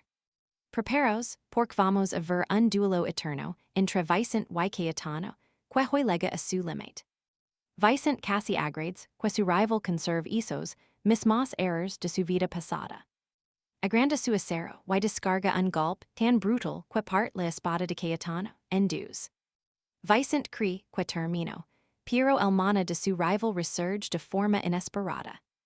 Aunque es un riesgo suicida, está dispuesto a quemar su alma para invocar su joya espiritual. Cayetano queda atonido. Ni su propia madre sospechaba que guardara semejante don oculto bajo la manga.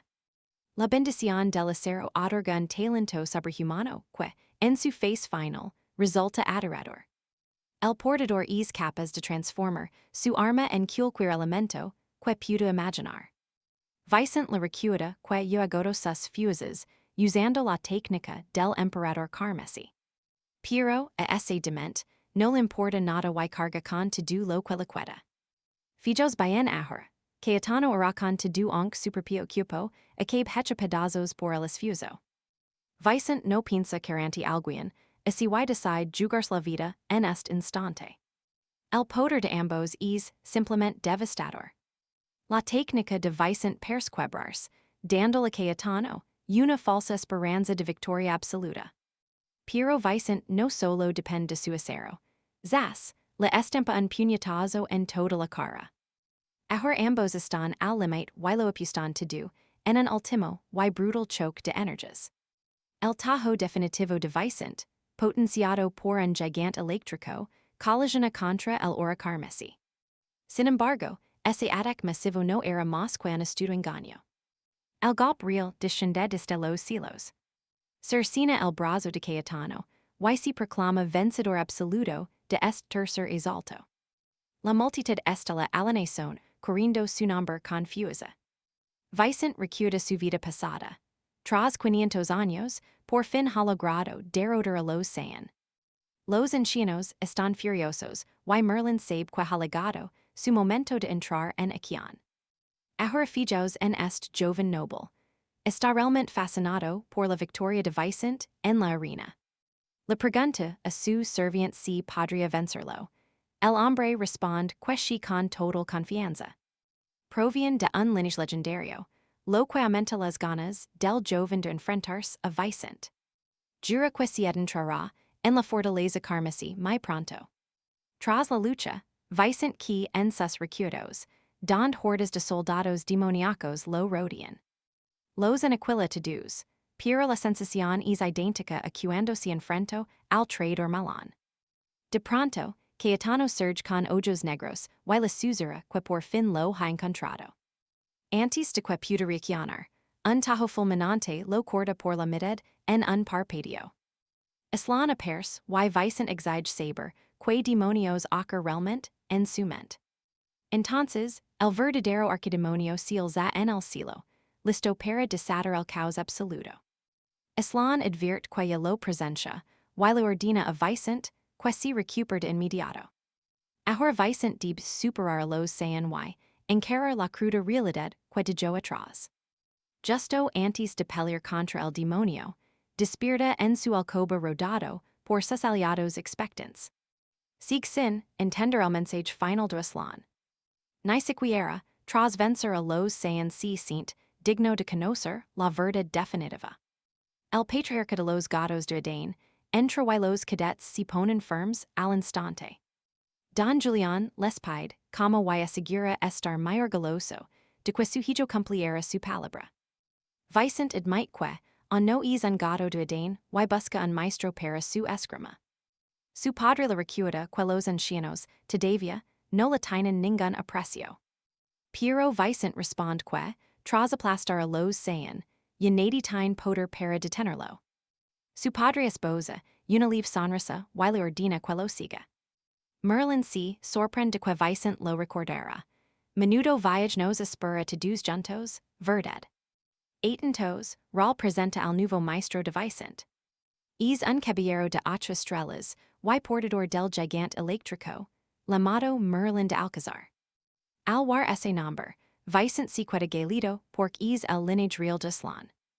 En la fortaleza de los Valiant, Cayetano recibe una dura reprimenda de su madre. Ella dice que su enemigo leo su ira y por eso termino con esa herida humillante. Le pone la mano encima y advierte que si fracasa de nuevo, le cortará los tendons ella misma. Pero el joven ni siquiera se inmuta. De pronto siente una rabia salvage y exige a su madre que se calme. Están ante la matriarca y esa presencia maligna asegura ser nada menos que un antiguo ancestro. De vuelta con Vicente, él pregunta si Merlin tiene gran influencia en su familia. Raimundo explica que los Alcázar son servidores antiguos del Adán, aunque su peso político es limitado. Eso confunde Vicente mucho más. Si los Alcázar se unieran al Adán, ¿por qué siguen con vida todavía? Vamos a ver si Vicente sobrevive este entrenamiento que empieza mañana mismo.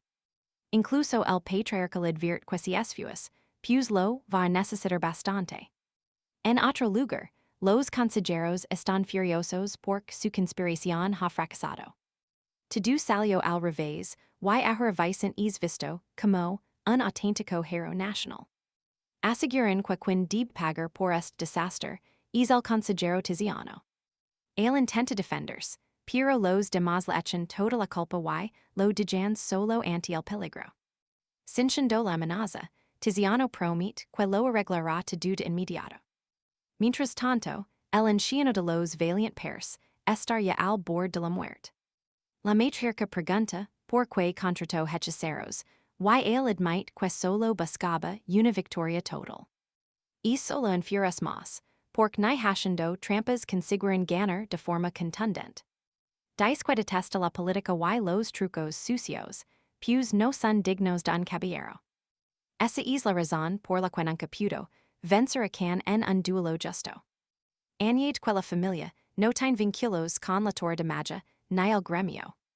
Si lo perdonará por ahora, pero deberá retirarse a cuidar el jardín y no causar problemas. Atirado por su destino, el anciano se retira de inmediato a sus aposentos. Ali contacta con un líder del Eden para preguntar que demonios salió mal. Tiziano confiesa que el poder de Vicent super to do lo previsto, enfureciendo al gran meister. El meister ordena eliminar a Vicent antes de que la situación empeor, y alguien pague por ello. Fijos bien en este momento, porque la paz se va a terminar muy rápido. El esquiva y desenvaina al instante, descubriendo que todo es solo una prueba de Merlin. Dice que ya es medianoche, y que ahora es oficialmente el nuevo maestro de Vicent. Desde hoy Vicent entrenará sin descanso, hasta que logre dominar, por completo, el poder del gigante eléctrico. Solo después de eso, podrá partir para aprender la legendaria esgrima de Adán. Vicent pregunta que falla en su técnica y Merlin le responde que absolutamente todo. Le muestra un collar con un colgante extraño y explica que es un objeto mágico único. Se romperá en el instante en que toque la energía eléctrica de cualquier otra persona. Vicent cree que será fácil, pero al atacar, Merlin activa su marca y lo lanza lejos. Al levantarse, Vicent se queda totalmente estupefacto por lo que vi. Persque el mismísimo rey del río está de pie, frente a él ahora mismo. Julián advierte que esto es incomparable y Merlin lo demuestra, barriendo a Vicent con un solo golpe. Creedme, esto es solo el principio de una batalla que no os queréis perder. Entonces, Merlin admite su torpeza. No se le de bien explicar, y jura que la única forma de aprender es a base de palos. Fura, Guillermo sigue liado con la colada. El decano sigue estresado, por el director mientras, alguien más trama algo oscuro entre las sombras. Pasa una semana de entrenamiento para Vicent. Silvia no deja de enviar su espíritu por la fortaleza. Preocupada por si, el joven maestro no está descansando nada.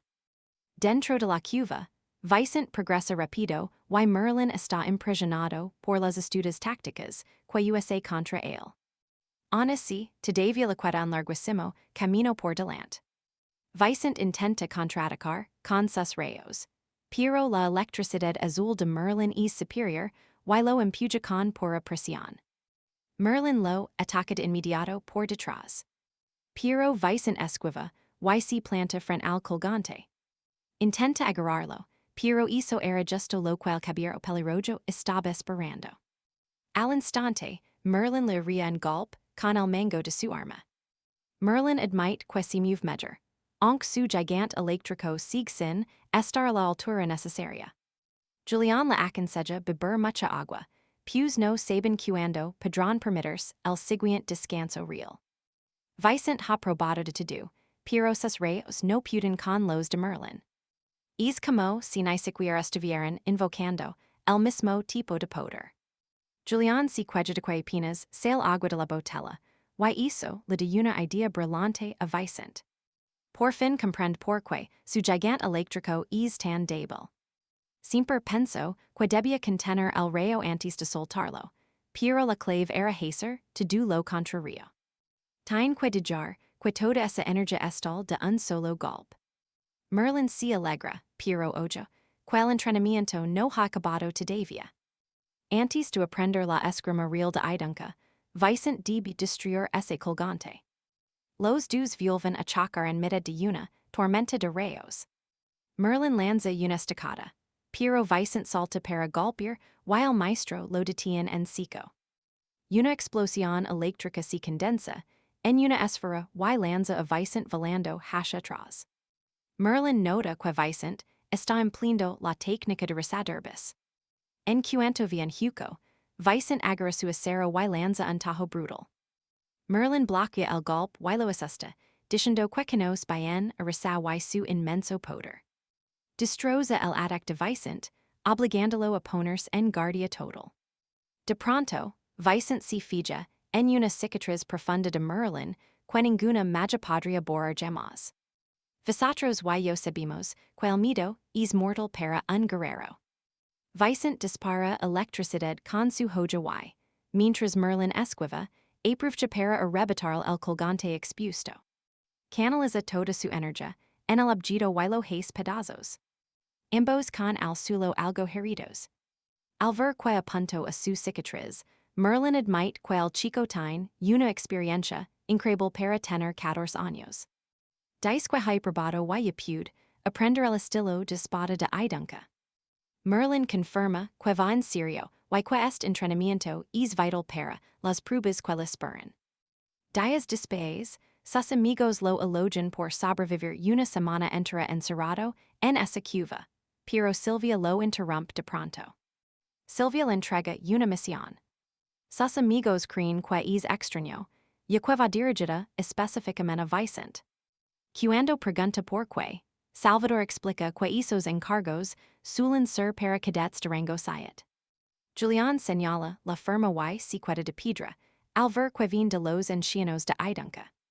Salvador se ríe y ofrece ayuda, diciendo que todos se hicieron fuertes entrenando a su lado. Vicent irá solo, creedme, lo que viene ahora será una locura.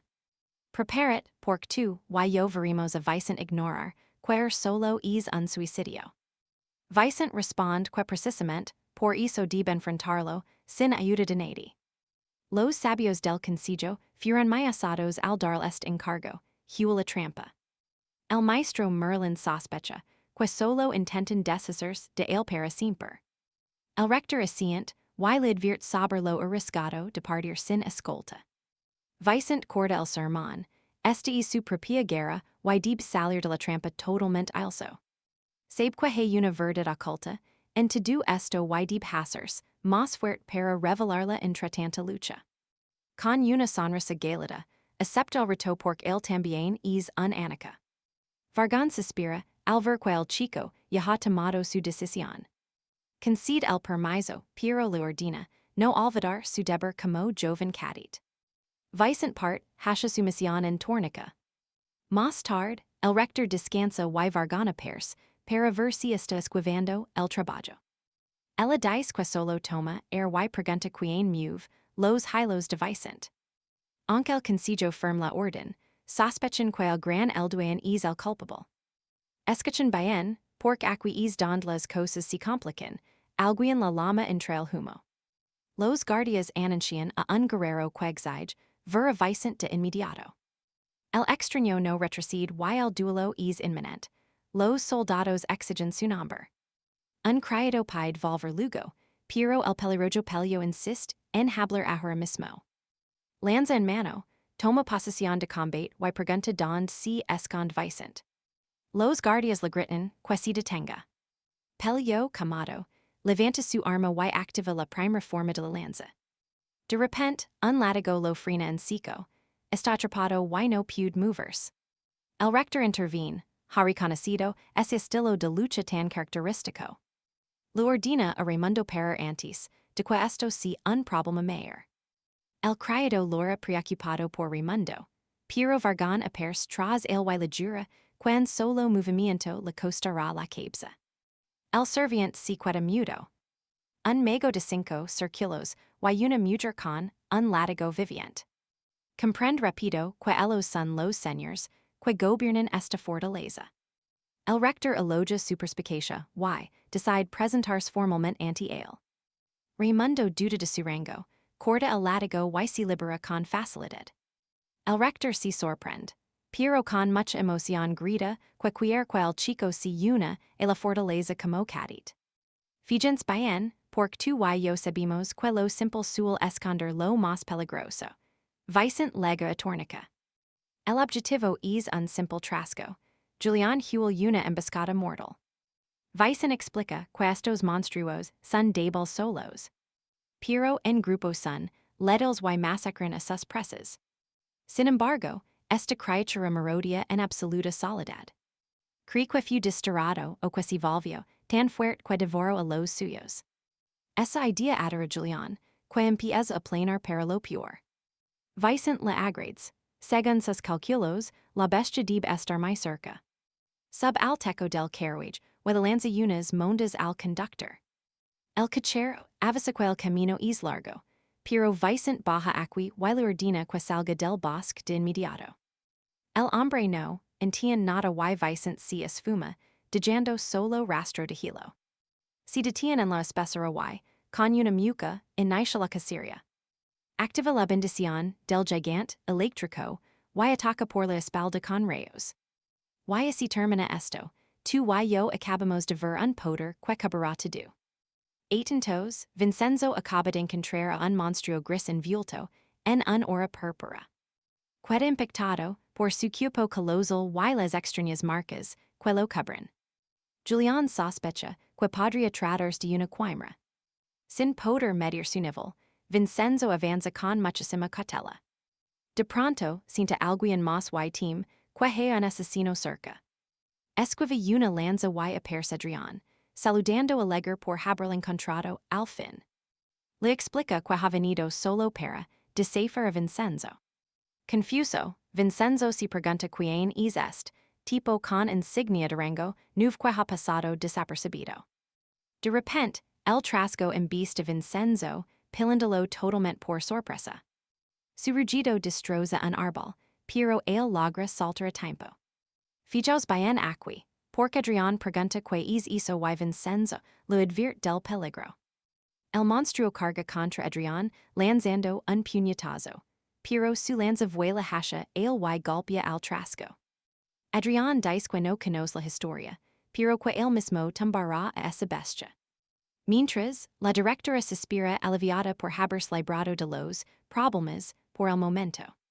Virgilio duda si fu un accidente o si el acelero el ingreso de Adrián para perseguir a Vincenzo. Siendo el descendiente de alguien con la tercera autoridad más alta del reino. Adrián podría servir como un escudo perfecto. La directora insiste en que no sabe nada de eso. Solo comenta que, on le quedan unos días de vacations.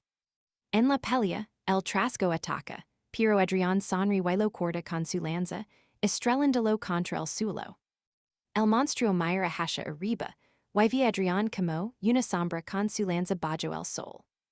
Apenas logra esquivarlo, y el golpe de Adrián agrieta toda la tierra. El trasgo intenta contraatacar, pero Adrián lo corta de nuevo con una velocidad asombrosa. Vincenzo observa dandos cuenta de que apenas hay huecos para que él intervenga. Entonces, este tipo iguala el nivel de Vincenzo y can.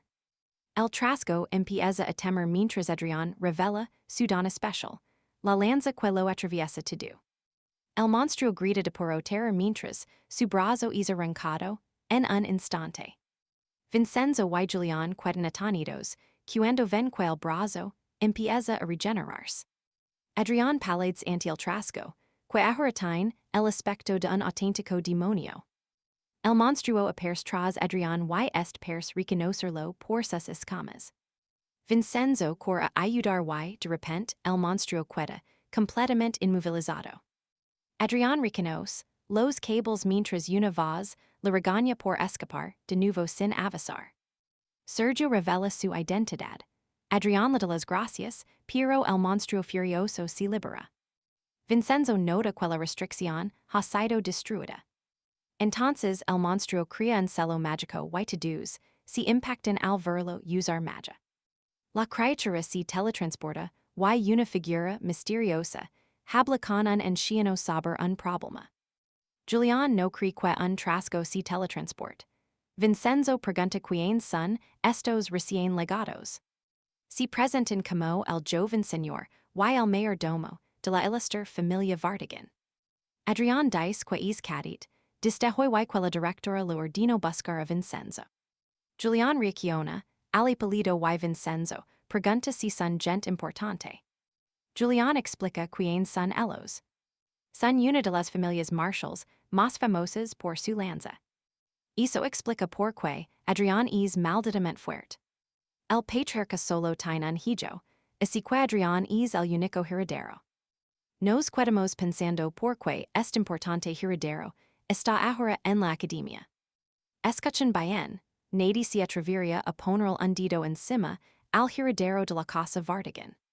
Pueden colaborar, y usar eso de fachada mientras descubren el verdadero objetivo de los ancianos. Vincent agrades en silencio al director por enviar dos aliados poderosos. Cercan exige una explicación. Pregunta que hasha es, trasgo aliwai porque, enviaron a un descendiente como Vincent solo. Está claro que esta misión no consiste solo en abatir un monstruo. Con mirada gálida, Cercan les advierte que no involucran a raven en un conflicto de adenca. Dependiendo de la respuesta, podrían marcharse ahora mismo. Raven interrumpe de golpe, diciendo que algo importa más y desafía a Vincent a un duelo. Vincent queda perplejo, pero Julian recuerda que Raven ya había mencionado sus intentions antes. Raven confiesa que ver a Vincent luchar contra con desperdo, una lama en él. Su plan era superar a con primero, pero ahora su único objetivo real es Vincent. Quiere hacerse más fuerte a su lado para terminar superándolo por completo algún día. Julian cree que es un intenso, pero Vincent ve a alguien competitivo que podría agradarle. Ana se niega, dejando a Raven confundido y preguntando por qué rechaza el reto. Vincent responde que su prioridad absoluta es la misión encomendada. Presta atención, porque Raven pierde los papeles y lama a Vincent Cobard y Galena. Vincent no cede. No habrá duelo hasta que el trasgo se eliminado definitivamente del camino. Cercan se de cuenta de que Vincent los está obligando a ayudarles. Raven pregunta si lucharán cuando el trasgo mura, y Vincent le da un simple quizás. Eso es todo lo que Raven necesitaba. Si motiva al máximo para cazar la criatura. Cercan solo piensa que su joven señor es un obseso, y que Vincent les atrapó. Al llegar a la cal principal de Tornix, cenan en una posada y deciden pasar la noche. Mientras conversan, mencionan el peligro de caer en las oscuras intrigas de los ancianos del reino. Entonces Vincent comenta que aquel trasgo persha más bien una quimera. Cercan asient y Raven añade que sus cuinos eran extraños, así que deciden investigar más. De pronto, Vincent siente una presencia y un olor similar a la presión de Sanyan. Un hombre baja las escaleras. Se queda helado de la impresión y balbucia el nombre de Vincent. A Vincent le sorprende mucho que ese desconocido lo conozca. El extraño tropieza escaleras, abajo y Vincent lo atrapa, exigiendo saber quien lo ha enviado ali.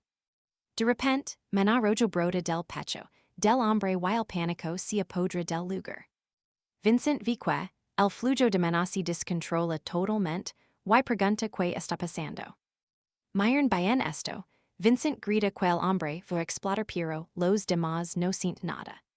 Solo Vincent puede percibirlo. El maná agrieta la piel del hombre y sus ojos brillan por la sobrecarga masiva. El cuerpo comienza a reventar y Vincent les advierte a gritos del peligro inminente. El hombre estela. Raven grita desesperado porque Vincent está justo en el centro del impacto. La gente huyeron mientras Cercan crea una barrera de hilos para proteger a Raven. Raven insiste en que deben salvar a Vincent, sigue atrapado dentro del estallido. Mientras la explosión crece, Vincent la rebana por la mitad, dejándolos en shock total. Que al suelo agitado y Raven corre a su lado, Cercan no puede creerlo. Pensó que el estallido lo había devorado, pero Vincent cortó la misma energía del aire. Raven se lo leva mientras Cercan revisa los restos. Vincent comprende que casi mura. Julian comenta que tiene suerte de que su corazón no estalera al usar la espada absoluta. Al llegar a la habitación, Vincent les pide que lo vigilen mientras entra en meditación. Porque Vincent confía tanto en ellos, piénsenlo bien. Atentos, Vicent dice que Cirillo es de séptimo círculo. Daria igual si meditara o no, si Cirillo decidiera acabar con él. Cirillo lo insira, and alamber y vicent si pone a meditor. Ramiro pregunta como sobrevivio y Cirillo cree, que vicent partió la explosión. Ramiro no si lo cree. Cirillo dice que las options eran 50-50. Aunque el hombre estalo, el cuerpo sigue casi intacto por el golpe. Luego empieza a evaporarse y haste el gran Cirillo, queda muy impactado. Ramiro dice que lo entiende y Cirillo le pregunta a qué se refiere. Fijos bien, Ramiro llama loco a vicent y ansia retarlo a duelo ahora. Por la noche vicent sale del capullo, tardo más de lo esperado aquí. Nota que Ramiro si durmió sin preocuparse tras todo lo que sucedió. Julián menciona el maná del muerto y vicent culpa al emperador Carmesí. Julián duda si el hombre era un luchador o solo un simple recipient. Ramiro cree que era un preso inyectado con maná antes de enviarlo. Vicent sospecha que los ancianos del conclave están tramando algo muy grande. Cirillo lega y pregunta por qué no huyo, sabiendo que el hombre estelaria. Vicent dice que había demasiada gente, incluso una mujer con su bebé. Cirillo pregunta si eso importaba, más que su propia vida y objetivos. Vicent pregunta que habría hecho Ramiro y si cree que lo abandonaría. Cirillo lo entiende, aunque admite que casi nadie actuaría con tal honor. Luego dice que Vicent porta la mejor espada de los Alarcón, el agrades. Por respeto, Cirillo decide retirarse de la misión de casa ahora mismo. En las sombras aparece una figura con el trasco, exigiendo absoluto silencio. Creedme, pronto el monstruo podrá devorar a Vicent del Arcón y Ramiro. En el bosque, Ramiro camina, terroriendo con ganas de cazar al trasco pronto. Vicent no siente Cirillo cerca y vi que cumplió su palabra. Recuda habrá preguntado. Cirillo dijo antes que si iba porque para el Ramiro es prioridad. Si todo empeoraba el mismo materia, al trasco para no frenar el crecimiento agino. Quier ver haste donde lega, Vicent usando solo una espada honesta ahora. Así que promete no interferir. A Vicent le haste gracia, tener a alguien tan fuerte piándolo así. Julián dice que debió sanar del todo, y volver unos días después. Vicent no está de acuerdo. Esperar solo haría que el peligro creciera más. Ramiro pregunta a donde van. Vicent dice que al nido del trasco. On no puede sentirlo, así que su base real debe estar lejos. Ramiro duda como encontrarlo, y Vicent decide hacerlo a la antigua usanza. Ramiro dice que sin un rasgo especial rastrearlo, será una tarea imposible. Vicent explica que el trasco es enorme y debió dejar huellas visibles. Domina este método cazando monstruos, y empieza siguiendo el rastro de sangre. Pronto encuentran marcas de guerras, huesos y pisadas por todo el camino. Ramiro está impresionado aprendiendo de él, pero a Vicent le parece fácil. Las pistas son demasiado claras, como si alguien quisiera que los sigan hoy. Y justo entonces, activa una trampa. Una explosión estela, pero esquiva en la mina mágica, que lo cura verdad. Fijos bien, hoy veremos como una simple misión se vuelve una carnicería total. Rodrigo clava su espada en la tierra, enviando potentes rayos por toda la zona. La descarga alcanza un mego oculto, que detona una explosión eléctrica masiva. Rodrigo advierte que el fuquin les tendió esta trampa mortal. El villano alaba su astucia, se presenta como Valerio y agrades que aceptaron su invitación. Rodrigo pregunta quién lo contrató, y Valerio revela que su cabeza vale 100 millones. Rodrigo piensa que el villano habla demasiado. Valerio sentencia que nadie saldrá vivo. En ese instante, el engendro aparece tras ellos. Los héroes atacan de inmediato a la criatura provocando un grito desgarrador. Rodrigo se percata de que el monstruo ha reflejado todos sus golpes. No parpadees, Valerio les lanza proyectiles mágicos recordándoles quien manda aquí. Aunque esquivan el ataque, Rodrigo siente un dolor agudo pues sigue herido. Valerio se burla de ellos preguntando si de verdad creen poder vencerlo a él y a su quimera. Rodrigo decide actuar, Piero unos cables magicos atrapan a Beltran y explotan. Sergio admite, su sorpresa al ser descubierto. Pues Rodrigo sabía que nunca dejaría solo a su aliado Ramiro. Ramiro grita horrorizado, al ver que el cuerpo de Beltran ha desaparecido por completo. Al instante, Beltran se teletransporta de regreso. Beltran reconoce a Sergio como el rey de los asesinos, del reino de Vártiga. Ramiro está confundido mientras el asesino se asombra de que, on lo recuerdan. Apretando sus cables, Sergio jura que Beltran no escapará esta vez de su trampa. El hechicero sonríe, diciendo que las cosas han cambiado. Ahora planea crear una quimera superior usando los cadáveres de sus enemigos. Rodrigo ordena el ataque y todos se lanzan a una batalla frenética. Rodrigo usa su técnica prohibida, pero el engendro bloquea el maná con su cuerpo. Mirad esto, Beltran empieza a dominar a Sergio, quien admite que él no está hecho para el combate abierto. Mientras violan los hechizos, Sergio le grita que es un pésimo domador. Beltran responde que solo usa su collar de esclavitud para someter a las bestias. Con un chasquido, el monstruo ataca a Sergio con una fusa devastadora. El asesino apenas escapa y confirma que la criatura posee escamas de dragón. Explica que pertenecen a una especie extinta con una resistencia mágica absoluta. Beltran empieza a golpear al engendro por casi herirlo, a él también. El monstruo se vuelve inestable, como si estuviera a punto de rebelarse. El mago sigue golpeándolo, advirtiendo que jamás escapará del collar y que drenará su sangre de dragón si vuelve a fallar. Rodrigo pregunta sobre objeto y Sergio aclara que controla a la bestia. Rodrigo cree que on existe una salida. Mientras el mago castiga la criatura, Rodrigo prepara un plan final. Beltran nota que han desaparecido, y es atacado por los cables de Sergio. Ramiro arremete por la espalda, pero el hechicero vuelve a usar su teletransport. Entonces, Ramiro activa su lanza sagrada y Beltran usa al monstruo como escudo. Atrapa el arma y lanza al guerrero por los aires riendos de ellos. Beltran esquiva por poco la espada de Rodrigo en su segunda forma.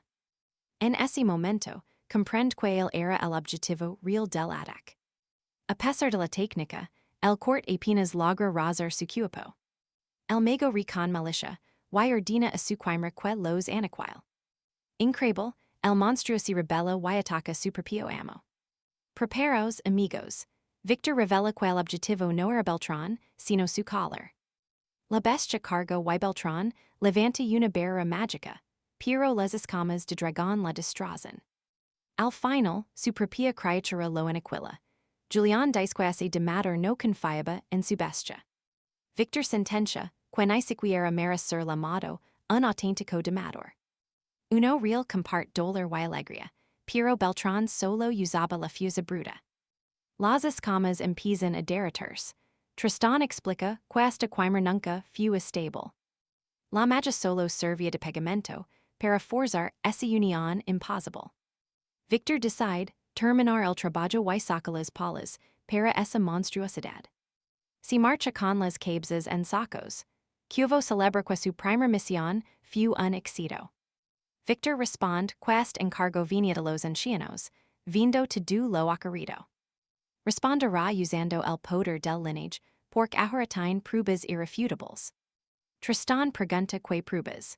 Victor lo señala y, atentos a esto, lo llama rey de los asesinos. La cabeza del muerto tiene marcas de los hilos de Tristan. Así que Victor le agrades haber facilitado tanto las cosas. Tristan suspira al notar que se ha metido en algo peligroso. Alguien apersa planeando. Dice que es impresionante, aunque el mayordomo recibió una paliza. Es la gran meister, quien que el regent la encontró en su descanso. Confirma que la misión fue exitosa y pide ver el contenido de los sacos.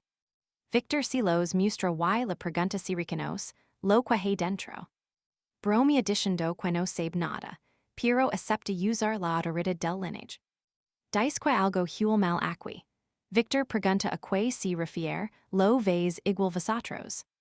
Sospecha quan anciano ayudo, a caiden durante el torneo de intercambio. Hugo de Sarmiento tramo el engaño, mientras el conde Teles perseguía Victor. Es que son viejos amigos. Envía una carta y la pasa to do el trabajo sucio Albarán Vargas, quien estela de pura rabia. Ahora le toca hacer horas extras. Un soldado le entrega el informe de Victor. Le sorprende lo bien escrito que está el informe, así que ya no necesita otra versión. Al revisar los incidents, se pregunta qué demonios pasa dentro de la casa Valerius. El padre de Victor lee la carta y le pregunta qué está tramando. Frente a él, Victor confiesa que tiene dos sospechas muy claras. Primero, la misión fue una trampa diseñada, específicamente contra él. Su padre dice que eso no es problema. Victor asiente, no vino por eso. El verdadero problema es que la casa Sarmiento estaba involucrada. Es normal que un anciano lo ponga a prueba, pero usar a los Sarmiento cruza la línea. Y esos dos viejos son amigos íntimos.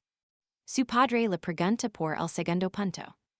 Victor dice que los ancianos implicados, quizá, no sabían absolutamente nada. El patriarca entiende por dónde va y le pregunta que opción vi más probable. Victor espera que si la segunda, mejor que son incompetencia unos cobards. De repente, su madrastra entra gritando que hay una emergencia terrible. Preguntan que ha pasado y ella dice que el conde Teles se ha quitado la vida. El padre de Victor se queda mudo, pero ella sigue. Teles se apuñaló el corazón, dejando una nota asumiendo la culpa de la misión. Victor asegura que es un suicidio falso. Ambos lo mueren perplejos preguntando por qué. Julián y Victor dicen que si Teles quisiera asumir la culpa, no haría esto. O lo mataran o si silencio. Conmigo descubriréis la verdad, no os lo perdáis. Vincent se niega a creerlo, y nosotros vamos a descubrir por qué. Un grupo tan osado para asesinar a un anciano, en tierras de los Denka. Para él, esto es una conspiración mayor y su madre nota, que él vi lo invisible. Ella pide al Gran Duque que le preste a Vincent y acepta que haga lo que quiera. Lama al joven y le explica que quiere examinar el incidente a través de sus ojos. Abren la puerta y encuentran al anciano muerto. Su madre le pide no forzar la idea del suicidio mientras se acerca para inspeccionar el cadáver. Ella piensa que será algo sencillo para él, pero Vincent detecta algo muy extraño. El arma está demasiado limpia y entró de un golpe, algo que un guerrero experto podría hacer. Vincent discrepa, un suicidio real parecería mucho más desesperado y doloroso. Sin importar con fuerte fuera el anciano, nada en esta escena parece un suicidio. Sin marcas de duda, asegura que este cadáver es probablemente falso. Ella pregunta de inmediato por el cuerpo real, y Vincent traslada la duda hacia Julian. Julian crea que ella lo sabía, entonces ahora. Vincent confiesa que no tiene ni idea y le pregunta al semidios que sabe. Julian sospecha que es ventriloquia de cadáveres por artes oscuras. Vincent le repite eso a su madre y ella le pregunta en que se basa. Vincent cuestiona si no puede verlo con sus propios ojos, pero ella confiesa que su bendición apenas distingue verdades y esto la supera por completo. Entonces lo sujeta con una presión gélida, y le exige saber cómo conoce las artes oscuras. Julian y Vincent se tensan al máximo mientras ella dice que el cadáver no le importa. Solo quiere descubrir de don saco el semejante conocimiento prohibido. En otro lugar, un hombre se asusta al verlegar al Gran Duque. El Gran Duque saluda con calma tras tanto tiempo y pide que le sirvan un té. En la reunión de ancianos, alaba el saber y pregunta si era el favorito de Tilavorn. Fijaos en esto, la tensión es tela y la mujer dice que el cadáver ya fue retirado. El Gran Duque piensa que ya deben haber limpiado sus propios rastros de culpabilidad. Ella le exige al grano y pregunta si viene a quejarse por la misión de Vincent. Él dice que el resultado few lamentable y ella si burla con crueldad. Vincen dib sur su favorito por ser hijo de quella mujer, sarvana de Heasley. Un anciano, bromia saber los celos de su esposa, y la posible objeción de los Helling. La mujer lo lama, disvergonzado y la pregunta por qué, insist tanto. Si pregunta por qué, cuida a ese chico si hizo, fuerte a costa de su madre. Eso lo transporta al pasado, recordando cuando suplicó a Sarvana usar cualquier medio para salvar su vida. Ella le pidió respetar su elección, criar a su hijo y no lograr su partida. Lino de rabia, recuda que ella le pidió lenar, el enorme vacío que digeria atrás. Si levanta liberando, una presión aterradora. La mujer, empapada en sudor, le pregunta por qué reacciona de esa manera tan violenta. Si burla preguntando si crea que nadie notaría como, tras la muerte de su esposa, alcanzó un nivel increíble y fue aclamado como un denka. Sugiere que cualquiera sospecharía que esa tragedia le abrió el camino hacia la gloria. Luego si pone en pie alaba Sarvana diciendo que todos lograron su pérdida. Sonriendo, añade que nadie podría estar más triste que aquel que tuvo que acabar con ella. El patriarca apunta su espada directamente hacia ella. Con un brillo púrpura, desata una bestia de energía que arrasa todo a su paso. Pero ella que ilsa, solo fue una alucinación nacida de su sed de sangre asesina. Y así nos deja esto, frente al poder absoluto de las nuevas estrellas. Es brutal. Bienvenidos, el patriarca revela ahora el nombre de Sarvana de Alenza. Mientras, Vicent y Julián buscan desesperados una salida de este lío. Vicent afirma que puede verlo y su madre exige respuestas inmediatas. Julián murmura que están condenados mientras ella duda que él vi el hechizo oscuro. Vicent intenta engañarla ocultando su ojo de la verdad, así que afirma que recibió una revelación divina. Su madre se sorprende, recordando lo que pasó en la gran asamblea de espadas. Vicent explica que al observar con sus sentimientos, las revelaciones ligan a él. Así lo encontró, nota que el ojo de ella no reacciona ante su mentira. Ella lo ordena no contárselo a nadie. Julián no cree que el engaño funcionara. Pregunta que dijo el Dios y se reveló, don se oculta el traidor Temuvan. Vicent le pide ayuda a Julián. Julián dice que si ella no lo siente, usa en una cantidad enorme de magia oscura. Temuvan ha consumido casi toda su fuerza vital. Vicent lo cuenta y ella sospecha de terceros. Julián lo duda, Temuvan ya no tenía valor para nadie. Sin ayuda de nadie, si forzo al limite y sigue escondido en algún lugar de esta sala. Ella no lo cree, entonces Vicent decide pedir un favor muy especial. Quiere que ella misma le corte la cabeza a Temuvan con sus manos. Ella dice que morirá igual y pregunta si Vicent puede forzarlo a salir.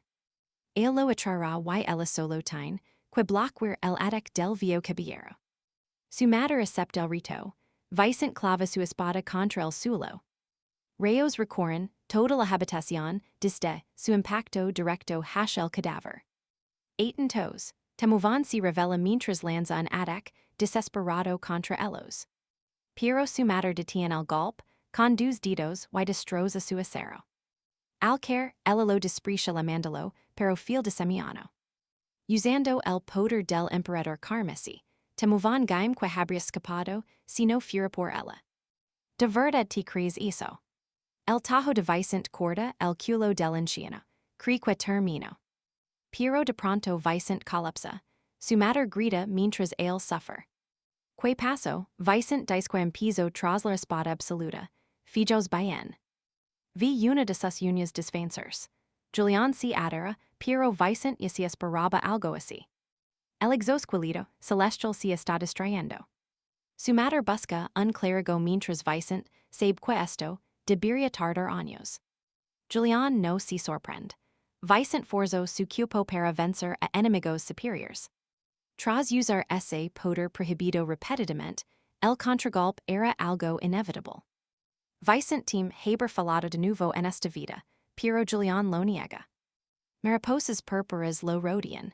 Admite que vicent fu temerario, pero valio la pena. Sin vicent.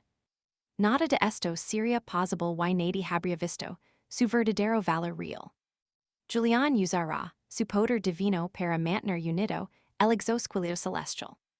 Vicent lo ordena que pero Julian sabe que su propia existencia se borrará.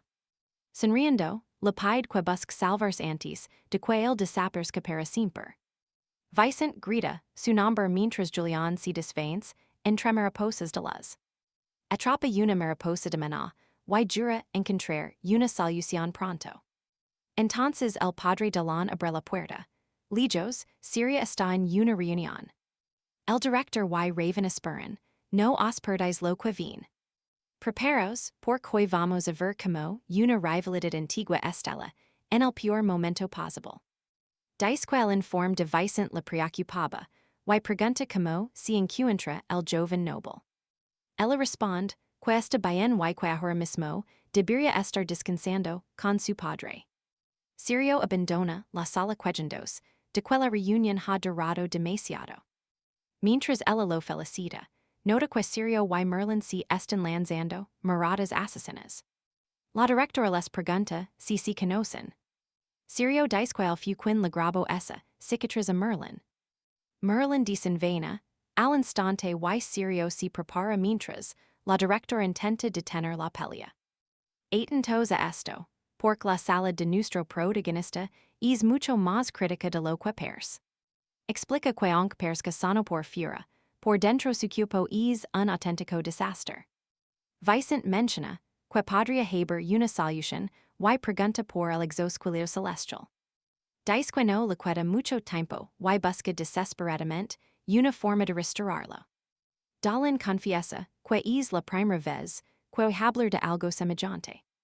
Vicent empieza a creer que no hay esperanza para él ni para Julian, pero Dalan tiene un plan.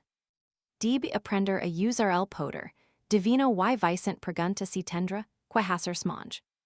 Dalan dice que es una posibilidad, pero que no hay tiempo suficiente. En su lugar, le dice que vea la tumba del rey celestial.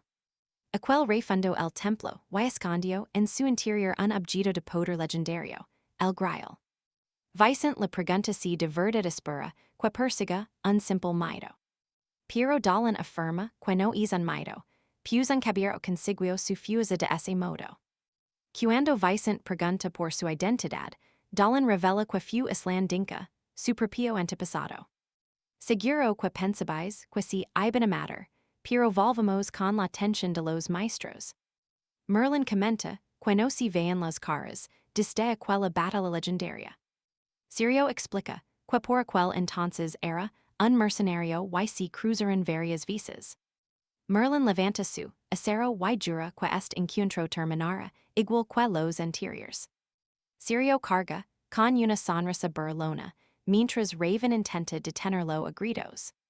Justo antes del choque de espadas, la directora interviene para frenarlos en seco. Les advierte que son maestros de cadetes y que si no esperan a salir de la fortaleza, los matará ella misma. Merlin observa más tarde como Dalan intenta evitar que Vicent entre solo en la tumba. Pero la decisión de Vicent ya es firme y definitiva. Los demás lo escuchan y Cedric bromea, diciendo que seguro busca otra aventura. Le dice a Merlin Falker que terminaran su duelo luego y excepto el desafío.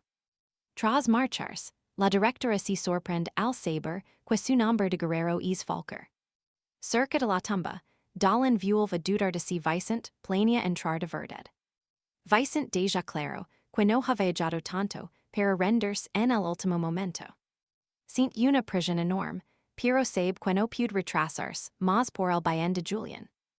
Dalan le advierte que nadie ha salido vivo de allí y que desconocen que hay dentro. Vicent le cuestiona entonces por qué le habló de este lugar en primer lugar. Al fin y al cabo, con los guardias podría haber legado sin un sacerdote de segundo rango. Dalan le pregunta si conoce al rey santo Laimegar. Vicent dice que sabe poco, recordando lo estudiado. Laimegar fue el hero que fundó la religión Gaia y murió peleando contra el arquidemonio Davin, pero su historia se perdió. Dalan revela que el herido, el poder del rey y que los sacerdotes portan una proficia. Solo aquel que haya morado a la muerte y, reconocido, a Dios encontrará el graal. Y así nos quedamos, con un misterio que solo Vicent podrá resolver. Menu de locura, verdad. Quedaos conmigo por que descubriremos, si Vicent es realmente el caballero, elegido por la proficia. Confiesa que sintió un miedo real al saber que Vicent entraría en esa tumba maldita. Vicent le pide cama. Él es el guerrero bendecido por el mismísimo Rey Santo. Entonces cruza el umbral. Donavi como la magia oscura engul la entrada por completo. Junta sus manos confusa y empieza a rezar por su salvación. Mientras Vicent baja las escaleras hacia la negrura absoluta, nota que el descenso parece no tener fin. Lama Julián, pero pronto recuerda que su voz no llegará a nadie en este lugar. Incluso tras 10 años de cautiverio, estar tan solo le sigue afectando profundamente. Perdido en las sombras, se pregunta si ha pasado por alto alguien de tal crucial. De repente, una voz gala de la advierte que no mira atrás, sino queer quedar atrapado para siempre. Vicent desenvaina su acero y exige que el desconocido de la cara de una vez. Una les surge de la nada y, las sombras cobran vida ante sus ojos.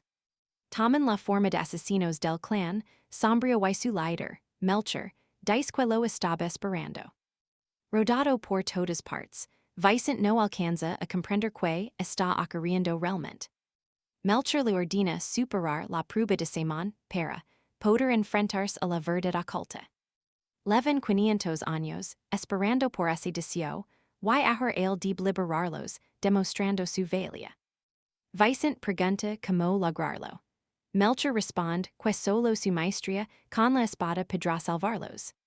Vicent decide usar la legendaria técnica de los edecanes. Disguerra las sombras con su tajo de media luna, proclamandos descendiente de Alfonso Valiant.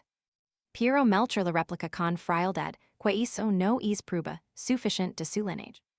La tumba retumba confusa mientras el duelo estela en un intercambio de golpes frenético. Atentos a esto, las sombras intentan destruirlo, pero él responde con una tormenta de rayos que las aniquila. Al esquivar, Vicent se da cuenta de que sus ataques físicos no logran detenerlas. Entonces, Melcher ataca por la espalda. Vicent recuerda que no debe mirar atrás por nada. Así que recibe el impacto de Lino. Melcher le exige que se rinda ahora mismo.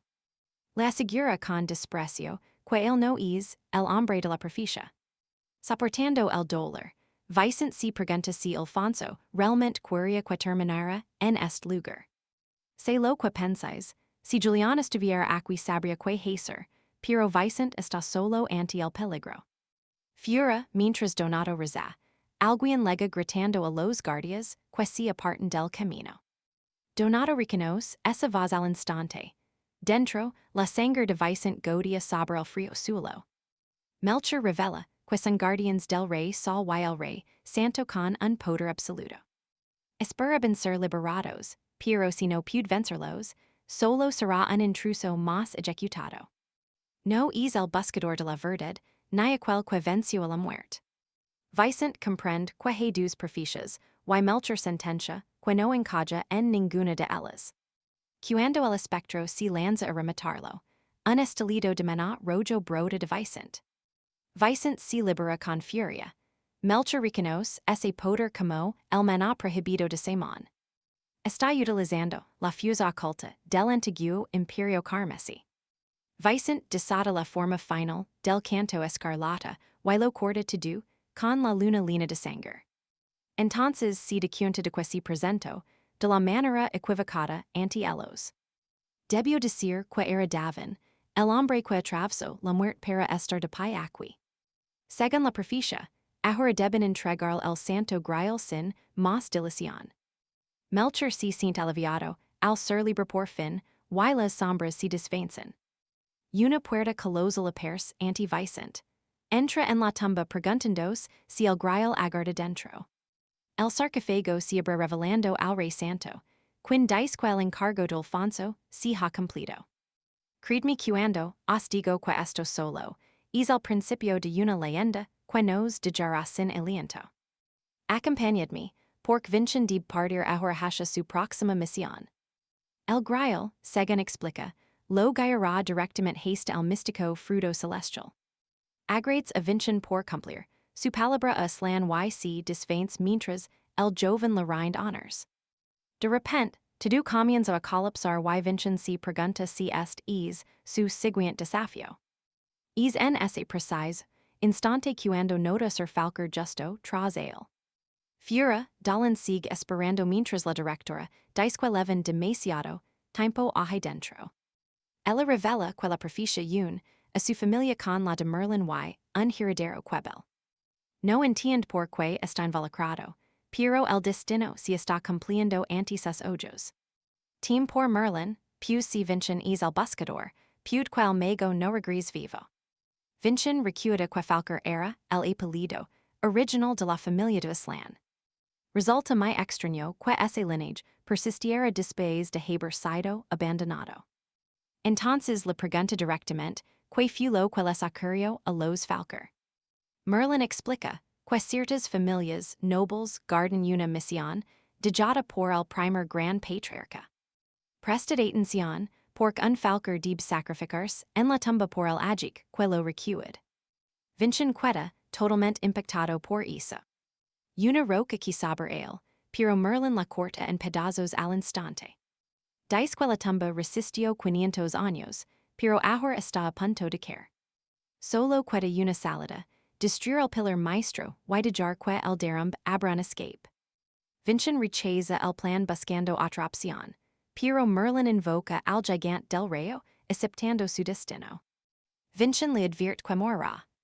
Merlin recuerda que, al conocerse, Vincen promptio que jamás olvidaría quién era él. Aquello conmovió su corazón porque sintió que su momento final había llegado. Afirma que no hay mayor honor que cumplir su misión y llama a Vincen gran alumno antes de atacar. Pero Vincen bloquea el golpe y le pregunta si esas son de verdad sus últimas palabras. Vea acaso creéis que el nombre falker significa tan poco para él. Si él fuera el verdadero Islan falker, jamás tararía su vida por una simple misión.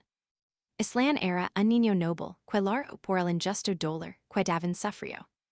Él jamás abandonaría a sus propios descendientes así. Merlin grita que si siguen discutiendo, ambos terminarán muriendo en es lugar. Vincen asegura que ambos sobrevivirán porque Merlin planeaba gastar todo su poder abriendo el paso. Si Vincen se mueve mucho más rápido, el mago no tendrá que agatarse. Comienza a concentrarse intensamente activando todas sus bendiciones. Merlin ve como fluye la energía y Vincen estela en poder dando la señal necesaria. Merlin desenvaina y destruye el pilar para que Vincen corra hacia la salida abierta. Justo cuando está cerca de escapar, su energía se agota de forma repentina. Mientras que, Merlin lo atrapa, sonriendo y lo ordena que encuentre la verdad pase lo que pase. Entonces USA, sus rayos, y lanza Vincen fuera de la tumba colapsada. Vincen grita, desesperado por su maestro, pero un destello cruza el air velozmente. La directora lanza su látigo, rompiendo los escombros, y atrapando la pierna de Merlin. Él sobrevive aliviado, mientras ella dice que el nombre que estaba ahí para salvar a un falker. Vincen despierta, gritando y encuentra a su maestro, descansando plácidamente a su lado. La directora comenta que para alguien que tal caos en el lugar. Durmió de maravilla, y pregunta si consiguieron el objeto. Vincen confirma que es el Graal y pregunta si desean verlo de cerca. Al tocarlo, Dalin absorbe su poder sacro y nosotros nos vimos en la próxima aventura.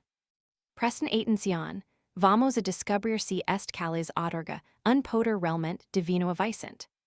El director, Esquido, dice que el agua leva hace 500 años y él on queer beberla.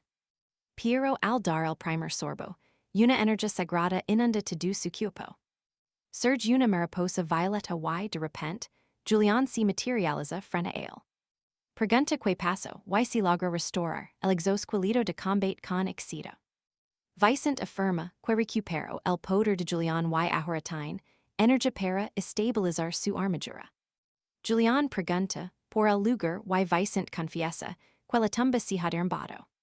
Julián suspira al ver el desastre que ha provocado nuevamente. Pronto, los periódicos difunden la noticia y todo el reino empieza a murmurar. Su madre lo le extrañada, él debería estar en cama, pero Vicent asegura que sano rápido. Baja el papel furioso diciendo que salta la vista, viendo el caos que causó. En el templo de Gala, Dalin defiende Vicent, no tenía motivos para destruir la tumba. Pero un hombre dice que Dalin es blando, fíjense bien, a estos tipos no les importa el porqué. Se trata de Nelio, un sacerdote de primer rango. Lo que cuenta para él es que Gala perdió un tesoro histórico. Dalin intenta replicar, pero el clérigo golpea la mesa exigiendo una compensación por los daños sufridos. Para mantener los 500 años de confianza entre Gala y Edinca, pueden pedir una donación muy justa. Los demás clérigos asienten. Dalin sospecha que planean quedars con todo ese oro. Entonces entra un anciano diciendo que todos están decepcionados con la conducta de Vicent también. De pagar por el desastre, el viejo desenvaina y sugiere que cortar el brazo es cuerdo basteria. La madre de Vicent le advierte que no imagina el problema en que está.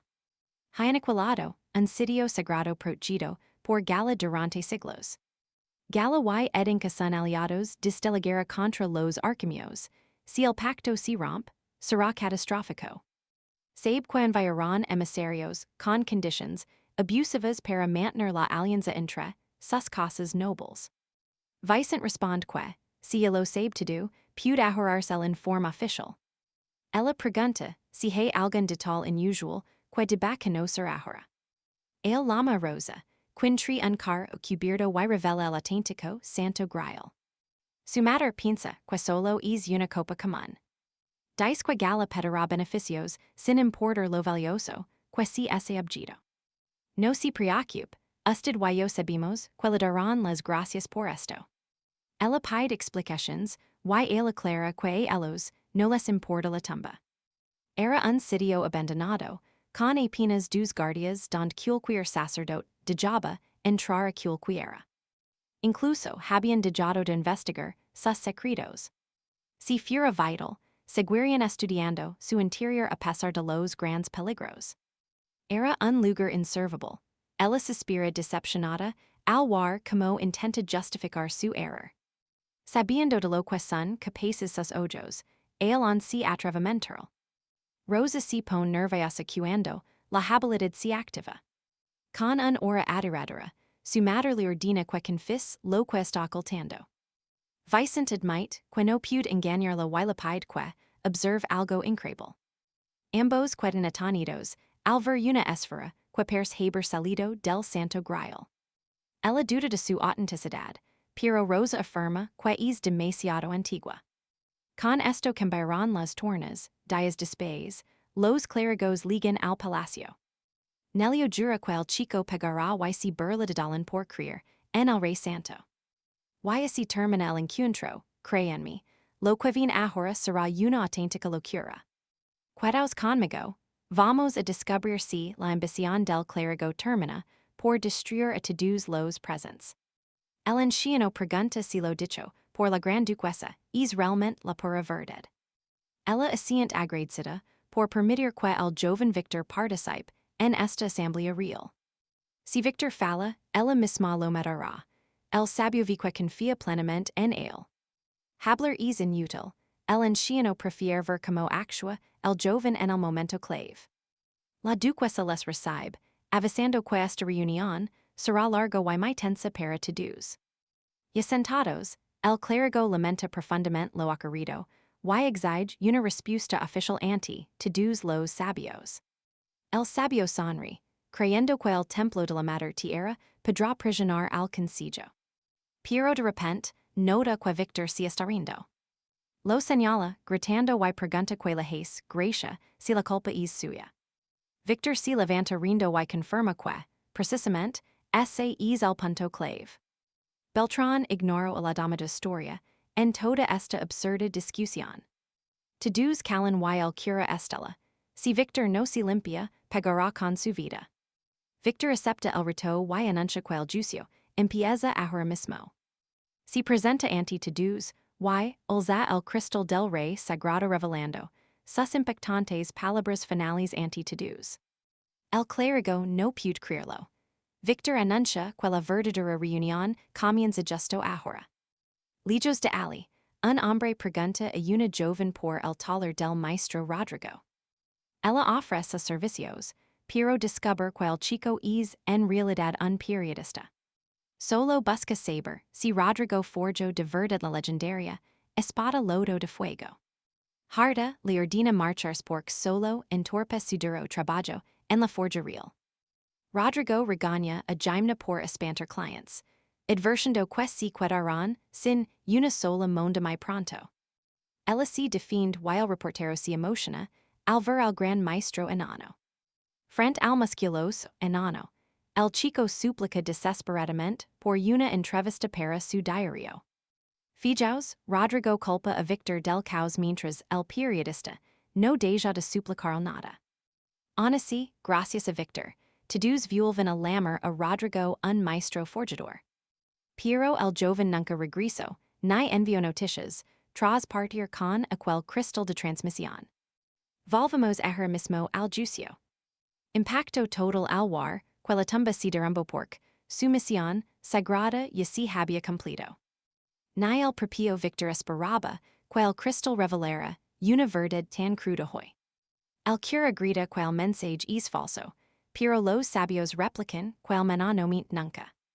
Victor saca el santo grial diciendo que todavía queda mucho más por mostrar ante ellos.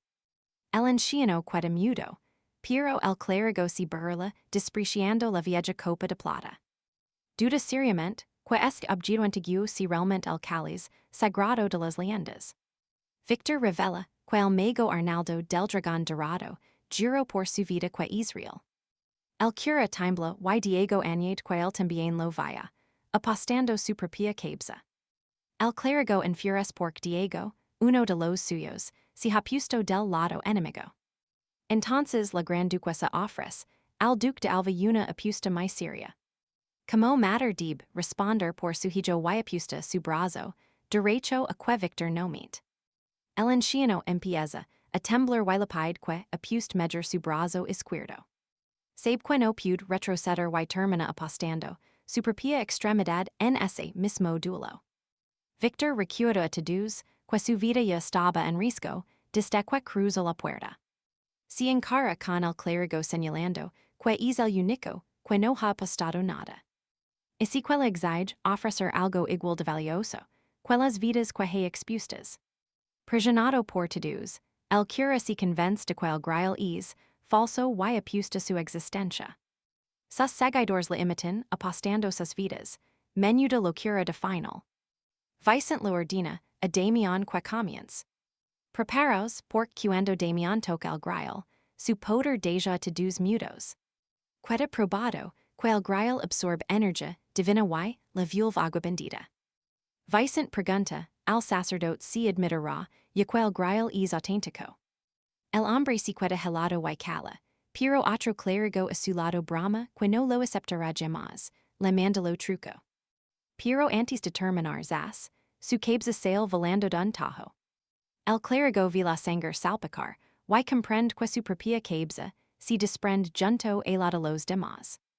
El anciano pregunta que ocurre y entonces le surcen en un brazo, haciendo el gritar de puro dolor.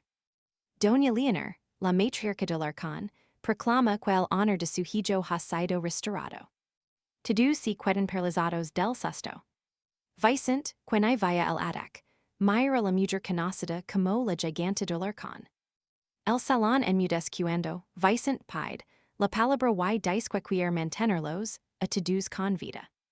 Con el santo grial y los sumos sacerdotes, todavía hay esperanza para ellos. Su madre pregunta por qué. Vicente dice que no quiere ser un niño protegido.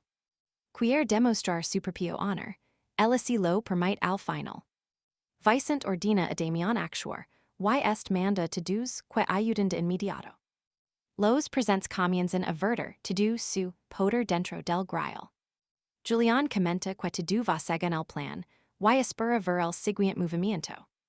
Al recuperar el conocimiento, el sacerdote se pregunta cómo es que ha regresado. Damian pose el grille, en la mesa, y celebra volver a verlo con vida. Luego pide al anciano que se acerque, para que puedan restaurar su brazo. Pero cuidado, Vicent intervene y dice que el viejo no recuperará su brazo. El anciano exige saber el motivo. Vicent dice que, siendo un guerrero tan honorable, no quería recuperar un brazo que ha puesto con tanta valencia.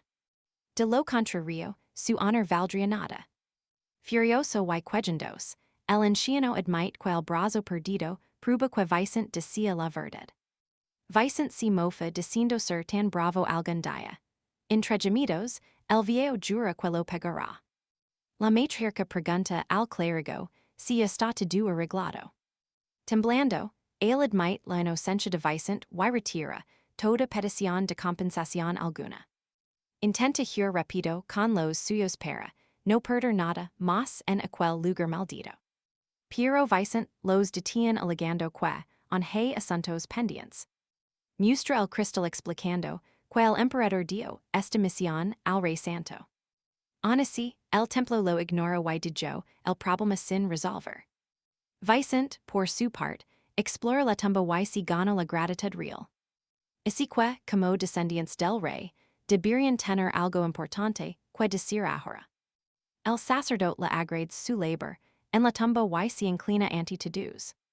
Julian dice que es el mayor respeto en Iberia, pero al abrirse la puerta, el clérigo jura venganza y entran los reporteros. Ven a los sacerdotes erdelados y comienzan a sacar fotos sin parar ni un segundo. El clérigo les grita que paran mientras el anciano intenta lamer a la guardia. Se niega a dejar que Vicent gain todavía más. Cita una ley que prohíbe publicar lo ocurrido en esta reunión privada de nobles. Vicent aclara que cualquier cosa que traiga honor y beneficio a los alarcón puede publicarse. Solo olvido esa última parte y, lo miran como lo miran, esto es claramente bueno para su casa.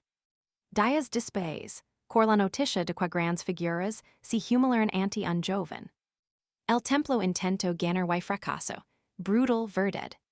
Acompañadme, por que veremos si Donato Hayes, bien al entregar el santo grail. Vicent dice que, tras heredar el poder real, nadie es mejor, y como necesitará fusa divina, lo confiará a alguien leal. Donato comprende que ante esa lógica no tiene forma alguna de discutir. Aprieta los puños admitiendo que el templo está corrompido ahora mismo y team quedarse. Team que, de permanecer ali, terminaría usando el santo grail de la forma equivocada. Luego pregunta si Vicent confía plenamente en él, y la respuesta es afirmativa. Donato fu quien le dio la piedra milagrosa, y Vicent sabe que usará el grail para el bien. Donato le pide confianza ciega y la aconseja que no se exige demasiado. De pronto, Rosalia abre la puerta avisando que debe estar listo de inmediato. Su madre decía cenar con el y el rostro de Vicent se ilumina. Durante el banquete, la matriarca le pregunta si piensa regresar pronto a la fortaleza. Él responde que, como on es un simple cadit, su deber es volver. Prestad atención aquí, pues esta cena es con una tensión que casi se puede palpar. Vicent le pregunta si todavía se siente tan nervioso en presencia de ella. Julian confiesa que antes se cuidaba para que ella no notara que fingía ser un inútil. Vicent asegura que ya no hay motivo para los nervios tras sus grandes logros. Su madre toma la palabra para anunciar que desea otorgar una justa recompensa. Trajo grandes beneficios a la casa Valerius, así que reconoce sus méritos y pregunta que desea. Vicent le pide apenas un poco de tiempo para meditar bien su respuesta. La matriarca lo interpreta como una revancha por no haber manjado ella misma todo. Al decidirse, Pied realizar el examen do ascenso, y ella dice que subestima su poder. Podrían nombrarlo cadit del rango que quisiera, pero Vicent se siente satisfecho así. Ella pregunta el porqué y él responde que es el camino más adecuado. Esa prueba es muy competitiva, y solo se celebra dos veces al año. Si usara su influencia, robaría el sitio de otro, y prefiere subir por su esfuerzo. La matriarca afirma que esa opción es lenta, pero lo llevará mucho más lejos. Ya sabes como es, el deber devora los ideals, pero Vicent sigue fiel a sí mismo. Recibirá una misión que servirá como examen de ascenso, y ella estará apiándolo. Vicent se lo agrades con sinceridad. Junto a su carruaje. Su madre lo vi partir, y ordena a Rosalia preparar, todo para redactar la misión. Rosalia pregunta cuál será el encargo, y la matriarca responde que era Meltina. Rosalia cuestiona si es la ciudad que gobierna la ambiciosa familia Vega. Un lugar que rebosa oro sin razón clara, quizá porque si lo roben al pueblo. Pregunta si Vicent irá atacarlos, pero la matriarca dice que eso sería excesivo. Su misión real será escoltar al sacerdote de la diosa que enviarán Hashallah. Rosalia duda, y que el humillo al templo y aharadib procura uno. El líder de los Vega es codicioso, y podría sobornar al cura para matar a Vicent. La matriarca sabe que habrá peligro, pero recuerda que su hijo siempre elige el bien. Es arriesgado, pero por algo se le llama un verdadero examen de ascenso. De vuelta en la Academia Real. La directora lo recibe felicitándolo por un logro tan asombroso que hasta la ha conmovido. Vicent comenta que se la viralmente feliz por la noticia. Es porque él se encargó de Tilavan, y ella celebra haberse librado de esa escoria. Vicent nota su desprecio, mientras ella revela que Tilavan quería hacerla su concubina. Vea ser verdad. Preparance, porque hoy acompañaremos a Vicent en una misión que cambiará su destino para siempre. Vicent pregunta su destino y el barón menciona Maltosa, la lejana ciudad del sur. El joven noble reconoce el nombre de ese lugar al instante. Al escucharlo, Roxana pide permiso para unirse también a la expedición. Maltosa es famosa por su barra y aunque colinda con Galata, no existen guerras registradas. En sus recuerdos, esas dos familias nobles siempre estuvieron fuertemente vinculadas.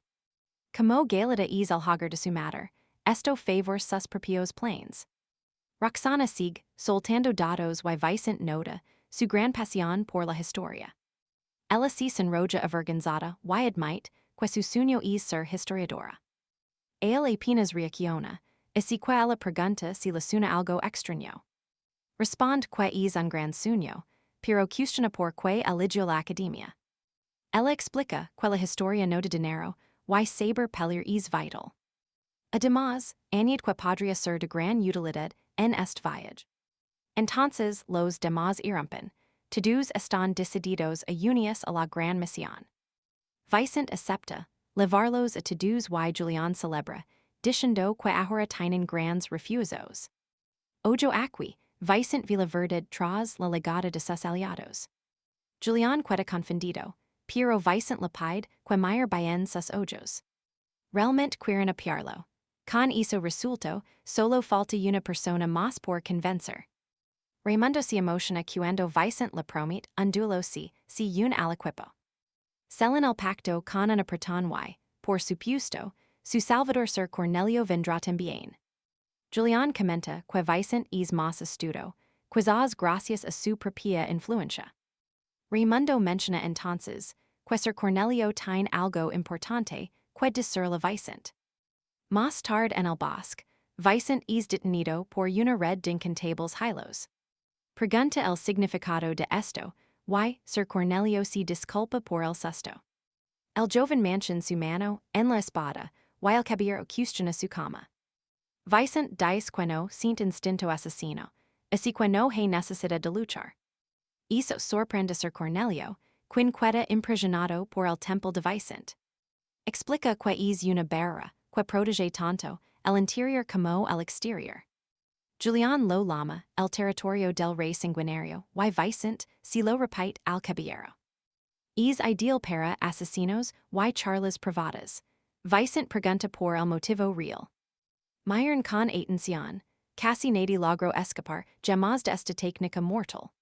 Solo un hombre escapó. Merlin Fokker, aquel genio que aplastó su técnica por completo. Sir Cornelio terminó con el rostro herido, y todo el encuentro fue un fracaso. Tras perfeccionar su mana, logró que aquel golpe dejara solo una cicatriz. Tras volverse mayordomo hace 15 años, perdió todo rastro del gran Merlin Fokker.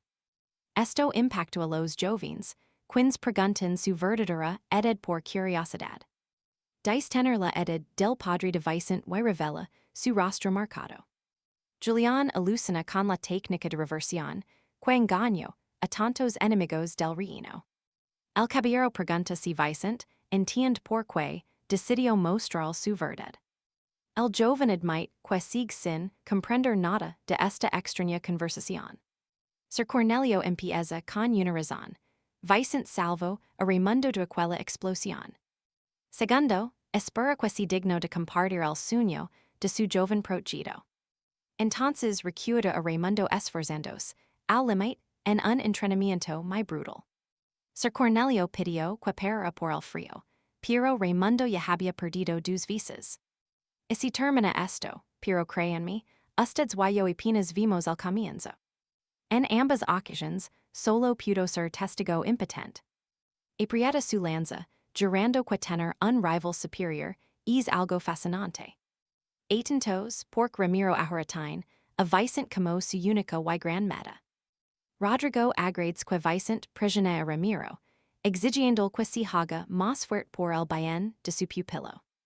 Pero si Vicente se vuelve patético, Rodrigo jura que lo matará con sus manos. Vicente lo llama, una advertencia aterradora y cuestiona quietain, que ver esa técnica con todo esto. Rodrigo explica que la crió para resistir el impacto del rayo de Merlin. No solo cambia el aspecto, reforma circuitos de maná, musculos y huesos del portador. Sabe que Vicente se ha contenido, debido a las limitaciones físicas de su cuerpo. Y aquí viene lo bueno. Rodrigo le enseñará el método secreto para no morir. Vicente, emocionado, acepta el trato sin dudar. Julio se entusiasma, pues esto estabilizará su exoesqueleto y le dará otra defensa, aparte del gran poder divino. Rodrigo solo pide una promesa cambio. Vicente no promete ser siempre la meta de Ramiro, pero jura que algún día superará a los legendarios cianos. Rodrigo acepta y, mientras Vicente medita, comienza a transferir todo su flujo de maná. Pasan 3 días, y el caballero Vargas entrega su informe final. Con todos listos, anuncia que el examen comenzará bajo petición oficial. Lady Estanza lo aprobó como prueba de ascenso, diciendo que todos den lo mejor de sí. Sobre los resultados, Rodrigo aclara que el director decidirá, y si que deberán esperar un poco más. Tras un saludo de absoluta gloria, parten en carruajes atravesando la fría nieve.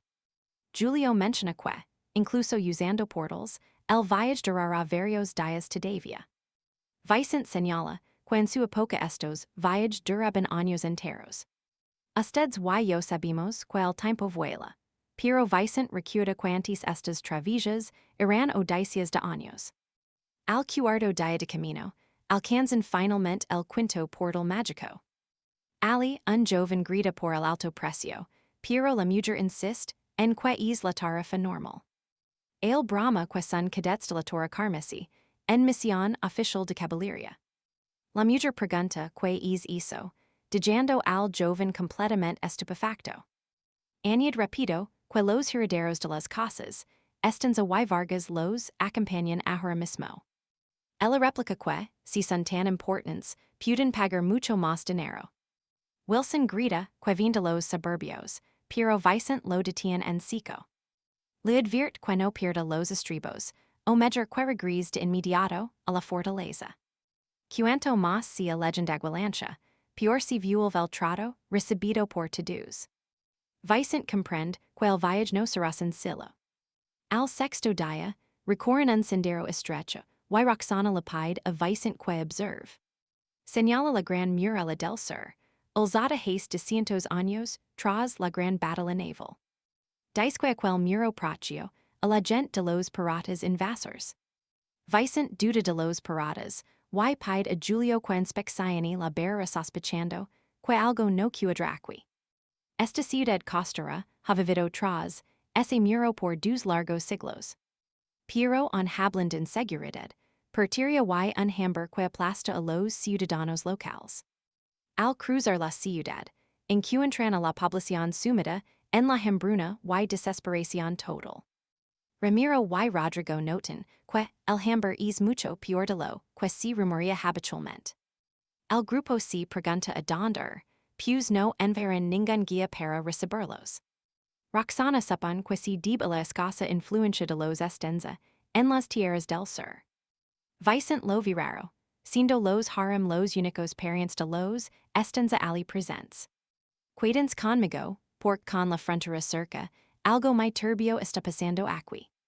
Atención, hoy veremos a Sir Vicent conocer al misterioso Padre Lisandro en el templo de Santa Gaia. Al mencionar su misión, el cura les ordena marchar por el bien de todos. Con una mirada inquietante, asegura que la ciudad está en paz y no requiere guardias.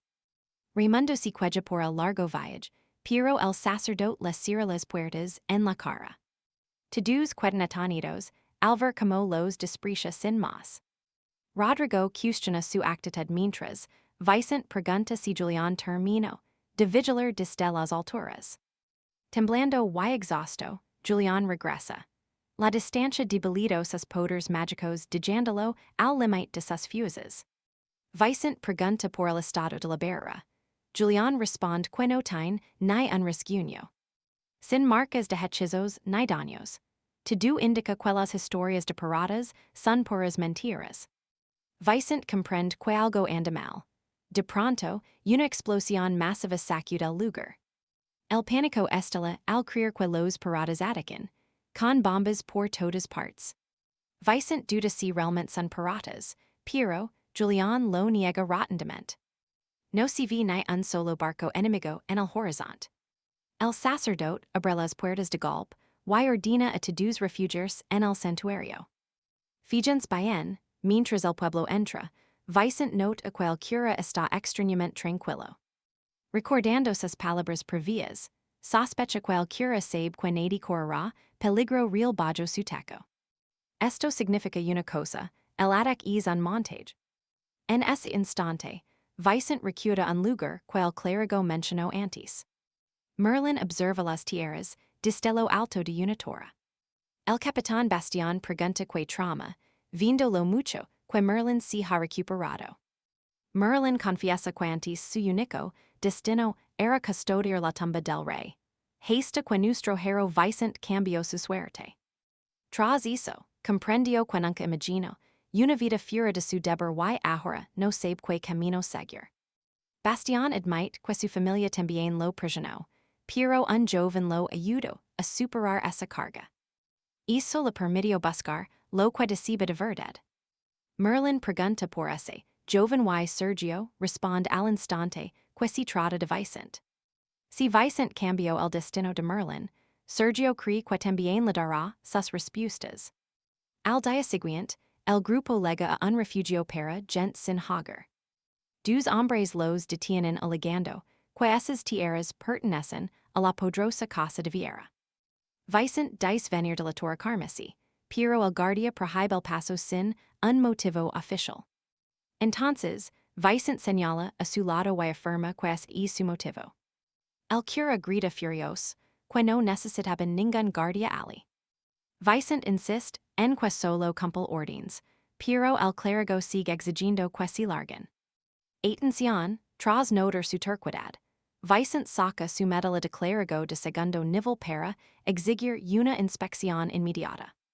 El cura aparta la medalla de un golpe y vuelve ordenarles que se marchen. Al ignorar ese el rango eclesiástico, Vicent confirma que definitivamente ocultan algo muy turbio. De pronto, Rafael cor pasando a todos y Abrelas puertas gritando, quel interior está repleto de misteriosas calles de madera. Los guardias quedan confundidos pues estaban vigilando la entrada sin pestañear. Cuando Rafael intenta inspeccionarlas, un hombre enorme lo agarra, advirtiendo que no toque nada.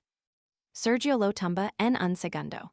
Vicent advierte que si ese hombre sale herido, todos tendrán problemas graves.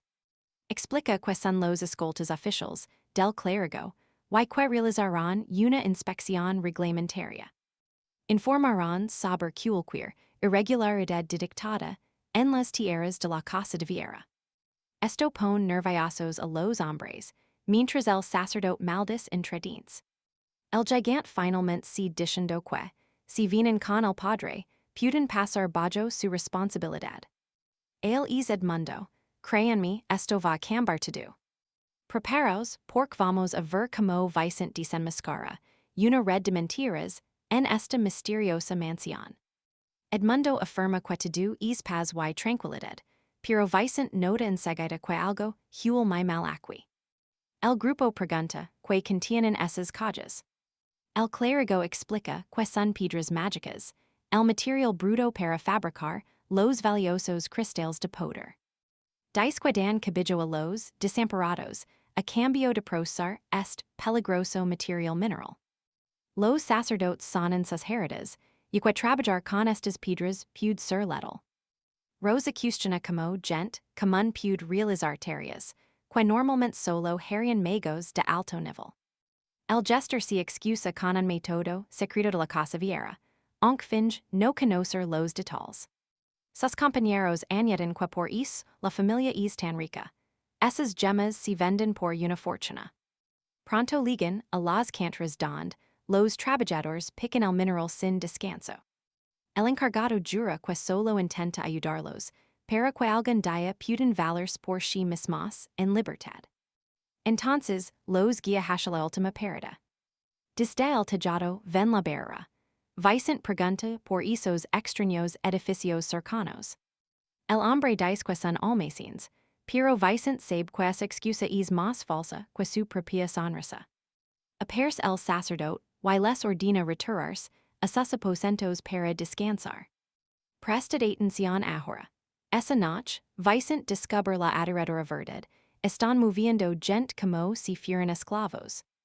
Los captors los azusan antes del alba. Entra en escena Elio, un despiadado maestro de armas de la Casa Viera. Un prisionero suplica clemencia, gritando que él no es un vagabundo. Dice que el cura lo engaño y ruga por su hija, pero el hijo lo tumba de un radalazo brutal. Con malicia, le pregunta donde vive para traer también a la niña al encierro.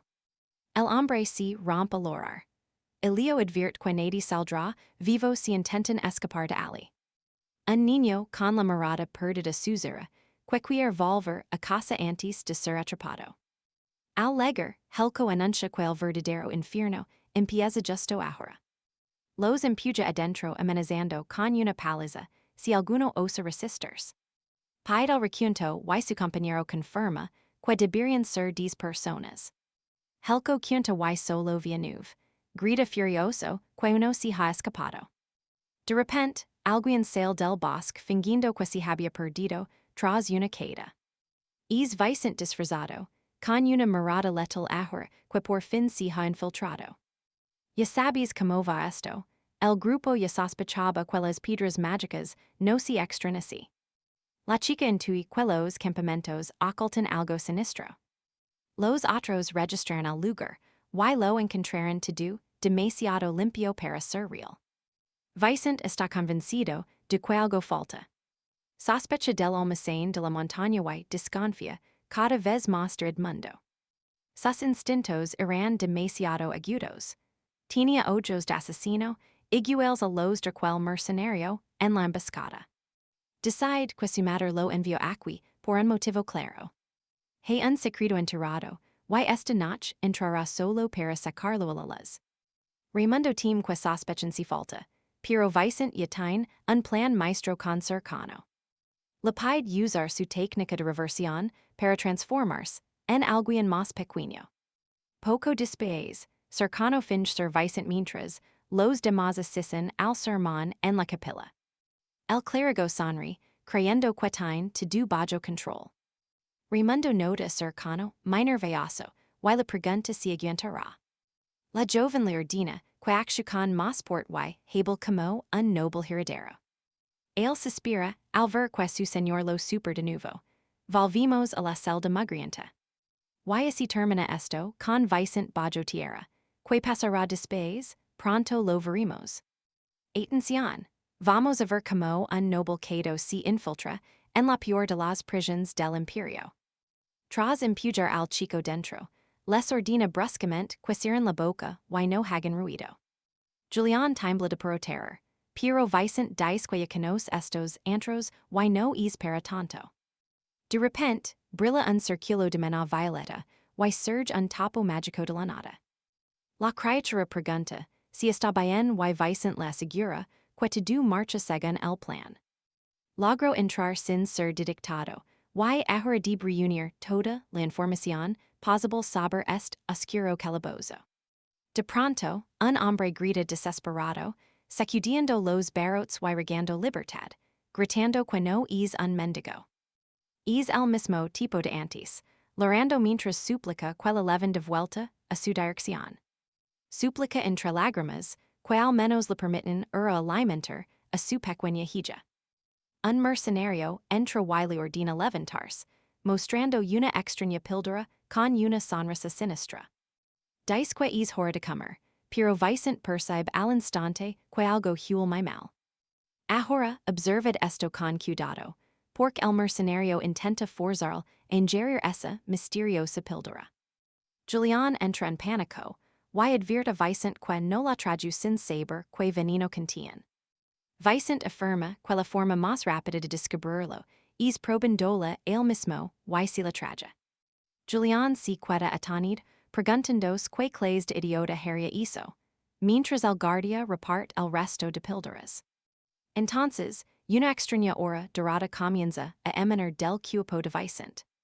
Vicent se zafa de sus grillets, usando una técnica para evitar que su cuerpo absorba la droga. Poniendo la mano en su pecho, explica que usará rayos para analizar la composición de la píldora. La ventana de la celda resplandece ante su inmenso poder. La luz se concentra en sus manos, por omena. Julián explica que si gente común, sin entrenamiento en arts martials, consume esta sustancia prohibida. El maná se acumula, en sus corazones hasta alcanzar el límite y estallar de forma violenta. Es peligroso, incluso para los guerreros. Pero aquí viene lo inquietante, porque obligarían a inocentes a tomar algo tan letal.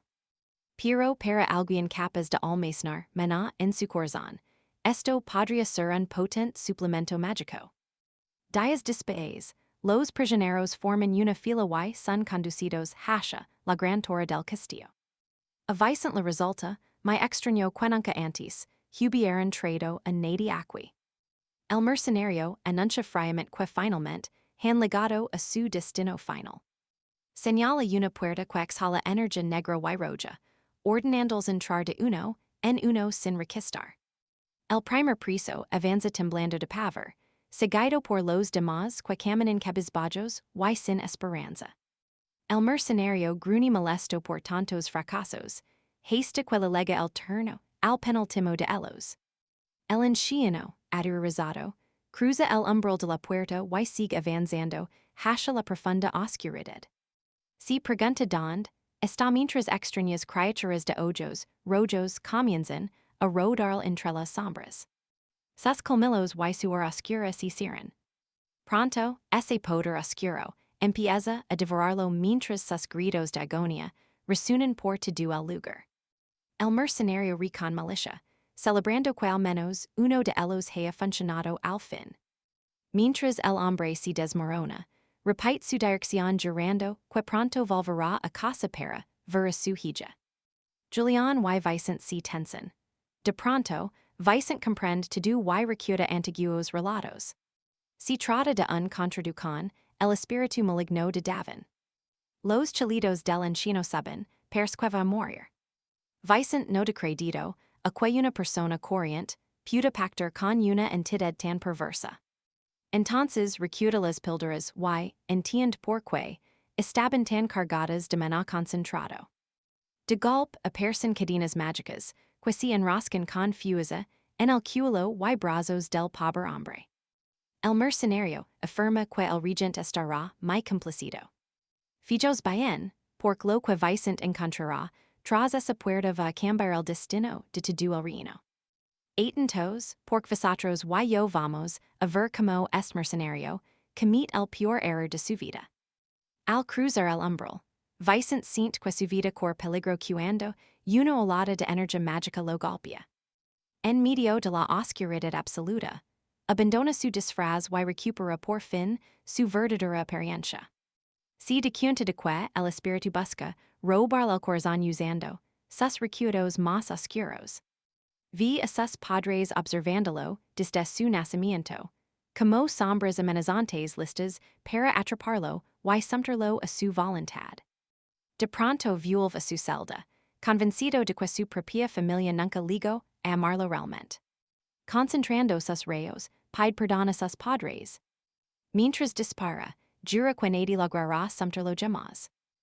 Una voz grita su antiguo nombre, pero él no se inmuta. El mercenario sospecha, y va a ver por qué Vicente se ha quedado quieto. Ahora mirad esto, porque de los ojos de Vicente brotan relampagos, que desatan una explosión devastadora. En el pueblo creen que los piratas están atacando la montaña. El clérigo está horrorizado porque sabe que ocurre. Sergio contempla atonido, como Vicente ha destruido casi media torre d'un golpe. El mercenario surge entre el humo diciendo que siempre supo que Vicente ocultaba algo. Ordena a todos los guardias que capturen al Chico inmediatamente. Vicente aparece tras él con su espada cargada de magia. El hombre se gira y bloquea un potente rayo ascendente que Vicente dispara con fuerza. Presume de su fuerza, pero en ese instante su espada se parte en dos pedazos. Vicente responde con un tajo limpio y veloz. El hombre grita mientras nuestro protagonista le recuerda que aún conserva su honor de caballero. No puede ignorar sus crímenes y revela su identidad real. Dos matones lo atacan, pero Vicente se desvanece en una neblina de nieve azulada. Se quedan congelados y confundidos por su desaparición. No tienen tiempo de reaccionar. Vicente los abate ambos al unísono. El mercenario se sujeta, el brazo herido, viendo que no deja de sangrar. Vicente clava su espada en el suelo justo a su lado. Le advierte que el rayo impide que la herida cierre, así que más le va buscar un médico rápido. El mercenario, usa una piedra mágica para pedir refusos a los soldados. Vosotros y yo sabemos que esto es parte del plan, pues los cadets vendrán tras los clérigos. Entonces se adentra más en la torre. Grita el nombre de Julián, anunciando que toda su conspiración será revelada. Todo perse en cama hasta, que otra detonación hace volar piedras, y polvo por los airs. Vicente avanza, implacable dejando a un guardia derrotado a sus pies. Los enemigos gritan que hay un intruso, tratándolo como a un simple mocoso. Vicente aterriza, mientras otros soldados salen, volando por el impacto. Los guardias cargan para evitar que llegue a la zona de producción. Su hora se vuelve dorada, y ejecuta su técnica destacada real. Con ojos brillantes, activa el poder del rey del martillo, y pulveriza todo un muro. Los otros guardias mueren aterrorizados al ver a sus compañeros caer. La electricidad lo rodea, formando una figura gigante de puro rayo que se prepara para el golpe final. Desata entonces una tormenta atronadora.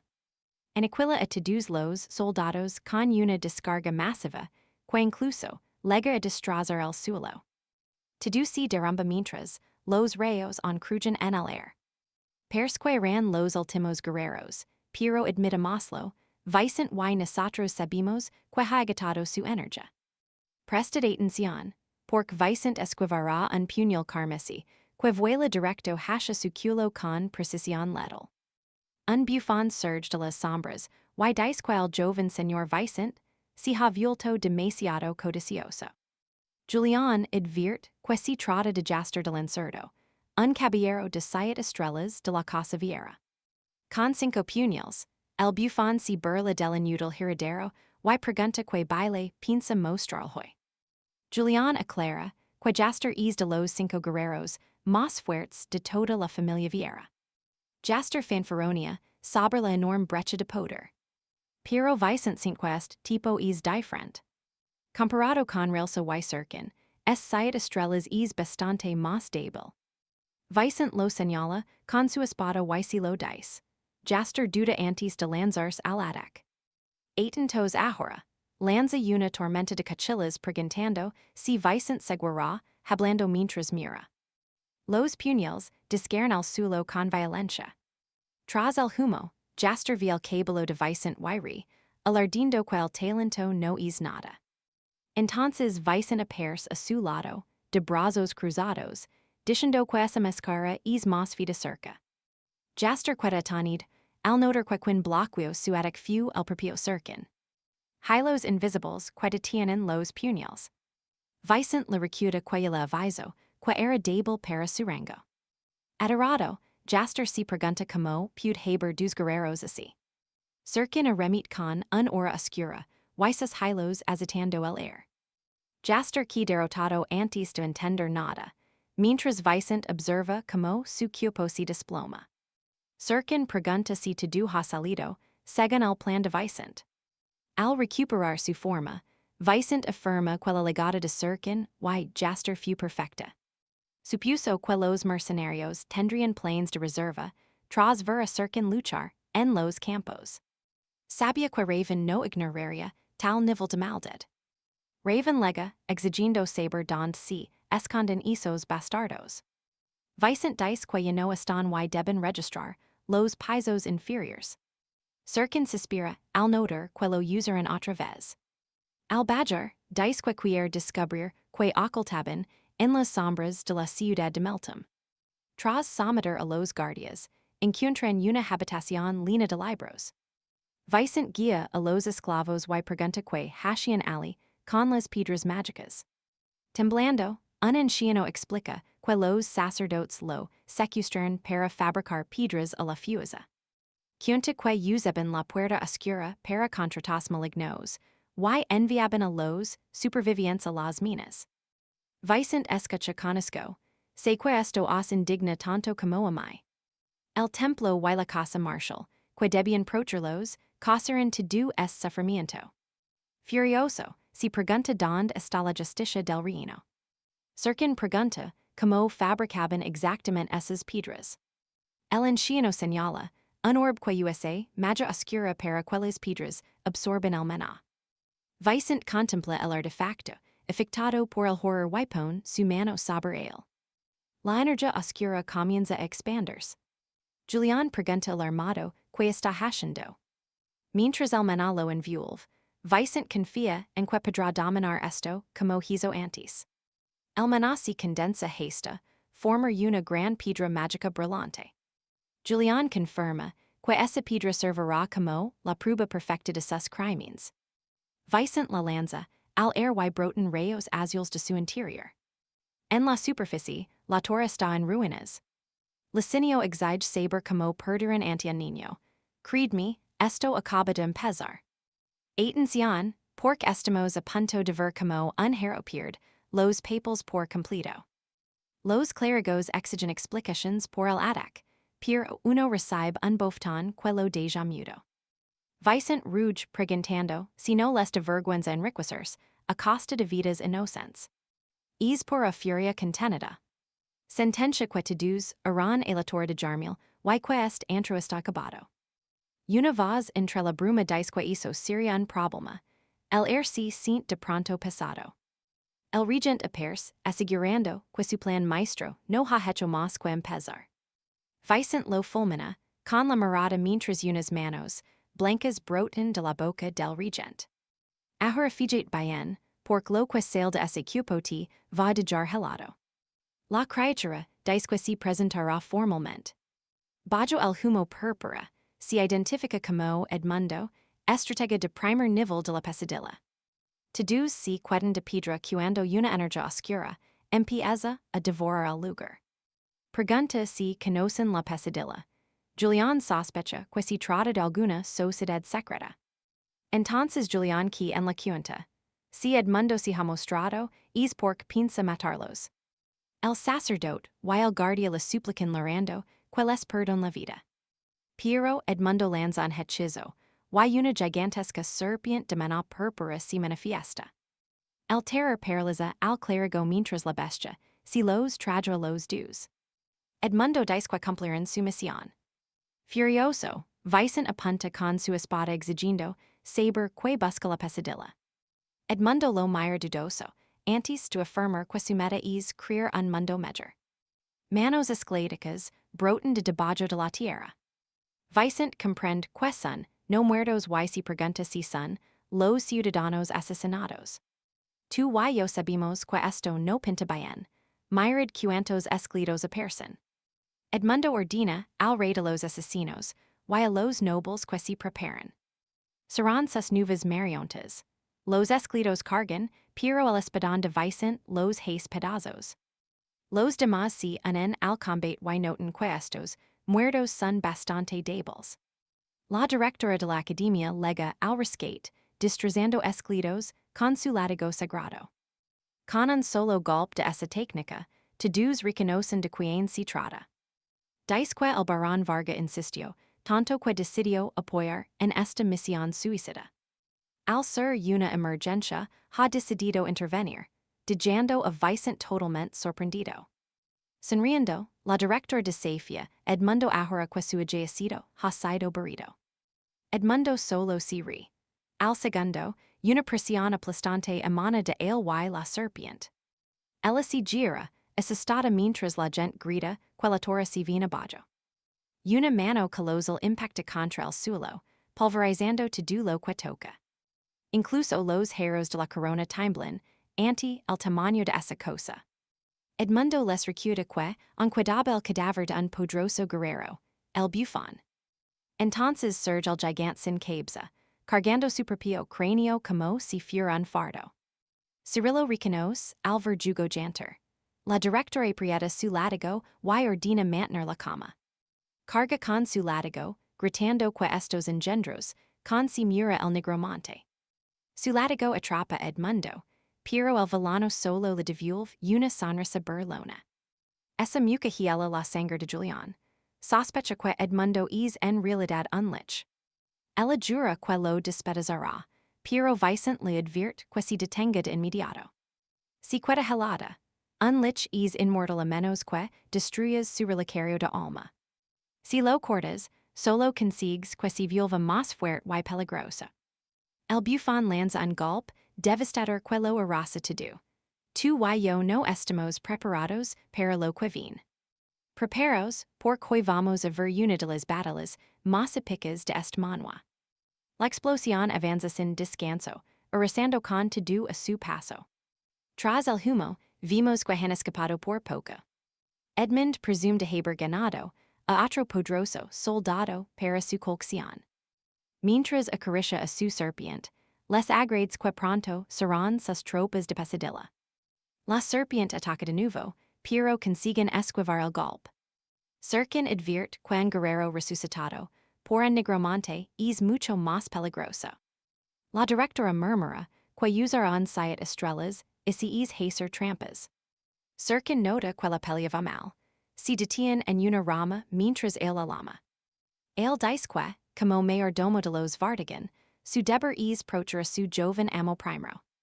Ella entiende que jura si hace, falta y lo taca de ser un desgraciado. La directora decide de jaravinchan con él, para que ellos también puedan escapar. Pero Vinchan se niega. Asegura que derrotarán a esa pesadilla aquí, mismo y saldrán con la cabeza alta. Ella se sorprende, pues empieza a sonar igual que Vargan, lo cual lo confund. Dice que son idénticos por esa sonrisa extraña que ni ellos saben lo rara que es. Fijaos bien, ella le pregunta si tiene alguna forma de vencer a Edmund. Sin responder, Edmund invoca, tres serpientes diciendo que su despedida está durando demasiado. Vincen esquiva los ataques. Evita a las serpientes mientras cor, saber sus cupos gritando, que ya hizo sufficient como cadit. Salta con su espada en alto para un golpe, que deja a Edmund paralizado. Con sed de sangre en su mirada, le advierte que no olvide quién es el séptimo Edinca. Sin embargo, Edmund bloquea el ataque. Entonces, revela que el villano nunca fue su verdadero objetivo. De repente, cuidas y látigos inmovilizan por completo a la pesadilla. Dos aliados aparecen para cubrir las espaldas, saltando al combate para levarse Vincen lejos. Él empieza a maldecirlos exigiendo, saber don demonios lo están levando. Aquí es don todo cambia, con un rayo de les iluminando el rostro de Raven. Si lanza en pecado y clava su ataque en el pecho del lich. El impacto manda a Edmund por los airs hasta estrellarse contra el suelo. Raven sonri burlon preguntando que tal el golpe, mientras su mayordomo avisa que esto no ha terminado. Un hora púrpura brota de Edmund, al reconocer a quien se está enfrentando. Dos guerreros de siete estrellas y en Heredero están listos para luchar, pero él se diciendo que solo aguantarán unos segundos. Sin borrar su sonrisa, libera más poder preguntando si están locos por creer que pueden matarlo. La directora admite que no les quedan muchas options. Vincen les promptio que todos sobrevivirían, así que decidirán confiar plenamente en él. Cercan añade que el joven amotin un talento especial para inspirar confianza. El monstruo se burla de su falsa esperanza, diciendo que Vincen seguramente ya está muerto. Pronto, el payaso empieza a jurar su cabeza lanzando ataques pesados. Pero ni así logra tocar a Vincen, quien bajo presión le pregunta a Julian si está listo. Julian le responde que necesita un poco más de tiempo. De la nada, la mano gigante del payaso aparece detrás y atrapa su brazo. Vincen que con el brazo malherido mientras el payaso ríe, listo para devorarlo. Atrapado, Vincen nota que la cabeza del payaso se mueve por su cuenta. Confiad en mí, ahora unos cuchillos violan directos hacia él. Atención aquí, porque vamos a ver si Beltrán resiste hasta que Julián termine su ritual. El caballero jura acabar con el bufón y el zasu mandible envuelto en fuego púrpura.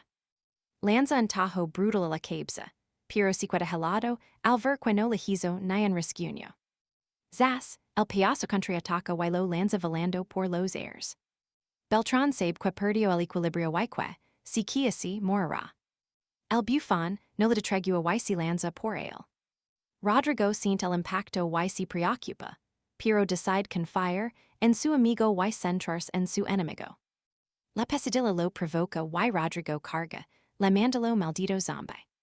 Increíble, pero el arlequín se recoloca la cabeza al instante. Ahora con su cuerpo restaurado, se burla de Beltrán la mandalo, joven señorito inútil. Myrid, el campo de batalla ha quedado destrozado. Beltrán sigue en pie solo gracias a su espada clavada. El payaso salta sobre el para dar el golpe final.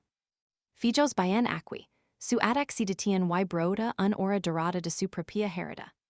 Beltrán sonríe, el plan funcionó. El poder sagrado de Julián ya flui por su acero. Su arma brilla con cadenas doradas, revelando el art secreto de Valoria, el poder divino.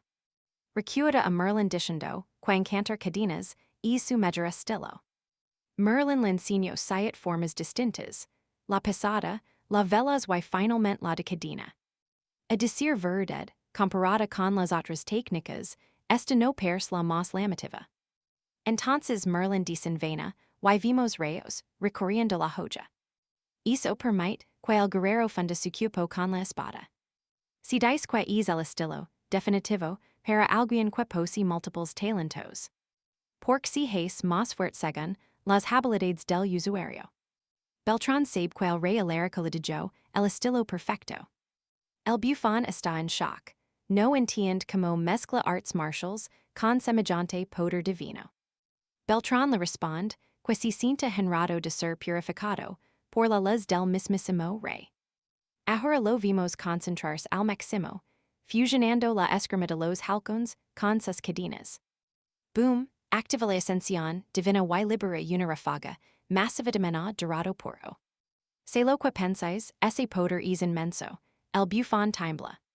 El impacto es tan bestial que vuela la mitad del cuerpo de ese monstruo.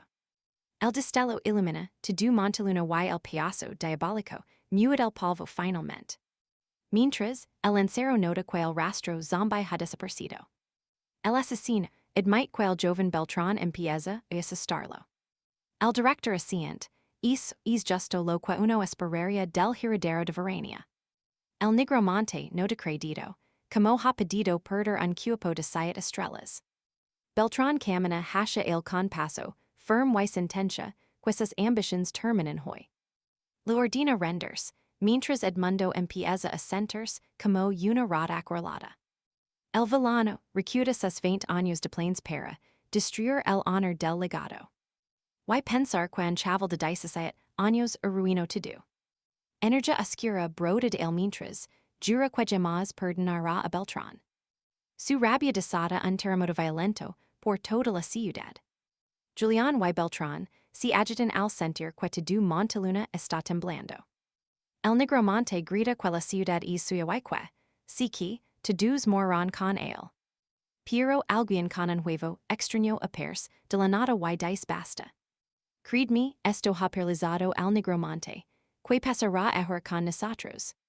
Quedaos conmigo, porque este hombre llama patético al villano ahora que su plan ha fracasado. Añade con desprecio que el título de estratega claramente le quedaba demasiado grande. Entonces de un paso, al frente un joven de ojos rojos, y mirada gélida. Su apariencia parece tranquila, pero Edmundo le tiene un terror absoluto. Tanto el director como el asesino se quedan de piedra ante su repentina legada. El guardaespaldas parece conocerlo, y Julián advierte que el hombre sostiene algo importante. Es el núcleo del lich, la esencia de Edmundo. El nigromante suplica desesperado una oportunidad. El hombre simplemente le ordena calar, y aplasta el núcleo con su mano sin esfuerzo. El cuerpo de Edmundo se rompe al instante, entre gritos de puro dolor. Regando por su vida, se desintegra en piedras. Raimundo observa el final del villano impactado. El director le pregunta, al segundo barón, ¿qué opina de toda esta situación? Est responde con frialdad que el hombre contra, el que lucharon era solo un peón. Entonces el rey de los asesinos le pregunta qué está haciendo Ali. Mired esto conmigo, el extraño lo saludo y Vicent duda si realmente se conocen. Sergio aclara que el joven es dimmer de Helia, el heredero de esa poderosa familia. De pronto, cientos de guardias aparecen rodando al grupo, obligando a nuestro héroe a prepararse. Comenta con ironía que son demasiados hombres para ser una simple reunión familiar. Julián explica que esos guerreros son artistas marciales de la casa Helia. Si pregunta seriamente cómo han podido llegar tan rápido al territorio de los Viana.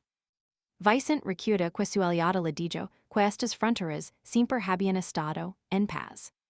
También recuerda las palabras de su madre. Decía que ya era vieja para intrigas, y solo quería el camino más fácil. En ese momento, Vicent comprende que la familia Helia está detrás de todo el complot. Su tío se muestra impresionado al ver lo rápido que ha unido las piezas. El protagonista duda si el plan de su madre era exponer la podredumbre de su linaje. El hombre dice que, si ha llegado a esa conclusión, debería dar un paso atrás. Connected conmigo aquí, creéis que Vicent aceptará esto como algo razonable o justo. Vaya como arrastraban al padre de un niño de 2 años para ser sacrificado cruelmente. Furioso, exige saber como alguien puede llamar semejante atrocidad algo razonable. Su tío lo mira con indiferencia y se acerca, ignorando cualquier debate sobre la moralidad. Sentencia que si Vicent no quiere más muertes, debe olvidar todo lo que ha visto. Los caballeros se preparan y el lancero pregunta si están buscando iniciar una guerra. Pero nuestro hero mansion la cama, y afirma que ya obtuvo lo necesario como cadit. Ahora es Vicente de Edinga, y hizo lo convierte también en un hijo para ellos. Tras esas palabras, todos sienten una hora abrumadora que sobre el lugar. Mientras alguien se acerca, el joven cuestiona si sus sospechas eran realmente ciertas. Queda claro que habla con su madre, quien lega al lugar envuelta en furia. Mientras camina hacia su hijo, los guardias retroceden impactados. Es la gran dama Vera. Su hermano pregunta por qué está allí y ella felicita a su hijo por no darla. Vicente sabia que perseguía cuando vaya a Damián, pues ella busca perder la casa Helia. Su tío advierte que intentar detenerlo ahora sería un error que lamentará siempre. Dice que usará las piedras mágicas como fuente de poder para su noble familia. Ella le grita que su familia es también un clan guerrero que no debería ocultar su avaricia con magia oscura. El culpa al negromante y nosotros sabemos que esto es solo el inicio del fin. Presten atención, porque ella está harta y le recuerda que ha olvidado quien manda aquí de verdad. Libera su hora, abresa ojos de la verdad y le pregunta como si atreve a mentirle. La escena deja a Vicente y Julián con los ojos muy abiertos por la sorpresa. Hasta el hombre mira a su hermana recordando la época en la que ambos eran jóvenes. Esos ojos lo juzgan todo, siempre un paso adelante, sintiendo casi lástima por sus oponentes. Son los ojos que más día en el mundo y se prepara para lanzar su ataque. Ella no se mueve ni un centímetro mientras el golpe mortal se acerca hacia ella. Pero miren esto, un rayo de luz le destroza el brazo y vimos quien disparo de repente. La luz crece hasta sur una ráfaga masiva que lo atraviesa y esta la detrás como una bomba. Entrando en pánico, el hombre se disculpa diciendo que simplemente perdió el control por un momento. Si queda helado al darse cuenta de quetain, delante al mismísimo patriarca de los Adánica. Vicente está conmocionado, un solo ataque despido todo el cielo oscuro, tiene mucho sentido. Este hombre es descendiente de Aslan, y el padre biológico de su cuerpo en esta vida. Él representa el poder vivo y absoluto de la familia Adánica. Como un sabueso leal, el patriarca le pregunta a su esposa que decía que haga ahora. La sangre gotea de su brazo al suelo mientras se ve desesperado, persiguiendo a su hermana patético. Incluso después de todo lo que hizo, todavía le duele verlo en ese estado tan lamentable. Ella da un paso al frente, lista para corregir los errores cometidos por los Halim. Entonces le dice a su hermano que responderá por cada cosa que ha ocurrido en este lugar.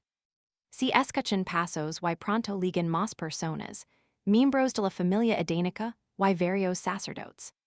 Damián los reconoce rápido como la unión de la espada negra y el templo de G. Anotado, le pregunta a su propia hermana si planeó todo esto desde el puro principio. Mientras se lo levan, la matriarca dice que decía que los Halim retoman el buen camino. Su hermano le pregunta con amargura si no siente ningún remordimiento por su propio padre. Por un momento duda, pero luego afirma que su padre también será responsable y pegará con dureza. Con intenta hablarle, pero Versia simplemente le responde que todo está bien y no se preocupe. Aunque se muy tarde, quiere cumplir con lo que siempre ha decidido hacer en su vida. Ordena arrestar a los guerreros y los soldados son capturados y puestos bajo custodia rápidamente. Nuestro sanador añade que el templo de Gisarara, así que nadie debería esperar salir libre pronto. Si quieren un castigo menor, deberán cooperar durante el juicio que se les viene encima ahora. Fíjense bien, él via Vicente y la directora, regañando al joven por excederse una vez más. Vicente lo ignora, por completo y le pregunta a la directora sobre su esperado ascenso hoy. Ella admite que él participó, pero actuó como una Adánica cuya misión era proteger a los clérigos de G.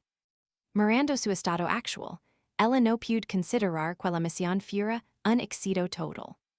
El sacerdote interrumpe de inmediato, gritando confusa por el clérigo de la zona de Meltem. Con una voz aterradora, les pregunta que oponen de la protección que les brindó el amo Vicente. Si dan cuenta de que si no ceden, acabarán en prisión con los vir o incluso ejecutados pronto. Así que gritan rápidamente que absolutamente nadie en este mundo pudo haberlos protegido, mejor y aseguran que el joven amo es al menos un guerrero de rango 8. El sacerdote se da la vuelta diciendo que pers que realmente apreciaran mucho su valiosa protección. La directora asiente. Si los clientes están satisfechos con el servicio, él puede avanzar de rango. Le entrega un emblema nuevo y lo coloca oficialmente en la octava posición. Sabe que debería decir algo más apropiado, pero simplemente no tiene ganas de molestarse ahora. Así que solo lo felicita mientras la dated menor celebra con muchísimo orgullo por el logro. Raven también lo felicita mientras los líderes se van. Créanme, esto se va a poner mucho mejor. El tío de Vicente es levado, encadenado, mientras un guardia lo ordena caminar más rápido. Escuchad bien, porque este es el momento exacto donde la traición se vuelve sangrienta. Damián piensa que si la matriarca hubiera venido en persona, lo habría ocultado mucho mejor. Podría haberlo hecho, pero decidió enviar a Vicente. De pronto, USA su hora para cortar las cuerdas de un solo golpe. Se lanza contra su hermana, gritando que destruirá todo su plan de una vez. Pero su objetivo no es ella, va directamente a por nuestro protagonista. Ahora prestad atención, lo que Vicente ve al jurarse es pura carnicería. El alcalde y el asesino entran en pánico al darse cuenta de que badgeran la guardia. Ambos corren desesperados para detenerlo, pero pers que han llegado demasiado tarde. Vicente se queda paralizado. Entonces, sin una mano y descubre que la sangre no era suya. Era de su tío. Al final, su propia furia le ha costado la cabeza.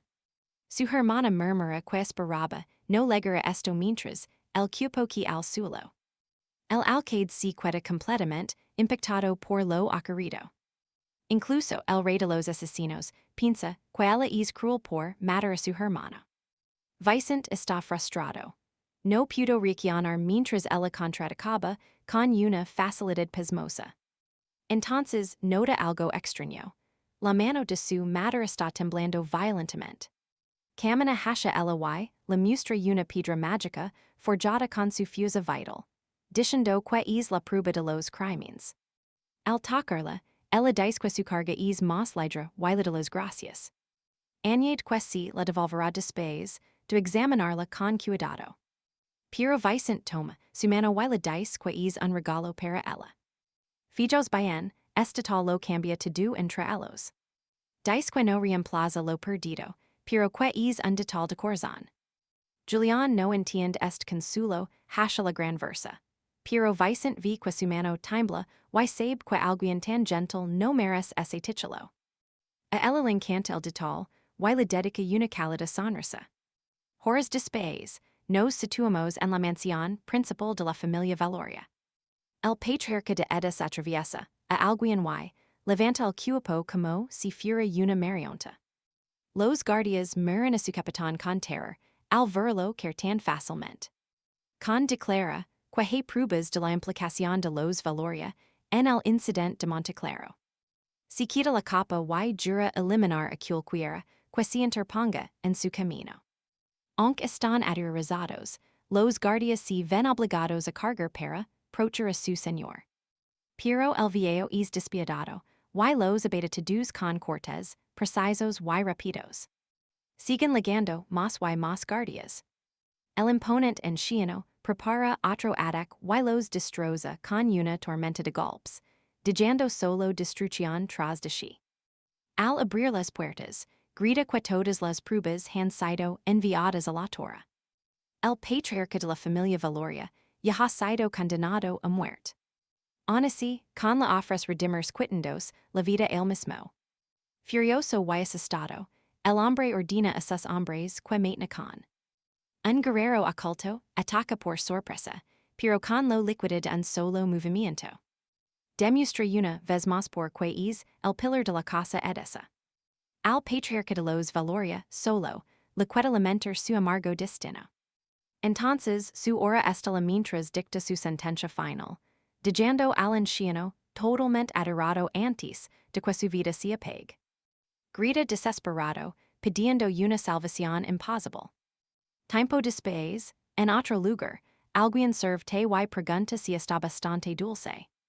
Y su madre, y si termina este capítulo que nos deja con ganas de más. Hoy, tú y yo vamos a descubrir por qué ella actuó por pura justicia. La valencia de Vincent, al proteger a sus hijos le devolvió la fe en sus ideals. Al war eso, tanto Vincent como Julian se muestran bastante satisfechos. Pero Vincent en duda de si estará bien, siendo ahora vista como una traidora. Ella ri al ver que el destructor de la fábrica del reino, sombrío se preocupa.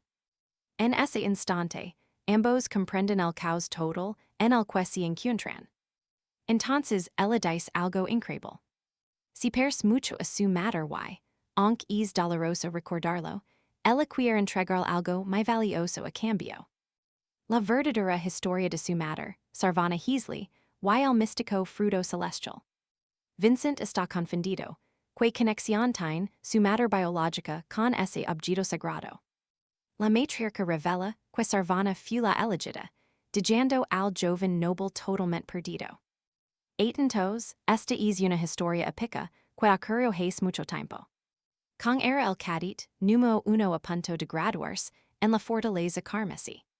Aquel trio de amigos partió unido para cumplir su misión de graduación final.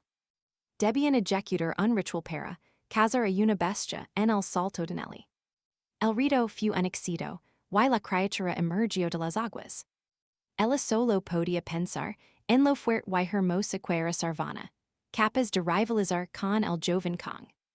De pronto, el monstruo la atrapa con 5 lenguas, inmovilizándola en el aire para intentar devorarla de inmediato.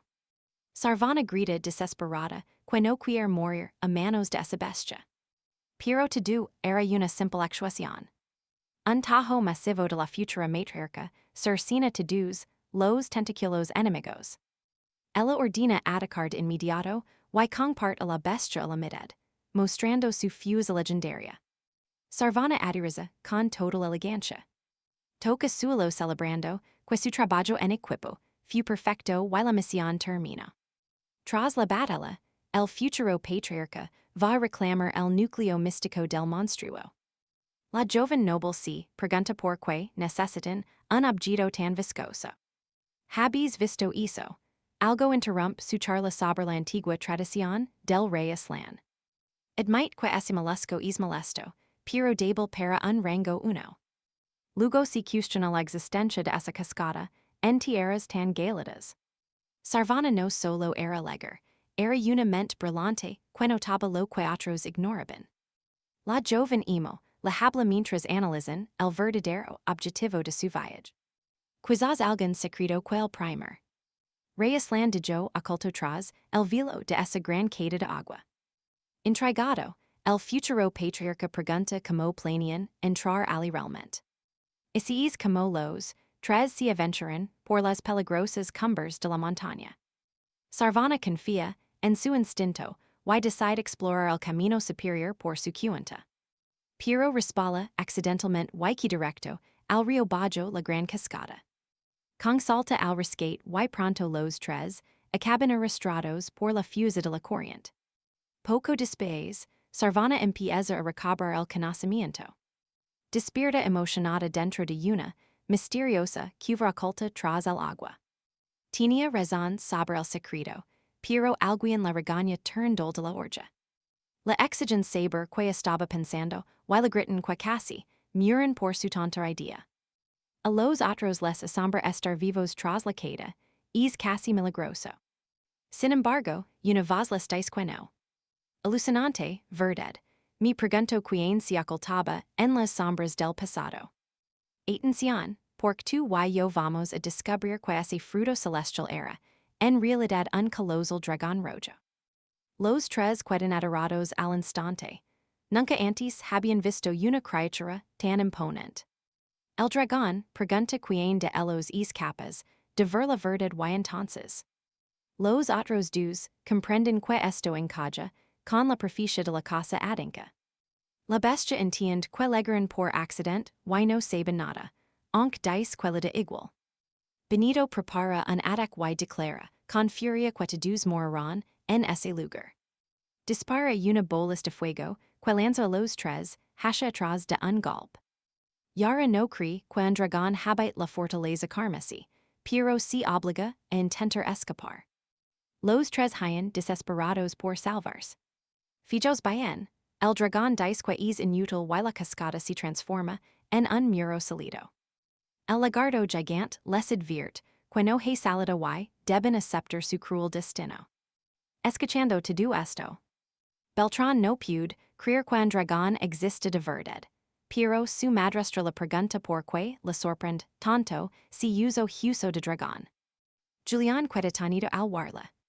Beltrán piensa que es estúpido creer que algo podría ocultarse de una mujer como ella. Pregunta cómo escapó con vida. Ella confiesa que ni siquiera lo sabe. La única que conoce la historia real era Silvana. De nuevo en la cueva, el dragón sentencia que no tienen escapatoria y deben morir. La joven jefa llama a sus aliados, y Silvana desenvaina mientras el patriarca se prepara para el combate. Los tres cargan contra el monstruo. Se lanzan al ataque logrando un golpe que sorprende por un momento al dragón. El patriarca usa una técnica secreta, pero el dragón lo atrapa y lo estrella contra el muro fácilmente. Él queda destrozado porque era el movimiento más poderoso de toda la casa adinca. Mientras el dragón concentra mena. Dice que los humanos son limitados, y una presión asfixiante les impide respirar. Silvana y versa se desploman mientras solo el patriarca resiste en pie. Eso asombra al dragón, que pregunta como un simple humano aguanta su presión mágica. Se lo que pensáis, pero aunque el dragón vi su enorme talento, el patriarca no dejará que asesine a sus amigos. Un símbolo cubrir su cara. Varios ataques rasgan su cuerpo como si fueran flechas, rizándolo con fuerza. La bestia revela que el control del mena humano fue un regalo de su estirpe. Se transforma en mujer y camina lentamente hacia ellos. Dice que es una lástima, pero debe terminar con él y prepara un golpe final. Justo entonces, un estallido masivo sacude el exterior de la cascada. El pelo de Silvana vuela hacia arriba mientras se interpone para salvar la vida del patriarca ante el ataque. La dragona se asombra de que sobreviva y con una mirada descubre quién es la chica. Tocándose el mentón, dice que Silvana es una Risley, diciéndola confundida sobre como lo sabe. La dragona dice que es evidente. Su familia fue elegida por ella misma hace mucho tiempo. Versa cuenta que eso es todo lo que recuerda antes de despertar sanos y salvos fuera de la cascada. Para su sorpresa, Silvana tenía en sus manos el fruto celestial. Al verlo, Beltrán queda impactado. Ahora sabe que es real y que Ashlyn lo dijo en la fortaleza carmesí. Pero aunque sobrevivió, la salud de Silvana enfermó gravemente y durante 7 años se volvió demasiado débil para vivir normal. Julián se entristece por su madre, tú y yo sentimos ese dolor.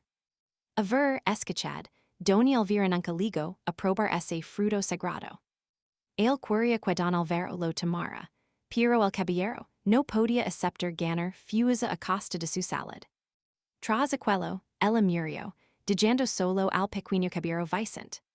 Don Alvaro consumió el fruto al final, cumpliendo su última voluntad. Pero Doña Elvira permaneció en su corazón, tan bella como siempre. Fijos bien en la matriarca, sus ojos irradian envidia, en hilo y pesar. Vicente pregunta que pensaba ella realmente sobre su madre. Confiesa que la amaba, pero que también sentía una envidia atroz.